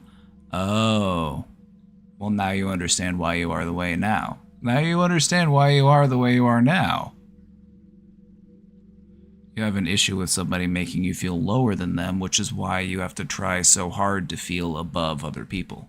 I'm just being real with you. I'm not saying that there's anything wrong with it. I'm just saying, if you want to do something about it, you gotta be aware of it. I'm not judging.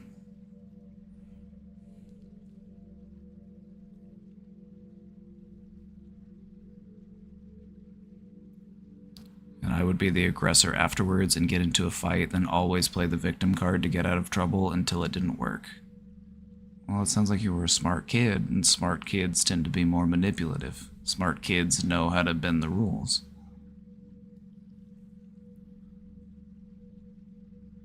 The victim card was played all throughout my life and currently is so long as it works.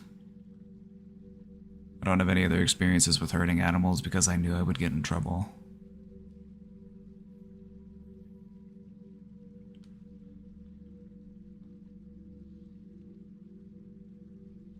We want to try to let that ego go.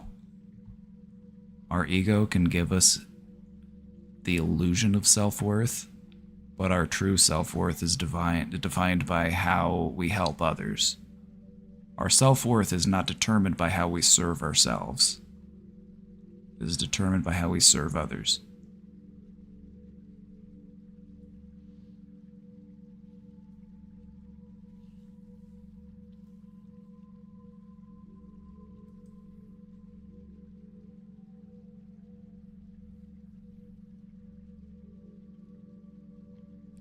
Adding to part 3, so this is part 4. I've always been obsessed with war as a kid and throughout my whole life. I've specifically developed a fascination with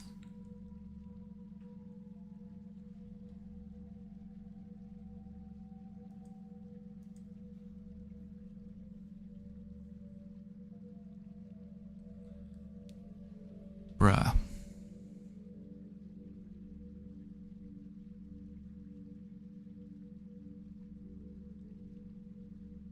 Bruh.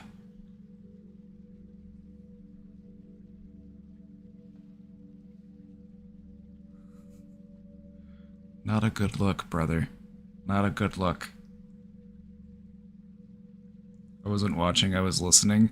They said N @ underscore underscore. You have to fill in the blank. What type of military group were they obsessed with? It wasn't the N slur. They were trying to talk about the German army in World War II. You do realize they were the bad guys, right? You do realize that they were all cranked out on meth? A bunch of white supremacists cranked out on meth who thought that they could take over the world and then failed when they got beat by socialists? If there's anybody you should be obsessed with, is the sheer undeterred might of the Soviets.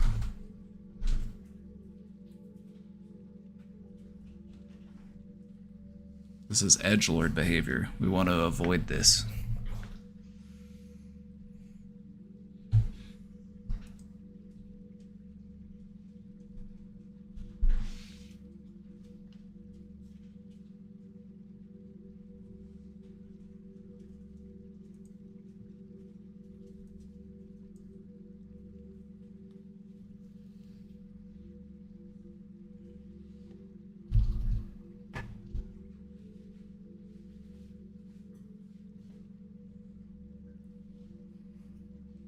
Like, what people forget is that FDR, who was the president for most of World War II, was actually close friends with Joseph Stalin. We were actually friends with the Russians prior to the Cold War.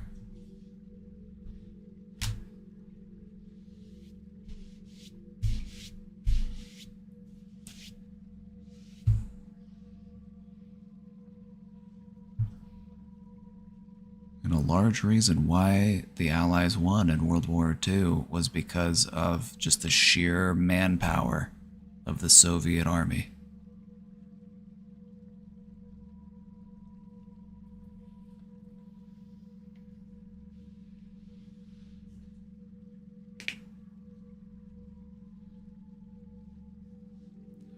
I'd like to share a nightmare I had when I was a kid that I've never talked about with anyone, but do think back to sometimes. Sometimes we have those. Sometimes we have those nightmares that are so jarring that we think back to them every once in a while. Trigger warning, parent death. Without too much detail, it took place in my backyard.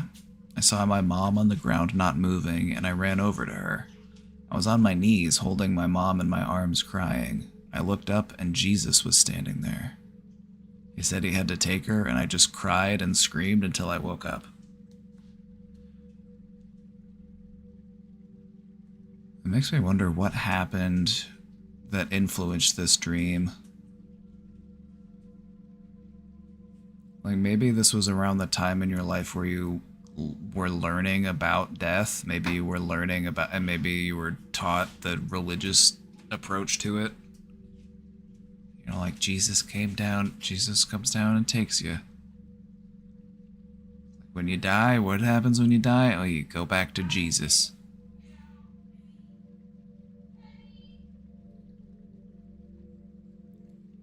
He said he had to take her, and I just cried and screamed until I woke up.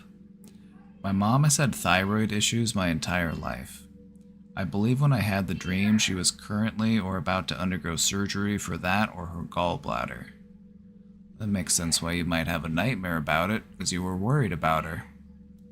Dreams allow us to process things that happen to us during our waking days.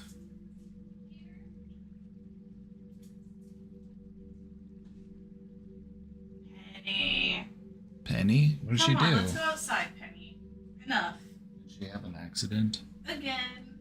It rains a little and this dog just won't. And now she's trying to... Come on, Penny. Penny doesn't like to go outside when it's raining. She's a bit of a diva. Whatever, Penny. Penny, go outside. Penny, come on. Penny, go. Penny, come on. Penny, go. She's just not. She's just not? Penny, go outside. She's such a diva. This dog. Use the voice? I don't want to have to use the voice, but sometimes the dogs make you use the voice. They make you use the voice. I don't want to use the voice. I don't want to have to use my Bene Gesserit training. But sometimes you have no choice.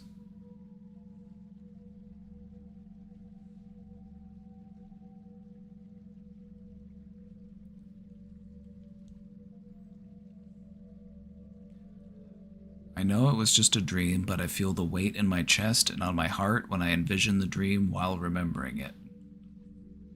And that makes sense, because it sounds like you love your mom and you don't want to lose your mom, and the thought of her dying is stressful to you.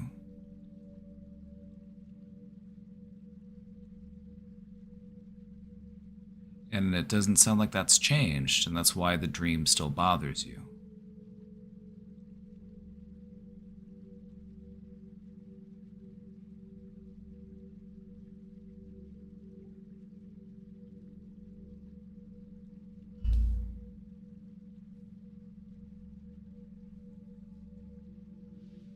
So I guess, you know, the way to move beyond this, if that's something that you're trying to do, is to just take a look at, you know, why do you have this response to it? Why does it make you feel this way? Because you care about your mom, you don't want to lose her.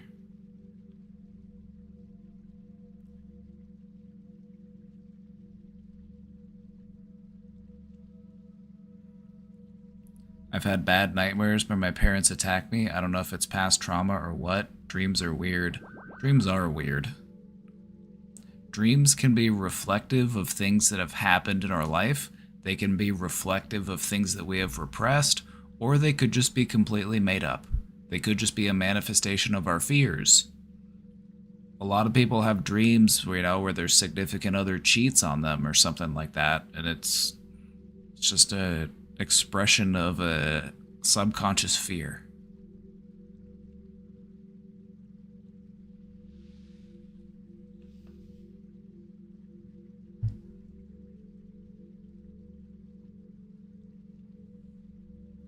That's a stressful dream for a kid to have.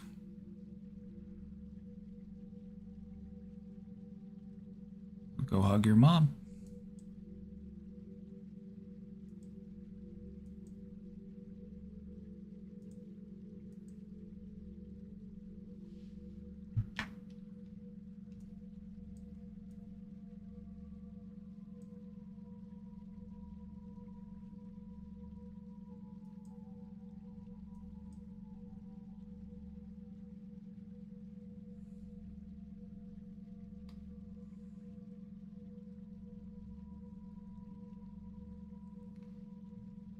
Your girlfriend was mad at you for a whole day because she had a dream that you cheated on her. We've all been there. 35 months? 35 months. 35 and still alive. Hell yeah, brother. Hell yeah, brother.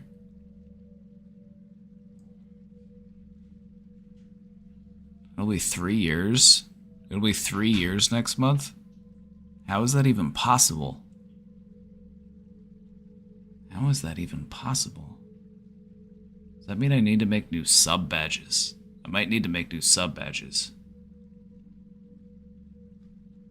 Hold on, let me test something. What sub badge do I have? Okay, I have the 4-year subscriber sub badge, so we're good. We're covered on sub badges up to 4 years. I feel like we've known each other for 3 lifetimes, at least. We've stood shoulder to shoulder across countless battlefields across the span of the multiverse. So, like, that is known. I feel like we find our way together.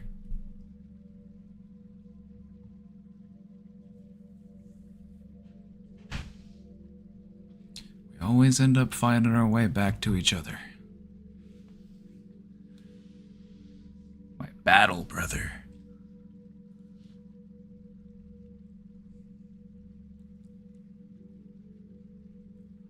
Upon my consistent private edgelord behavior that seemed to compulsively get out every now and then. But back to my selfishness behavior. I would sometimes whip out the trauma card, which I did receive a lot from my mother. The card to my peers to make them feel bad for me, and it made me feel like a big and important person for others to feel bad about me. I would do things like name drop, I know blank who does blank for me, or I would brag about special skills I had that no one else can match with irrational confidence. And it sounds like you're conflicted about these feelings. Because what you've probably realized is that keeping up the act is exhausting. It's like you're trying to juggle, but you're trying to juggle more balls than anyone's ever juggled before. You're like, oh, you think that's juggling? Look at my juggling.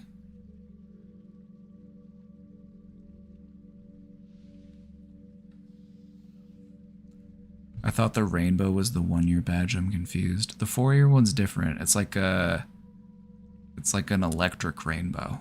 It's different.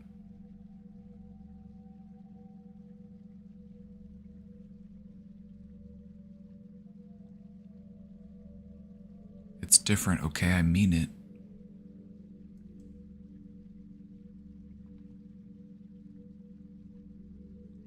It's like, I'm sure that there are many ways in which you are great, but you don't need everybody in the world to believe that you are great in order to feel good about yourself. One of the most important things that you can do in life is realize that you're no better than anybody else. That we all have things that can make us special. Real strength is in drawing strength out of other people. Real strength comes in the form of making others feel strong, not in making others feel weak.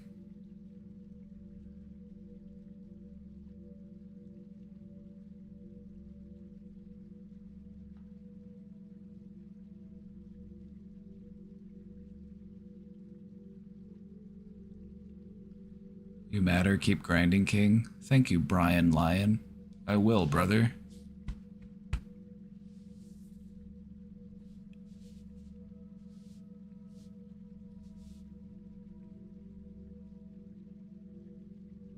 If we were brought up by people who expressed narcissistic traits, it's understandable that we ourselves would develop narcissistic traits, because that was what we observed and that was what we learned. We learn a lot as we're growing by watching and observing and replicating, and we might not fully understand the significance of those behaviors.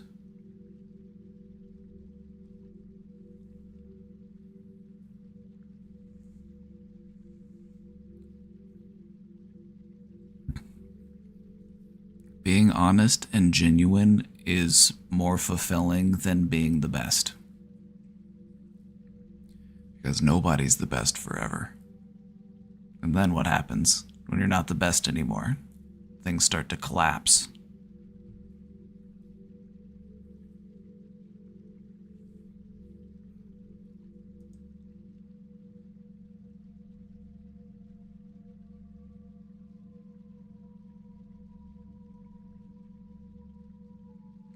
I'm not sure if this question is a joke or if this one's serious, but I'm going to treat it as serious.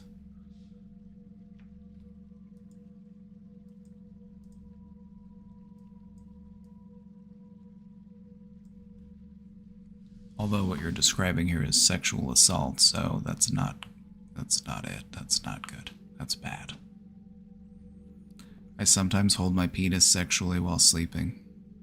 I masturbate 8 to 9 times a day. Every now and then I get the urge to rub my penis against a woman in close proximity when I'm in public. What is it? This is a paraphilia. Have you heard the term paraphilia before?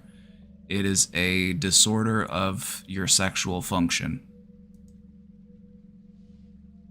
And what we refer to this one actually has a name. It's called frauderism. Frauderistic disorder. You're about to learn something. You thought you were gonna joke? Or maybe this is true, but either way, get help because this is a disorder. Frauderistic disorder is a paraphilia. A maladapted sexual behavior. The act of touching or rubbing one's genitals up against another person in a sexual manner without their consent. That means it's sexual assault. That means it's illegal. That means you will go to jail. That means get help.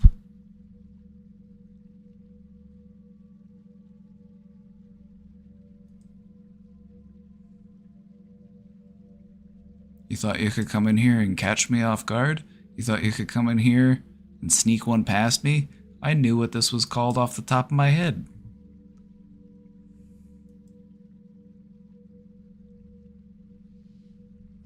We learned about paraphilias in school. I found them remarkably interesting.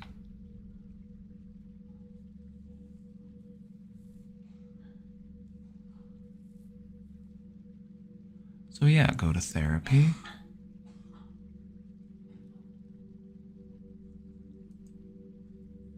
Also, 8 to 9 times a day, you gotta wonder, you know, it's gonna fall off. You're gonna overwork it. You gotta desensitize yourself. You gotta rub yourself raw. You gotta grind it down into a nub.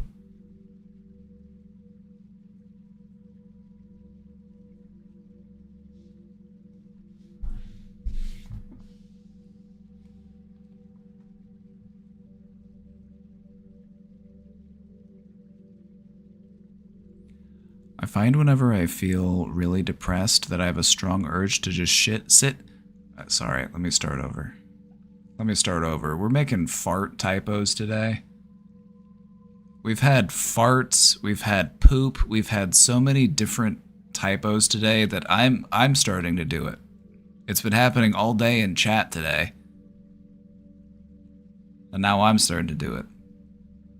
I almost just said I have a really strong urge to just shit in the shower.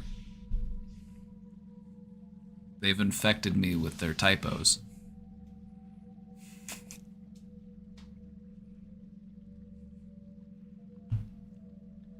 I find that whenever I'm really depressed, I have a strong urge to just sit in the shower with my head on my knees.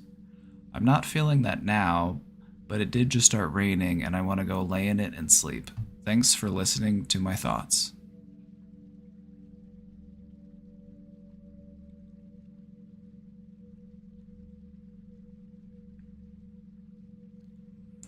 If you feel the urge to do this kind of stuff, I find it's helpful to give yourself a time limit. Like, okay, maybe I do just need to sit in my shower and just have my head on my knees and just allow myself to just feel my sadness for a few moments. But how long do I need to do that? I find that by structuring it, it allows you to approach it more productively and be like, okay, how long do I actually want to do this for? How long do I need to do it? 10 minutes? 20 minutes? Give myself the time I need to express my feelings, and sometimes you just need to give yourself the time you need to just allow your feelings to overwhelm you so that you can move past them and get on with your day.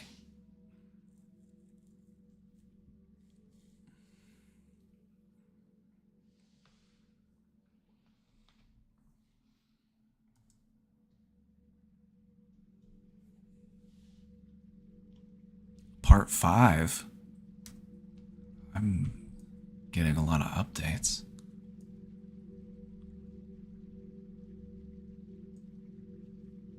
Let's pivot to something else besides selfishness. I've developed a lot of manipulative behavior over the years, like pulling close friends apart for them to be closer to me, then bring them back together and tell them, look what I did for you, which looking at it now is pretty selfish. Was that your objective going in? Was that your goal going in? Is this something that you did? Because that matters. Whether or not you actually planned this and did this intentionally, or whether or not you actually just did this, but then you retroactively look at it and you're like, wow, what a manipulative mastermind I am. Because it could be either. Sometimes we have a way of looking back at our past things and being like, wow, I'm so manipulative. I got those people to like me. Aren't I such a manipulator?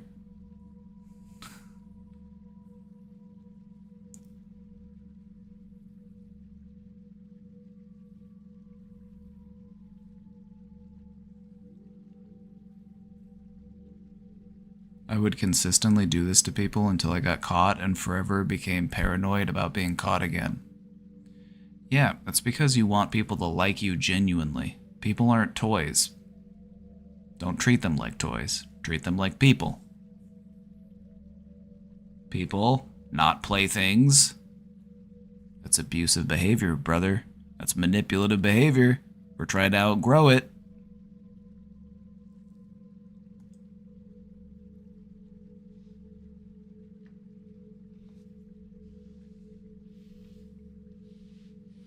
I have a question if this is healthy. I'm 16 and still in high school, and for the past 3 years I've been hating myself, not talking to people, etc. And then I came across a guy you probably know who Andrew Tate is, but he started showing up on my For You page, and I started listening to some things he said, like stop showing emotionality.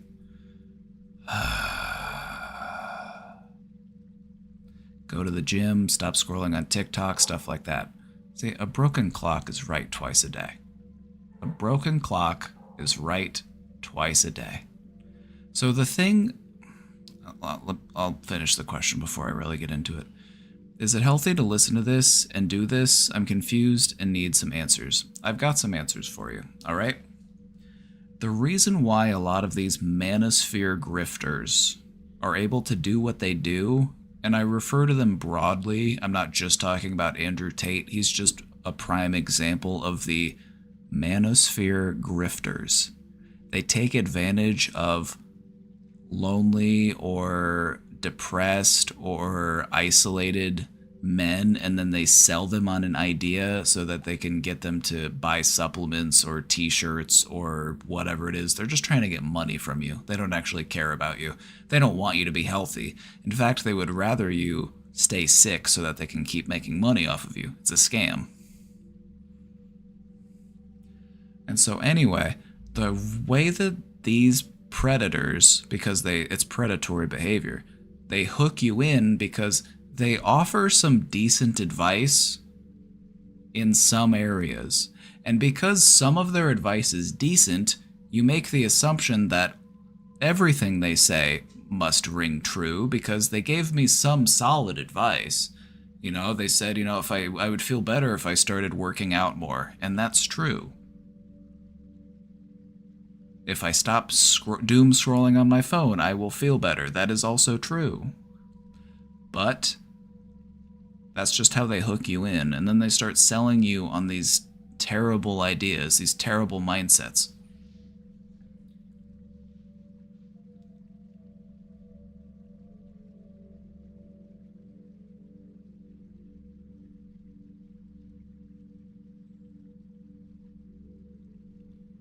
It's true, he was sex trafficking women, and you can say that it's not true, but he actually basically admitted to it. It's like, I don't know how you define sex trafficking, but what he did is sex trafficking, and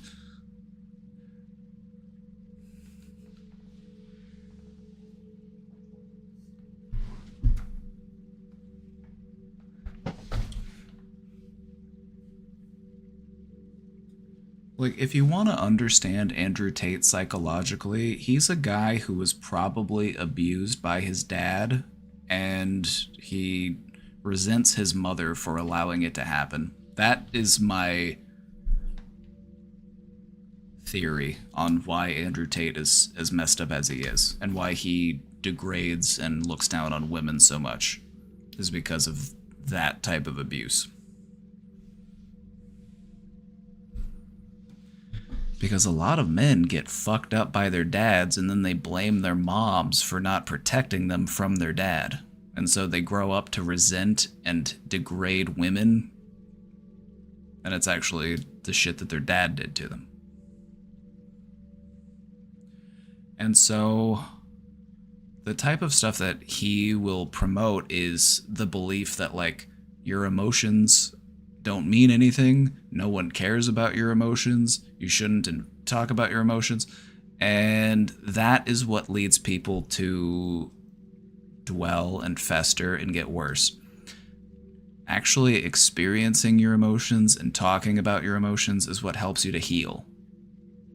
It's like, you wonder why male suicide rates are so fucking high? It's because of people like Andrew Tate telling everyone that no one cares about your feelings, no one cares about your emotions.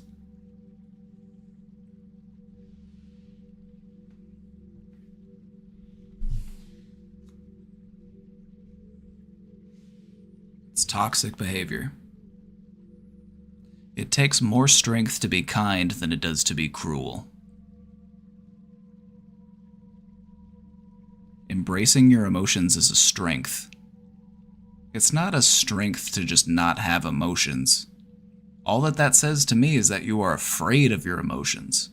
You don't want to feel them because you're afraid of them. That's not strength. That's weakness. Actually allowing yourself to feel your emotions takes strength because it requires a certain amount of vulnerability, and you have to be confident and strong in order to be vulnerable.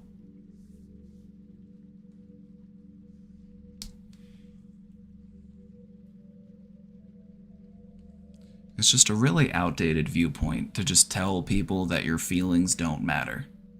It's like, clearly people's feelings do matter. It's like we have mass shootings every fucking day. And it's because we lack a proper mental health care system that actually encourages people to talk about their feelings that we have mass shootings every fucking day.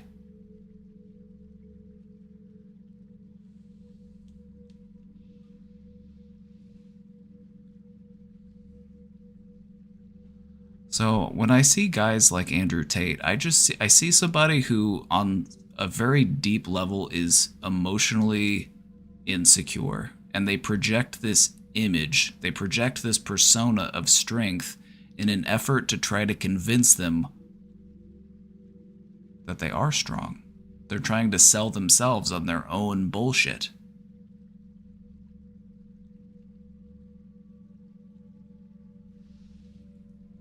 Emotional repression in men doesn't lead to stronger men. It leads to more male suicides.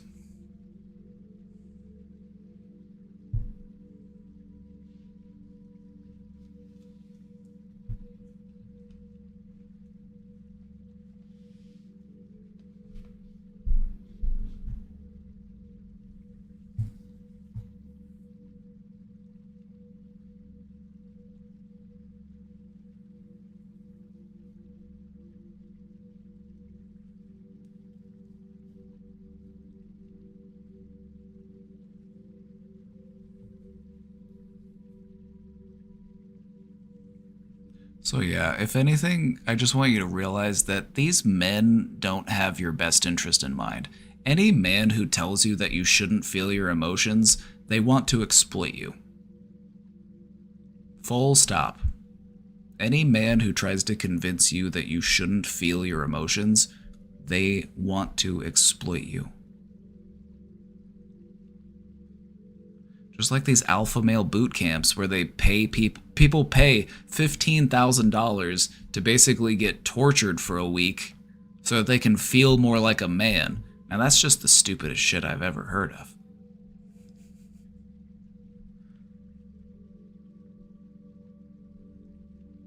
So anyway, broken clock is right twice a day. And a lot of these grifters will give you some relatively decent advice as a way of pulling you in. And so you start to believe that maybe their other stuff is true too.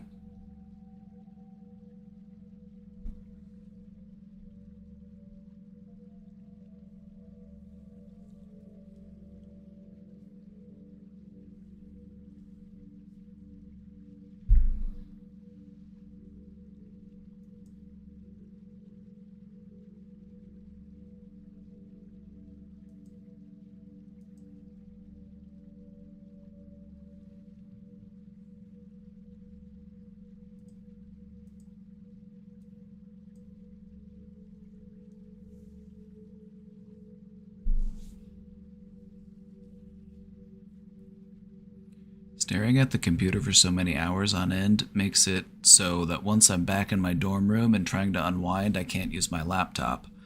I'm not sure if it's the anxiety of unfinished work or the blue light, but I get nauseous. Watching stream on my phone feels alright though. Woohoo.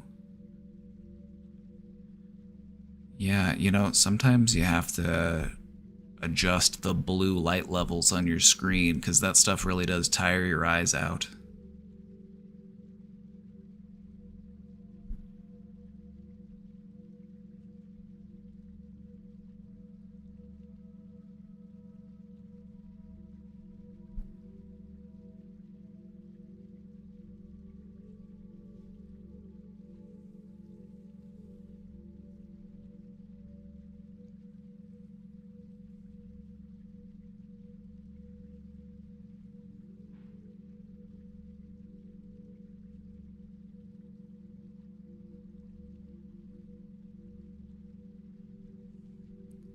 Yeah, they make apps for your computer that can actually change the color and the light tone on your monitor.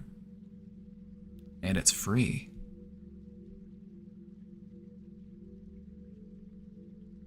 But yeah, it's good to take a break from the screen, for sure. There's something about blue light that triggers feelings of wakefulness in your body. It's a biological thing. And that's why they tell you not to look at your phone too much before you go to bed, because you're blasting your eyeballs with blue light and it makes you think that it's noon. I shouldn't be asleep.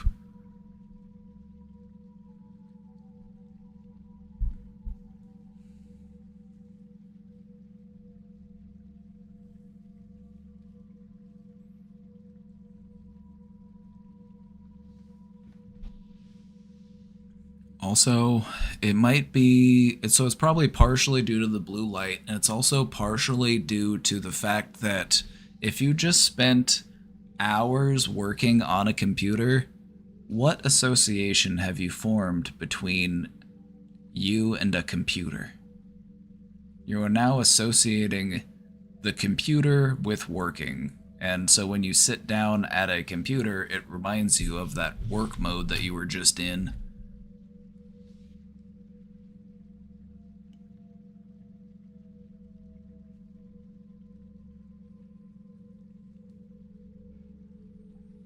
There's too many young men who think Andrew Tate's going to give them good advice, but trust me, as a woman, we actually just want respect, and from a psychology perspective, it's just not good to suppress your emotions. Yeah, it's not. That type of thing, I'm being 100% serious, because I take suicide very seriously. I am an advocate for suicide prevention. And emotional repression is one of the biggest contributors to suicide. The type of stuff that Andrew Tate is peddling directly leads to an increase in male suicide rates. He's literally getting people killed.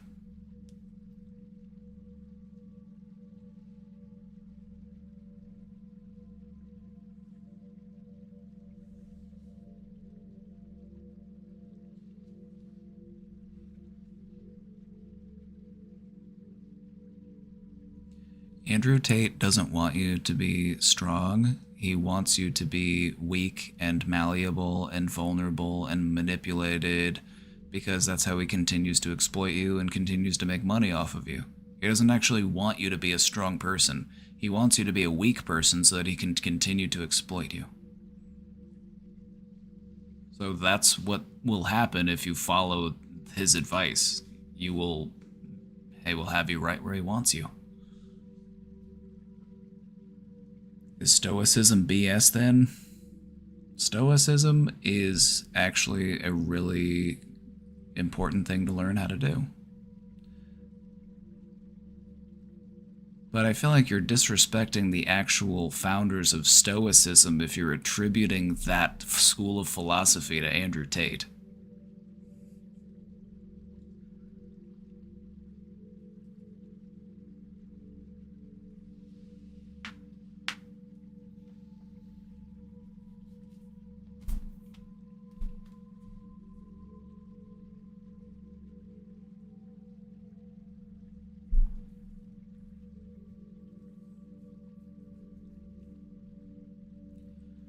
Can I speak more about it? The fundamental belief of Stoicism is that I can't control anything that's outside of my control. I can't control what other people think. I can't control what other people do. I can't control what happens to me. I could walk outside and get hit by lightning. There's nothing I could do to prevent that. I could walk outside and get hit by a meteor. Nothing I could do to prevent that. The only thing that I can do, the only thing that I do have control over, is how do I respond to the things that happen to me? That is Stoicism. Stoicism isn't about not caring. It's not about not feeling your emotions. It's about allowing yourself to realize, what do I have control over, because that's what matters. It's about not investing your emotions in things that are outside of your control. You're still allowed to invest your emotions into things that you have control over.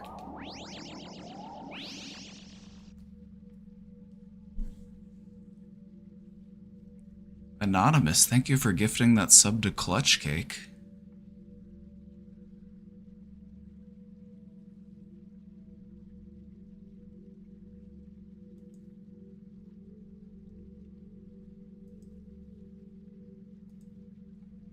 If you're actually interested in Stoicism, go read some Marcus Aurelius. Go read the works of Epictetus.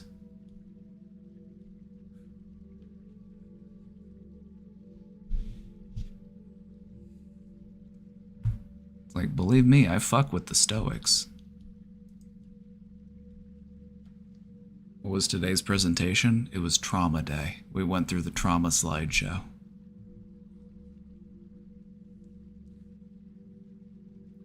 It's not meant to be all day, every day, right? And because people misunderstand what Stoicism actually is. It's not about not feeling your emotions. It's about saying, this is outside of my control, so I don't need to let it overwhelm me. I don't need to let it control how I feel or what it is that I'm trying to do. Stoicism is about, falling off the horse and getting back on the horse.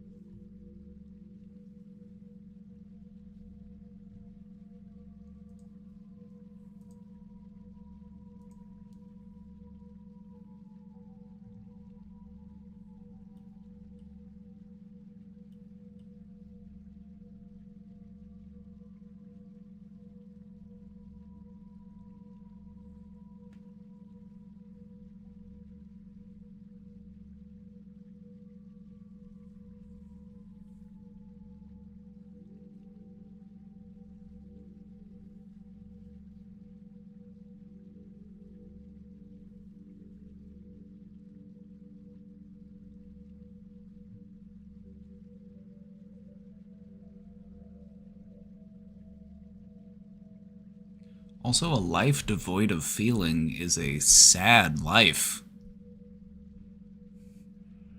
A life devoid of things like joy and love and compassion and friendship, it's like, that's miserable. And that's all tied to your emotion. Like, when you restrict your emotion, you restrict all of your emotions, good and bad. We like to think that we're able to pick and choose the emotions that we restrict, but when we bottle up and restrict our emotions, it happens to all of our emotions.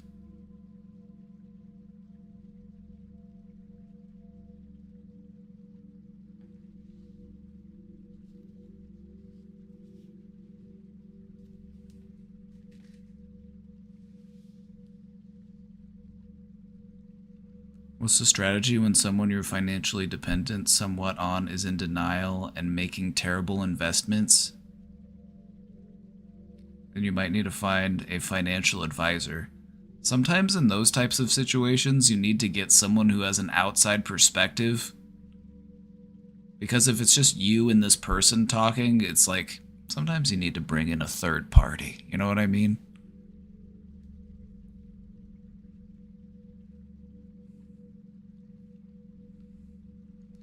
It's like, I'm not in control of them, but if I just try harder to convince them, we could both be okay in the end.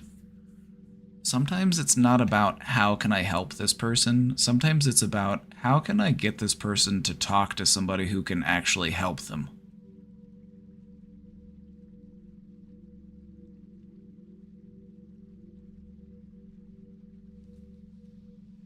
Sometimes in life you have to realize that I might not be the person who can give this person the help they need.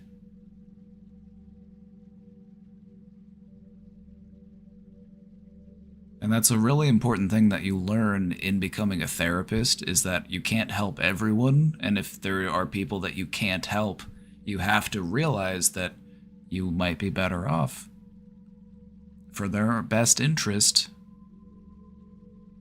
to refer them to someone else, someone that you believe that can actually help them better.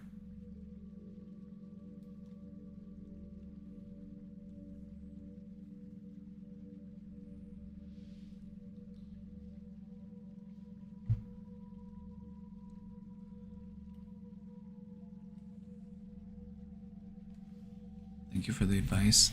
Thank you for the question. I think just, yeah, bringing in a third party, somebody who understands finances. So that way it's not you versus them. It's like, remember what that person said? Remember what that expert said? We should try to listen to that, right? Doesn't that make sense? You gotta try to sell it to them in a different way.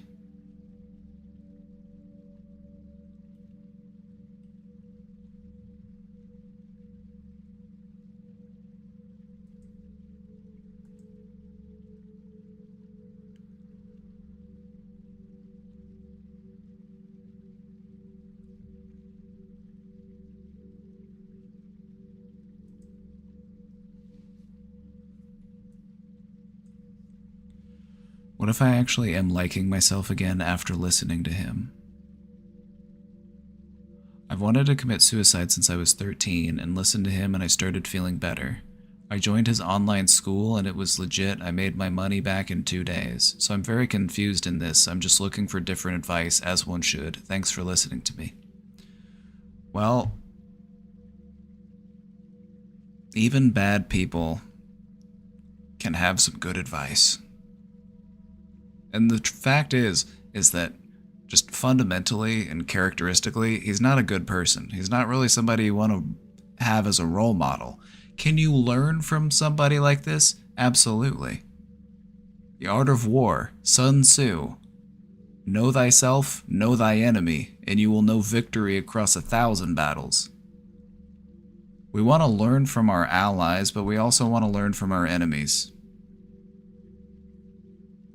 And so, I'm glad that this was able to help you in some way. So take from it what you can, but just try not to adopt some of the more misogynistic and toxic mindsets that tend to be pervasive in these sorts of self-help. Alright?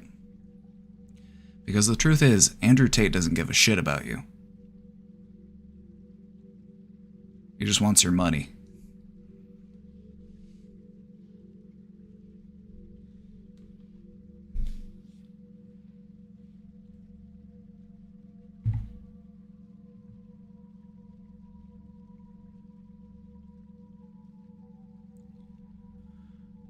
Yeah.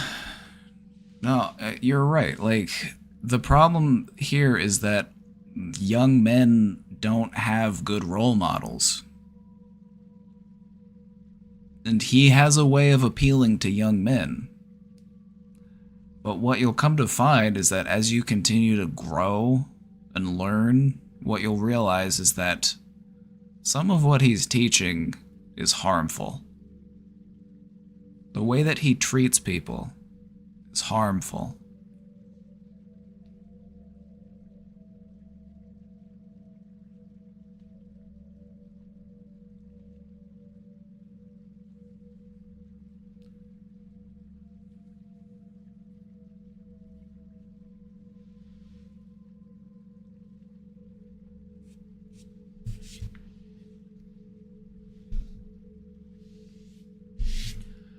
So I won't lie. I'll say that I'm glad that you were able to start liking yourself again. But I want you to have, meaningful relationships with people. I want you to be comfortable expressing your emotions. I want you to be confident in your own ability to express how you're feeling. I want you to be able to grow closer to the people that you care about. And a lot of what he teaches is don't do that. And what that's going to do is it's going to fester. You're just going to bottle things up. And it might be okay for now. Because that's the thing. Bottling things up works in the short term. But in the long term, it's very harmful to you.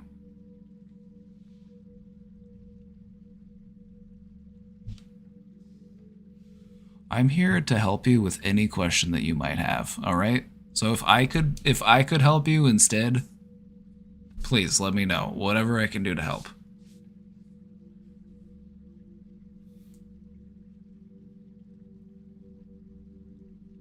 Like, there's a completely good and valid reason why a lot of people don't like Andrew Tate. You Can't Hurt Me by David Goggins. I've read that book. You want me to weigh in on what I think about You Can't Hurt Me by David Goggins? I was going to do a presentation on the Goggins method. I was going to do a presentation on the concept of mental toughness.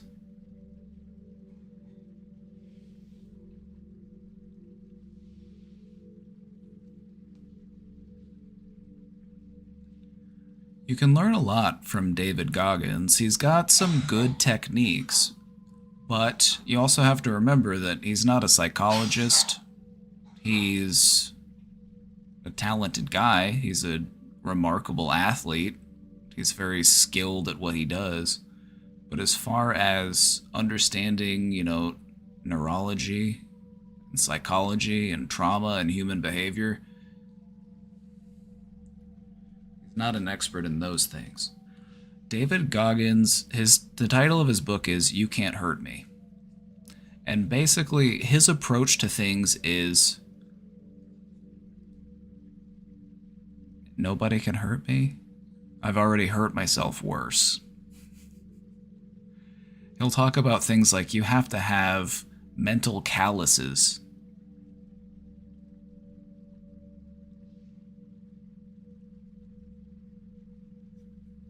And so it works. It can be helpful in helping you to overcome adversity and push through struggles and overcome trauma. And it's true. But it's also, you have to remember that David Goggins himself in his book says, don't be like me. I am mentally unwell. Do not be like me. And I have huge respect for him for that. He recognizes that what he does isn't healthy. It works in helping to regulate his emotions, but he's saying you shouldn't be like me. Learn from me what you can, but don't copy me exactly.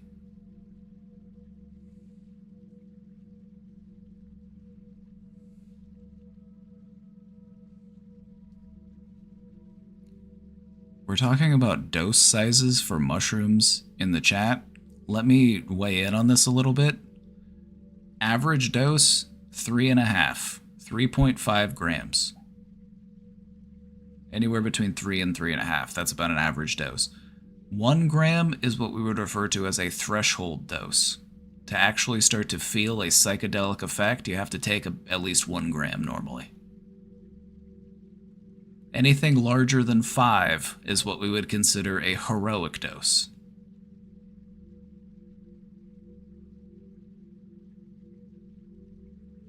Thank you for coming to my TED Talk.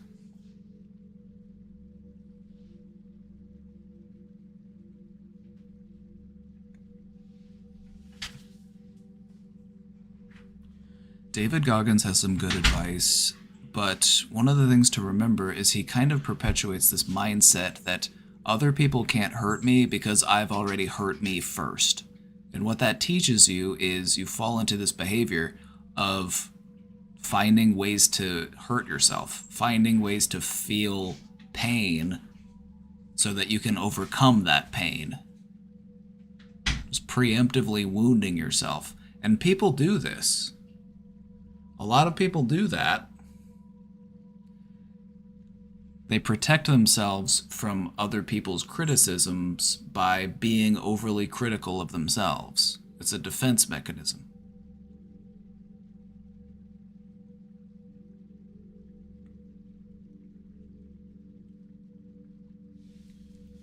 So yeah, you can learn a lot from David Goggins. If you don't know his story, he was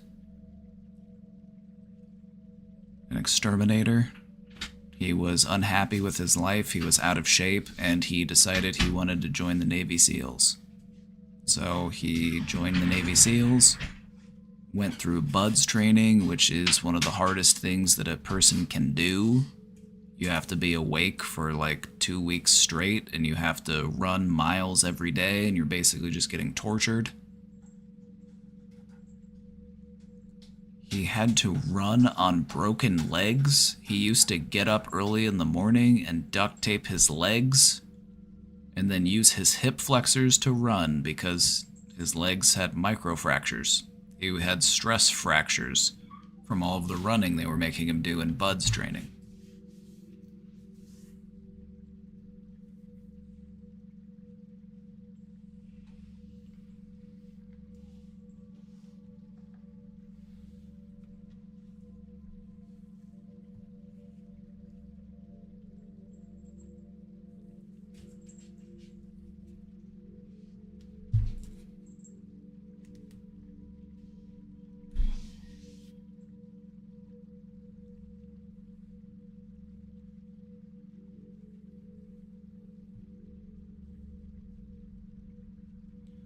So I guess I would just say this. When it comes to learning about yourself, and when it comes to learning about how do I cope with life, find as many teachers as you can. Don't just stick with one. Not even me. Like, learn what you can from me, but learn what you can from everyone you meet. Alright?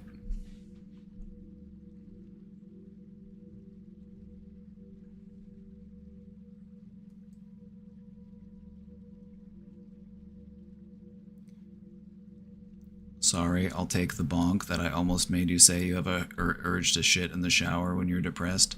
You shouldn't apologize for it because that was hilarious. And so I'm actually not gonna bonk you for that because it was really funny.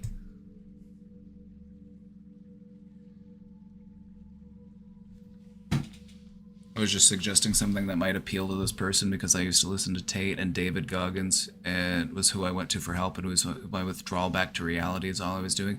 I wasn't saying you were doing anything wrong. I don't want to. I don't mean to come across like there was anything wrong with what you were saying. It was a good suggestion.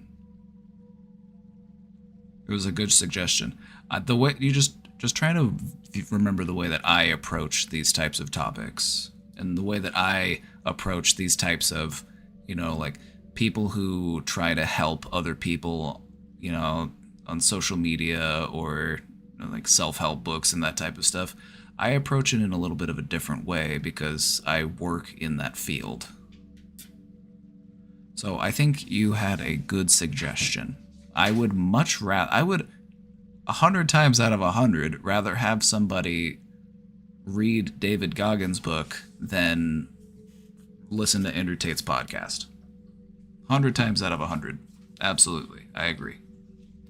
I was just pointing out some of the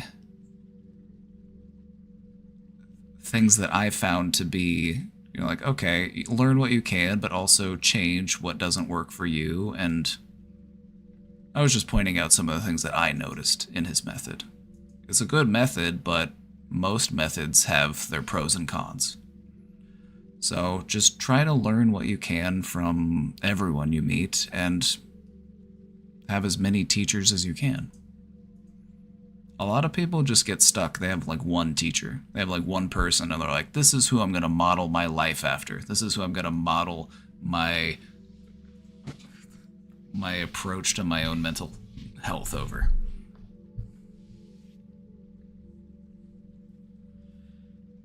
Have I read the 48 Laws of Power?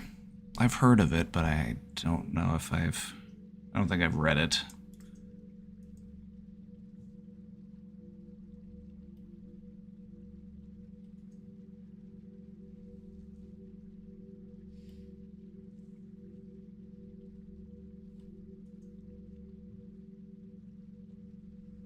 I'll add it to my list, though.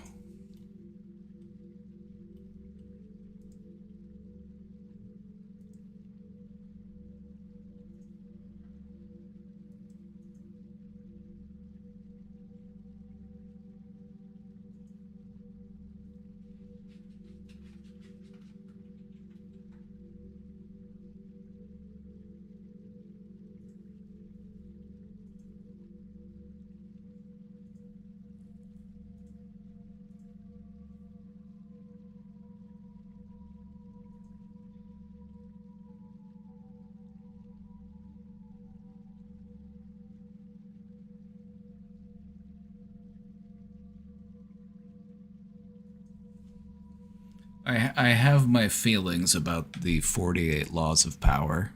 And I'm looking at them now and I'm like, yeah, I have seen these before. Some of them make sense. Some of them it's like, it's, you know, kind of drawn from the Art of War, you know, ancient teachings. And then some of them are also like very like capitalistic orientated, just like, hey, take advantage of people. Let other people do the hard work. You should take the credit for it. So some of it just feels a little skeezy to me. Like some of it makes sense, but some of it just feels kind of skeezy.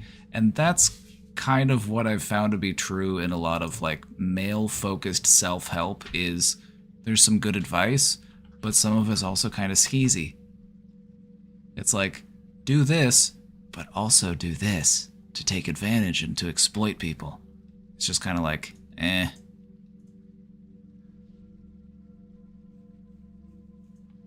Like, look at this. This one says create a cult-like following.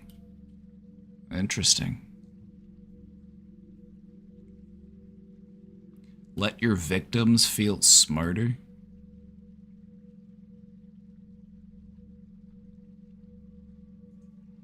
Like what? Strike the opponent's leader. Like in some ways I'm like, okay, yeah, there's some good advice in here, but then this also feels like a document that was put out by the CIA to dehumanize opponents. Crush your enemy totally.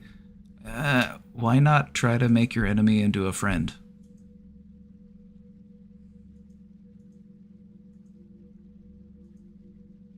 One of the more memorable laws of power is don't outshine the master, as in don't outdo your boss. Yeah, so like some of these make sense, right? Like if there's somebody who's more skilled at something than you, then like lean on that and treat them with respect and treat them as if they are the master in that, because then you'll be able to learn more from them. You'll stay on their good side. But that, like, feign honesty and generosity, like, what? Like, I'm sorry, but what?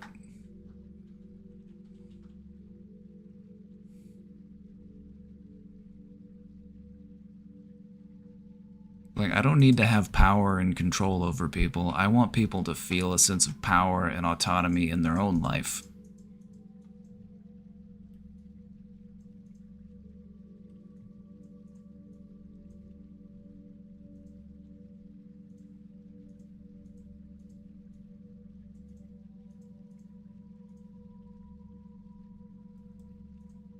Yeah.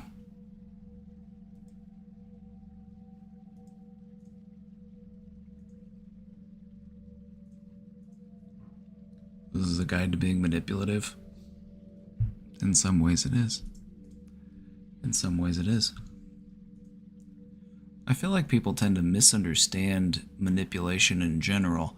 As like, we don't associate certain things as being manipulative when they technically are manipulative. Like if you're nice to someone and you want them to like you, isn't that you technically manipulating them into liking you?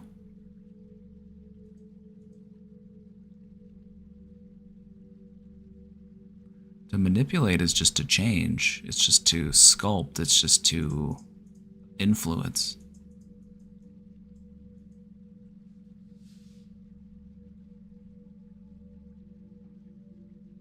And so we all manipulate one another because whenever you engage with somebody socially, they influence you, just like you influence them. And so just try to leave a good mark on the people that you interact with. Try to leave people feeling a bit better off than they were before they met you.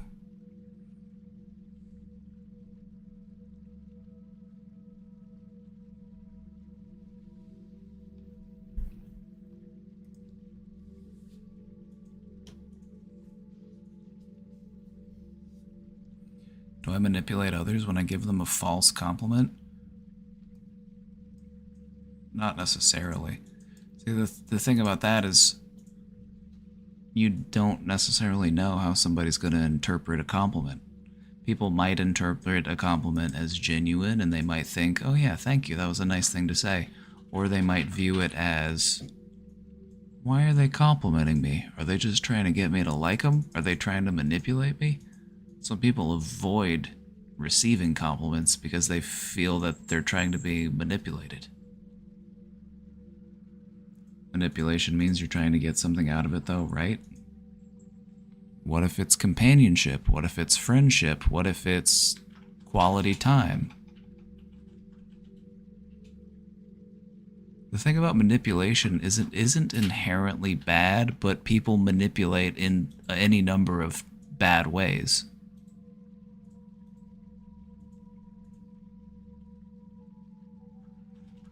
It's like if you're having a birthday party and I show up to your birthday party, I was invited to your party and I show up and I bring a gift and I tell you happy birthday. In some ways, I have manipulated you into, you now view me maybe a little bit more preferably. You like me a little bit more. There has been a little bit of manipulation that has occurred. I wasn't doing it to try to manipulate anybody, but it's just the way that our social interactions influence each other.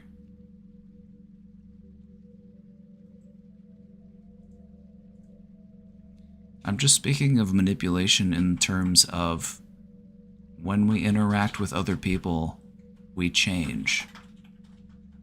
Does that make sense?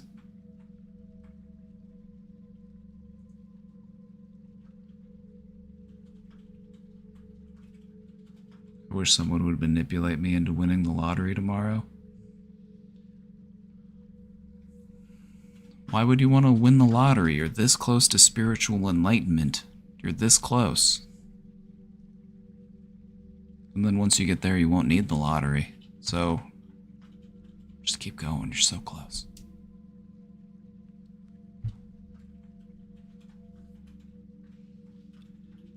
Any tips on forcing myself to stick better to my sleep schedule, getting up early, and being productive?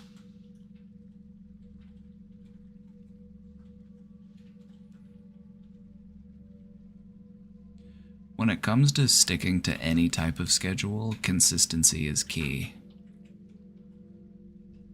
So, any tips on forcing myself? So, I'm following your words here. You're trying to force yourself to stick better to your sleep schedule. You want to get up early and you want to be more productive? Put your alarm on the other side of the room. Put your alarm far enough away that you actually have to get up out of bed and go turn it off.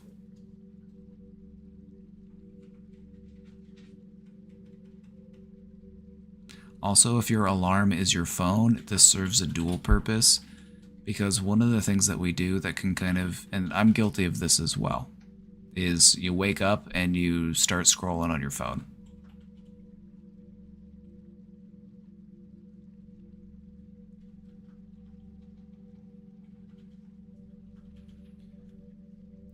So I'm saying that you're very close to a spiritual lottery that you may or may not have been manipulating me into winning.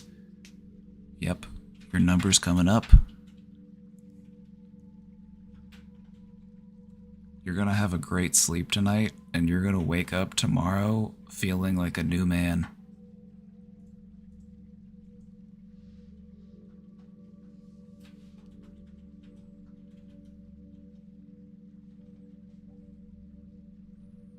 I have to set like 40 alarms to wake up. It's the worst habit ever.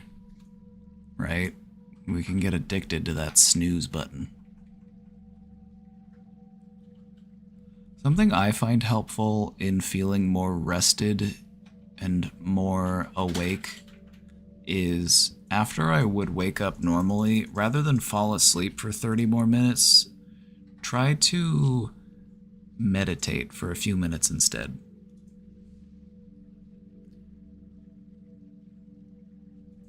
Meditating for 5, 10, 15 minutes, it will feel far longer, and you'll actually feel more rested than if you were to fall asleep for that length of time.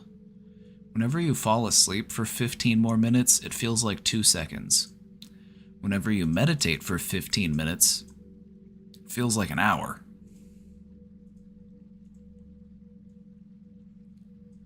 So what I would recommend is, after you wake up, set an alarm for a little bit earlier. Or if you normally have a snooze, just whatever, your schedule. You don't have to follow explicitly what I'm saying. After you wake up, lay in a position that you wouldn't normally fall asleep in. Maybe this is flat on your back. Maybe this is sitting up a little bit. Just, you're doing something that your body isn't going to necessarily associate with falling asleep, so that you'll stay awake while you're doing this. And then just meditate for 10, 15 minutes. and just see how much more rested you feel after that time has passed.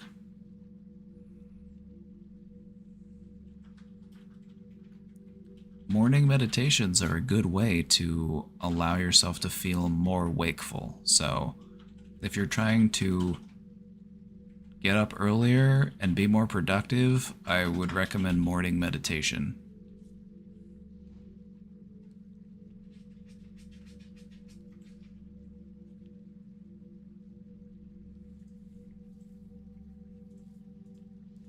Once you get up, go try to find the sun.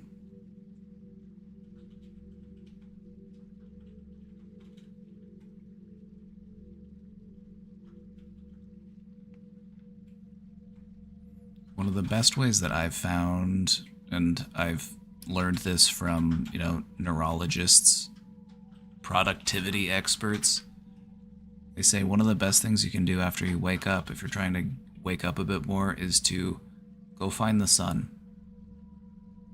Like, go step outside and just let the sun shine on your face.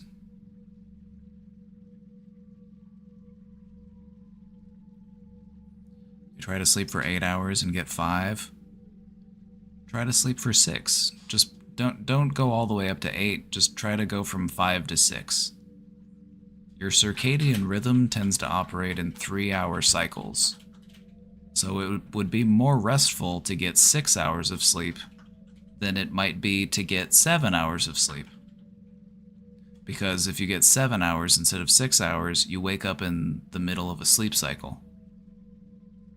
But if you wake up in a 3-hour interval, 6 hours of sleep or 9 hours of sleep, you wake up at a point in your sleep cycle where you're already at your most wakeful, so it's easier to get up and transition into wakefulness.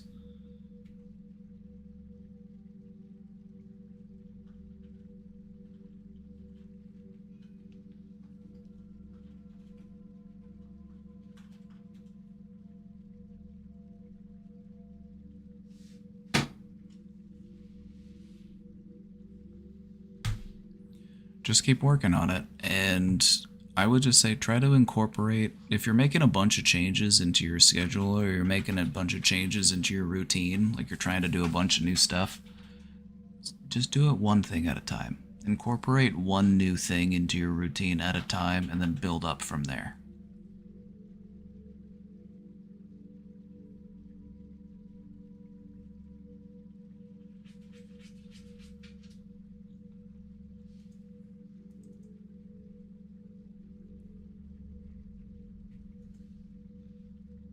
Hi. I have psychology exams next month and I keep procrastinating to study even though I know how much this means to me. Any tips would be appreciated to end this doom of procrastinating.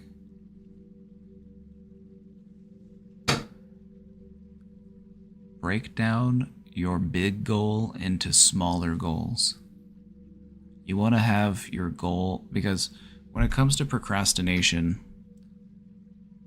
what you're dealing with is, where does my motivation come from?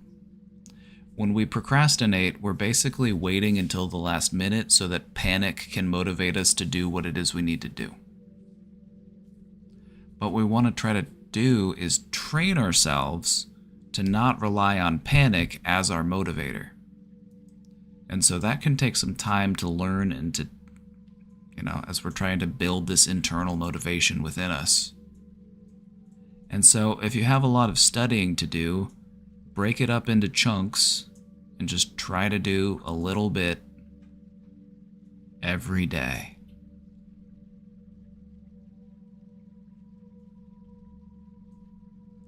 How much time do you think it would take to get through all of the stuff that you need to study? If they're coming up next month, I would say give yourself a week or two. And then just write out a list of like what you want to try to do every day. Like, okay, on one day I want to study this, and then on another day I want to study this, and then maybe on a different day I'll do a general review and I'll kind of go through a bunch of things, or maybe I'll, do flashcards or whatever it might be. getting over procrastination can be tricky, but it is possible. And it just takes time and practice and willpower to do it. But what you need to try to do is teach yourself that sometimes I have to delay my gratification. Sometimes I have to spend time doing stuff that I would rather not be doing and then wait until later to do the stuff that I want to do. And it's also about how do I build my motivation. I want to motivate myself without having to rely on feelings of panic to motivate me.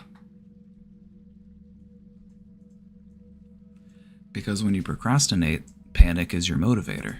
It's that impending deadline that gives you motivation to do what you need to do. So what you need to do is break up your goal into smaller goals and then give yourself multiple smaller mini deadlines and then practice meeting those deadlines. Like, I get it, okay? I procrastinated all throughout graduate school, I get it. But I got better about it, okay? But I got better about it. Because what you'll realize is that,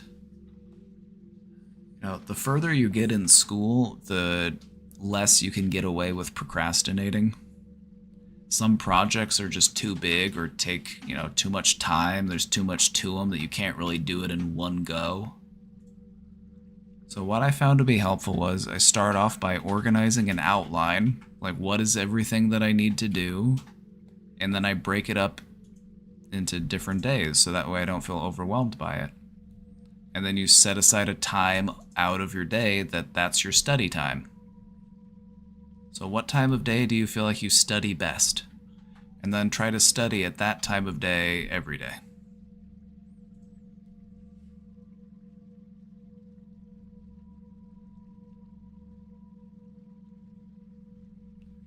Real Xenomorph has some good tips too. Some people find it's helpful to start with the hardest task. Some people find it's more helpful to start with an easier task and then work your way up so that you can start to build some momentum.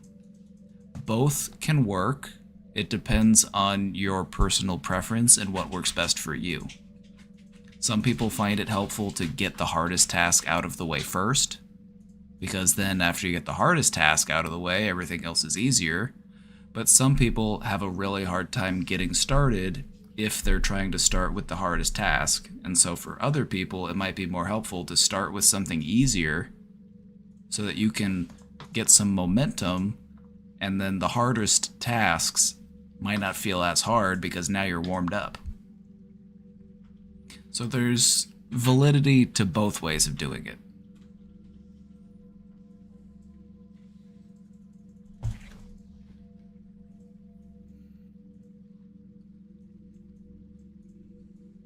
There's validity in both approaches. They both have their own merit as to why they might be helpful. Also, having a clean room. It's hard to understate just how helpful and important it can be to have a clean room. If you're trying to do stuff and you're in a disorganized room, it's going to reflect as a disorganized mind.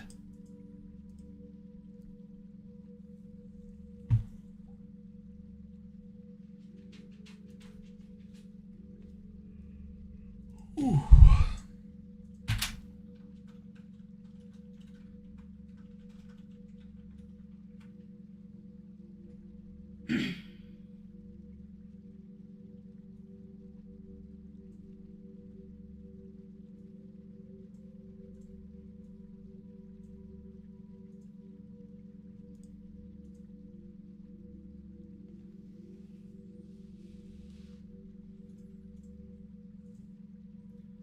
Kids today are usually very distracted by their phones, right? Like, I like to think it's bad for me, but the kids these days, it's tricky. And you can't blame them. The phone was designed to be distracting. The phone was designed to keep your attention, to call out for your attention, like, hey, hey, check me. Look at this notification. Ping, ping, ping. Oh, better read that. Could be something important. Ooh, somebody liked my tweet. You can't blame people for being distracted by their phones. They were designed to be distracting. So yeah, get your phone out of the way. Get your phone out of there. If your phone's gonna be distracting you, get it out of there.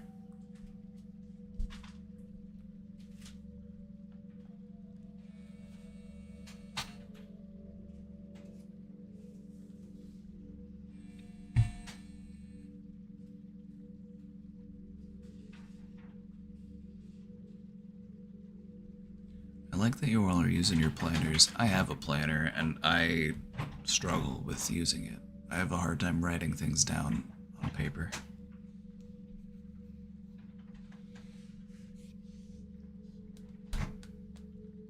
But I like that you do it. I need to learn how to do it more. I smoked my joint and ate half a bag of trail mix. Hell yeah. I'm about to be right there with you. I'm about to be right there with you, because I think that we're wrapping it up. We're wrapping it up for today. I feel like we did some good work. We got some stuff done. But it's meatloaf night, so I need to go make this meatloaf. It's gonna be good. I make a mean meatloaf.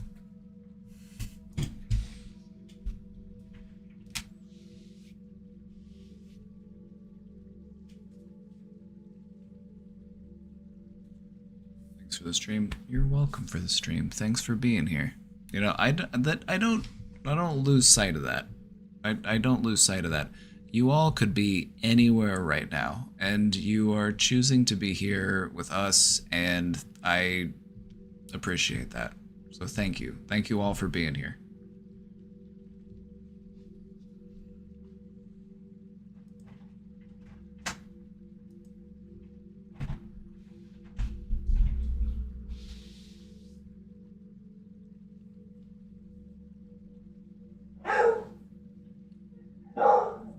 Go see what that dog wants.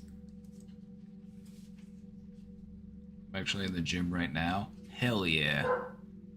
I'm waiting for my arm to be back in shape before I start hitting the gym again, but I'm getting close. I feel like hopefully not more than another week. Got a question about panic and how it relates to Adderall and ADHD. I'm gonna save it for next stream. No, let's do it right now. Let's do it right now. I got a minute. What's up?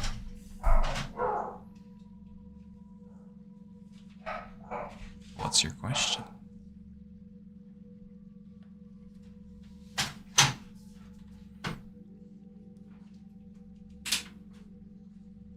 I want to take it now. I would like the question now, please. Why is it that I feel heightened panic symptoms when taking Adderall? I know that my procrastination in large part is due to my ADHD.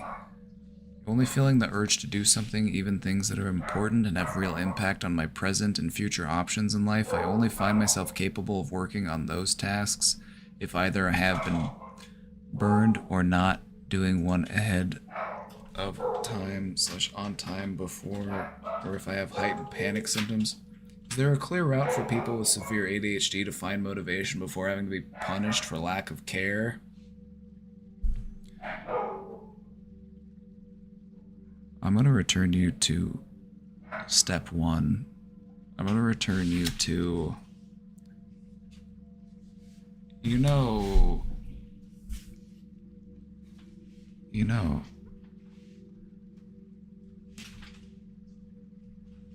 ADHD is why we meditate.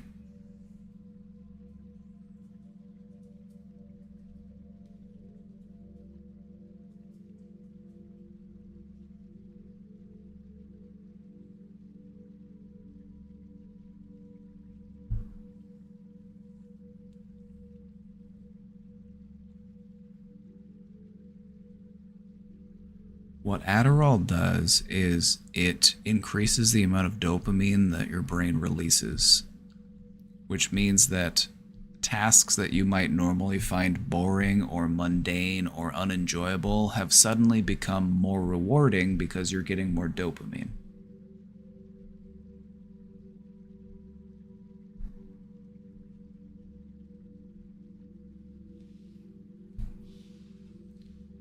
So ADHD is not just a lack of attention span, it has to do with lack of dopamine and how you attain that dopamine that really matters. You get it. You're on to something. Dopamine is your brain's reward chemical. It says, oh, you did the thing that you need to do? Good job. Here's a reward. Good work. Now do that again. Keep doing it. It reinforces your behaviors.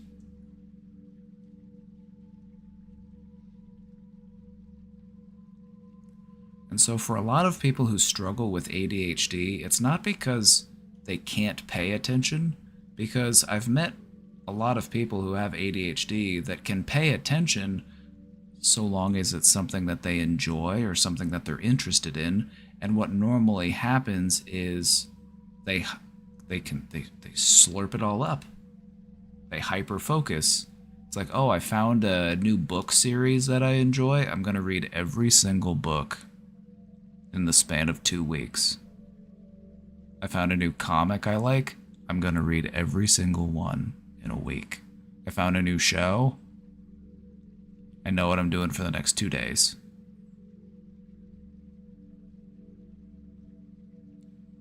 This is a side effect of the digital age, I think. I feel like high-speed internet has made people more ADHD. It's made our attention deficit even worse because there are simply too many things that you could be paying attention to. And it's really hard to pay attention to any one particular thing when you feel like there are 50 other different things that you should also be paying attention to. So ADHD meds are meant to allow those with ADHD to enjoy things outside of what they naturally enjoy. No, it's there to make you find Excel spreadsheets more pleasurable. Excel spreadsheets aren't inherently pleasurable unless you can find some sort of sense of fulfillment in completing that task. You can feel a sense of pride at your hard work. You can say, that was a job well done. I filled out an Excel spreadsheet. No disrespect to the people who fill out Excel spreadsheets. Just my example.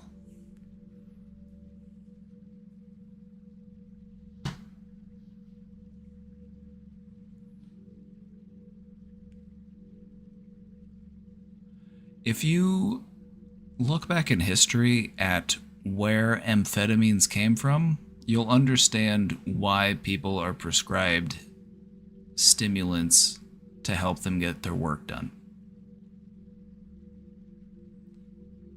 Amphetamines were invented in World War II by Nazi scientists to keep their soldiers fighting because their morale was falling because sending people into a giant meat grinder is pretty bad for your mood. It's pretty bad vibes. And so what did they do? They cranked them out on meth. And that makes people way more motivated to fight.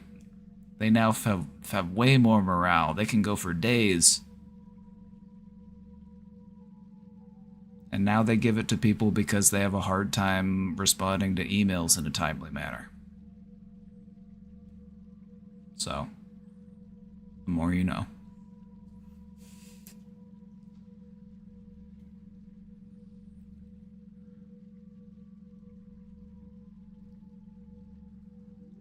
I like that you've researched this stuff because I agree with what you are saying, and a lot of the stuff that you're saying I've also found to be true in my research as well.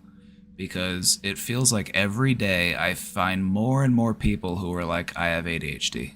I have ADHD. I have ADHD. They treat it like it's a disease. And it's like, no, ADHD is a natural byproduct of the world that we live in. You've got 5 million things calling out for your attention, and your human brain is feeling frazzled because it doesn't know which one's most important. It doesn't know which one to pick. It doesn't know what to work on first. And so it just does nothing.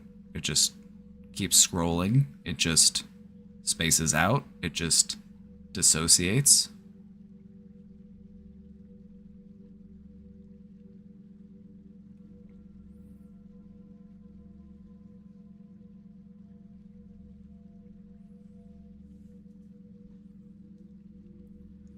Some people struggle with it more than others, but ADHD is also a huge wall for other mental issues, right? Like ADHD is fueled by anxiety, just like a lot of other disorders are fueled by anxiety.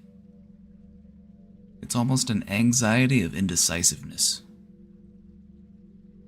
I have too much to choose from and I'm not sure where to start, so my brain freezes and I do nothing.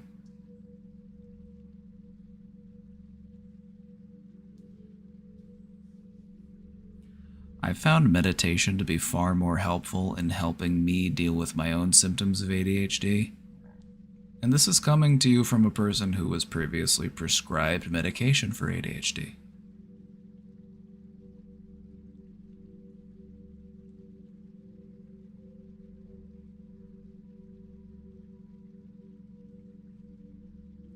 You just got home from a workout? Now you're crushing it.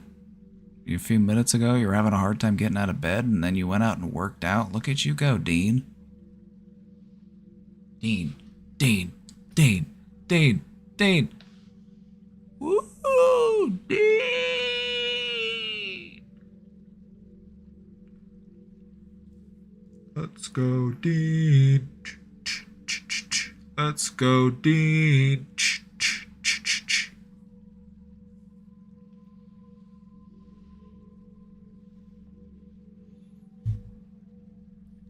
Very up and down. Such is life, brother.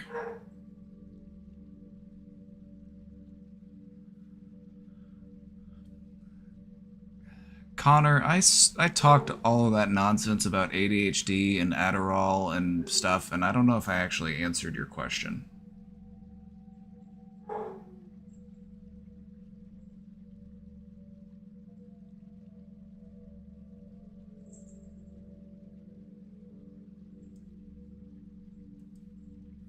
But yeah, Adderall can actually kind of put you into a panicky state of mind because it's like, all right, what do I got to do next?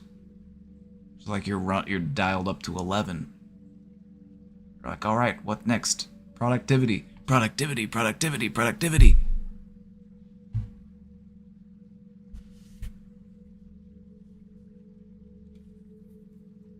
If you need focus, if you need motivation, meditate on those feelings. Try to find it within you. Give yourself 20, 30 minutes. Just try to find it.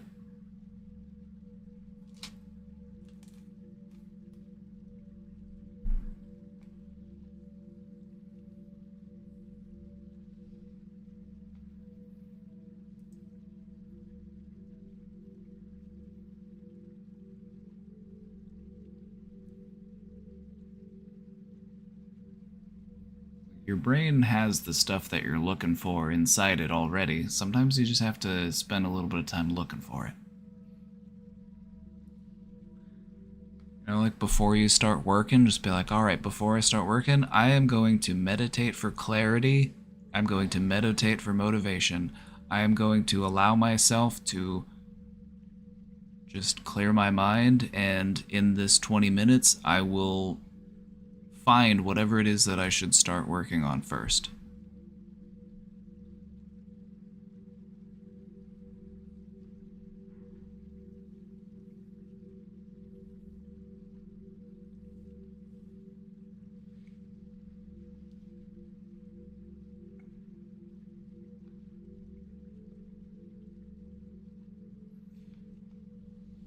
You just clip that? Well, thank you.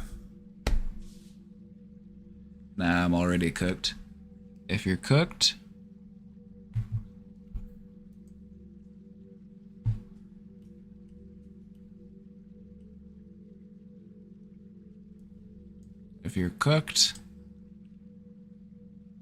shit happens. Sometimes we're cooked.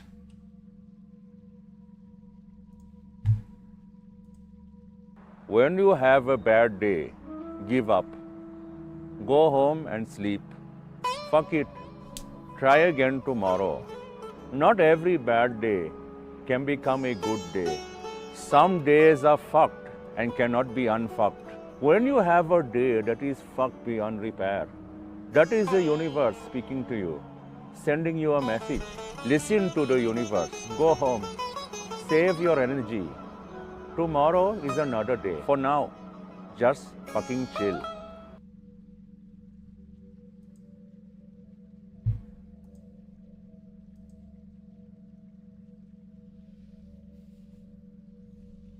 You're gonna meditate before studying? I would love it so much if everyone in here started practicing meditation at least a couple minutes a day, 5-10 minutes a day. It really can just provide so much benefit if you practice it a bit. I get it, it feels silly at first. You're like, how is this working? I'm bad at this, but then after a little while, you start to be like, huh, I actually feel really good. I actually feel really rested. I feel like my head is cleared. I feel like a fog has been lifted.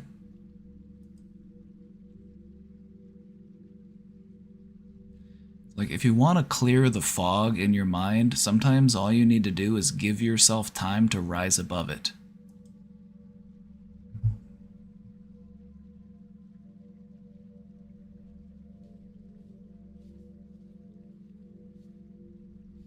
So anyway, I'll leave you on that. I'll leave you on that.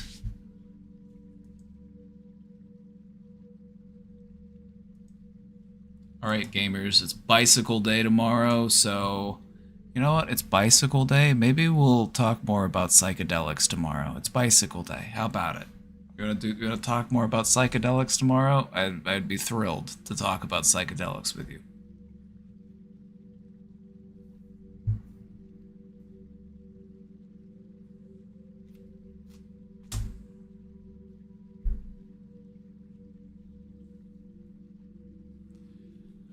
Also, if you're trying to incorporate meditation into your routine, the easiest way to do that is to do it right before you go to sleep or right after you wake up. Meditate into sleep. Meditate after waking up. It's the easiest way to incorporate it into your routine. Am I single? They told me you had a crush. I'm starting to believe that they were right.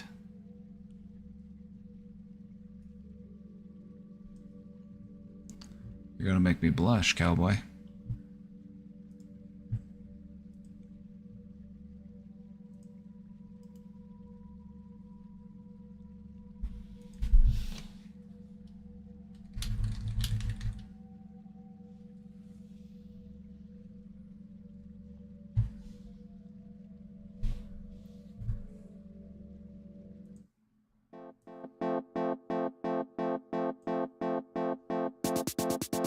Alright, everybody.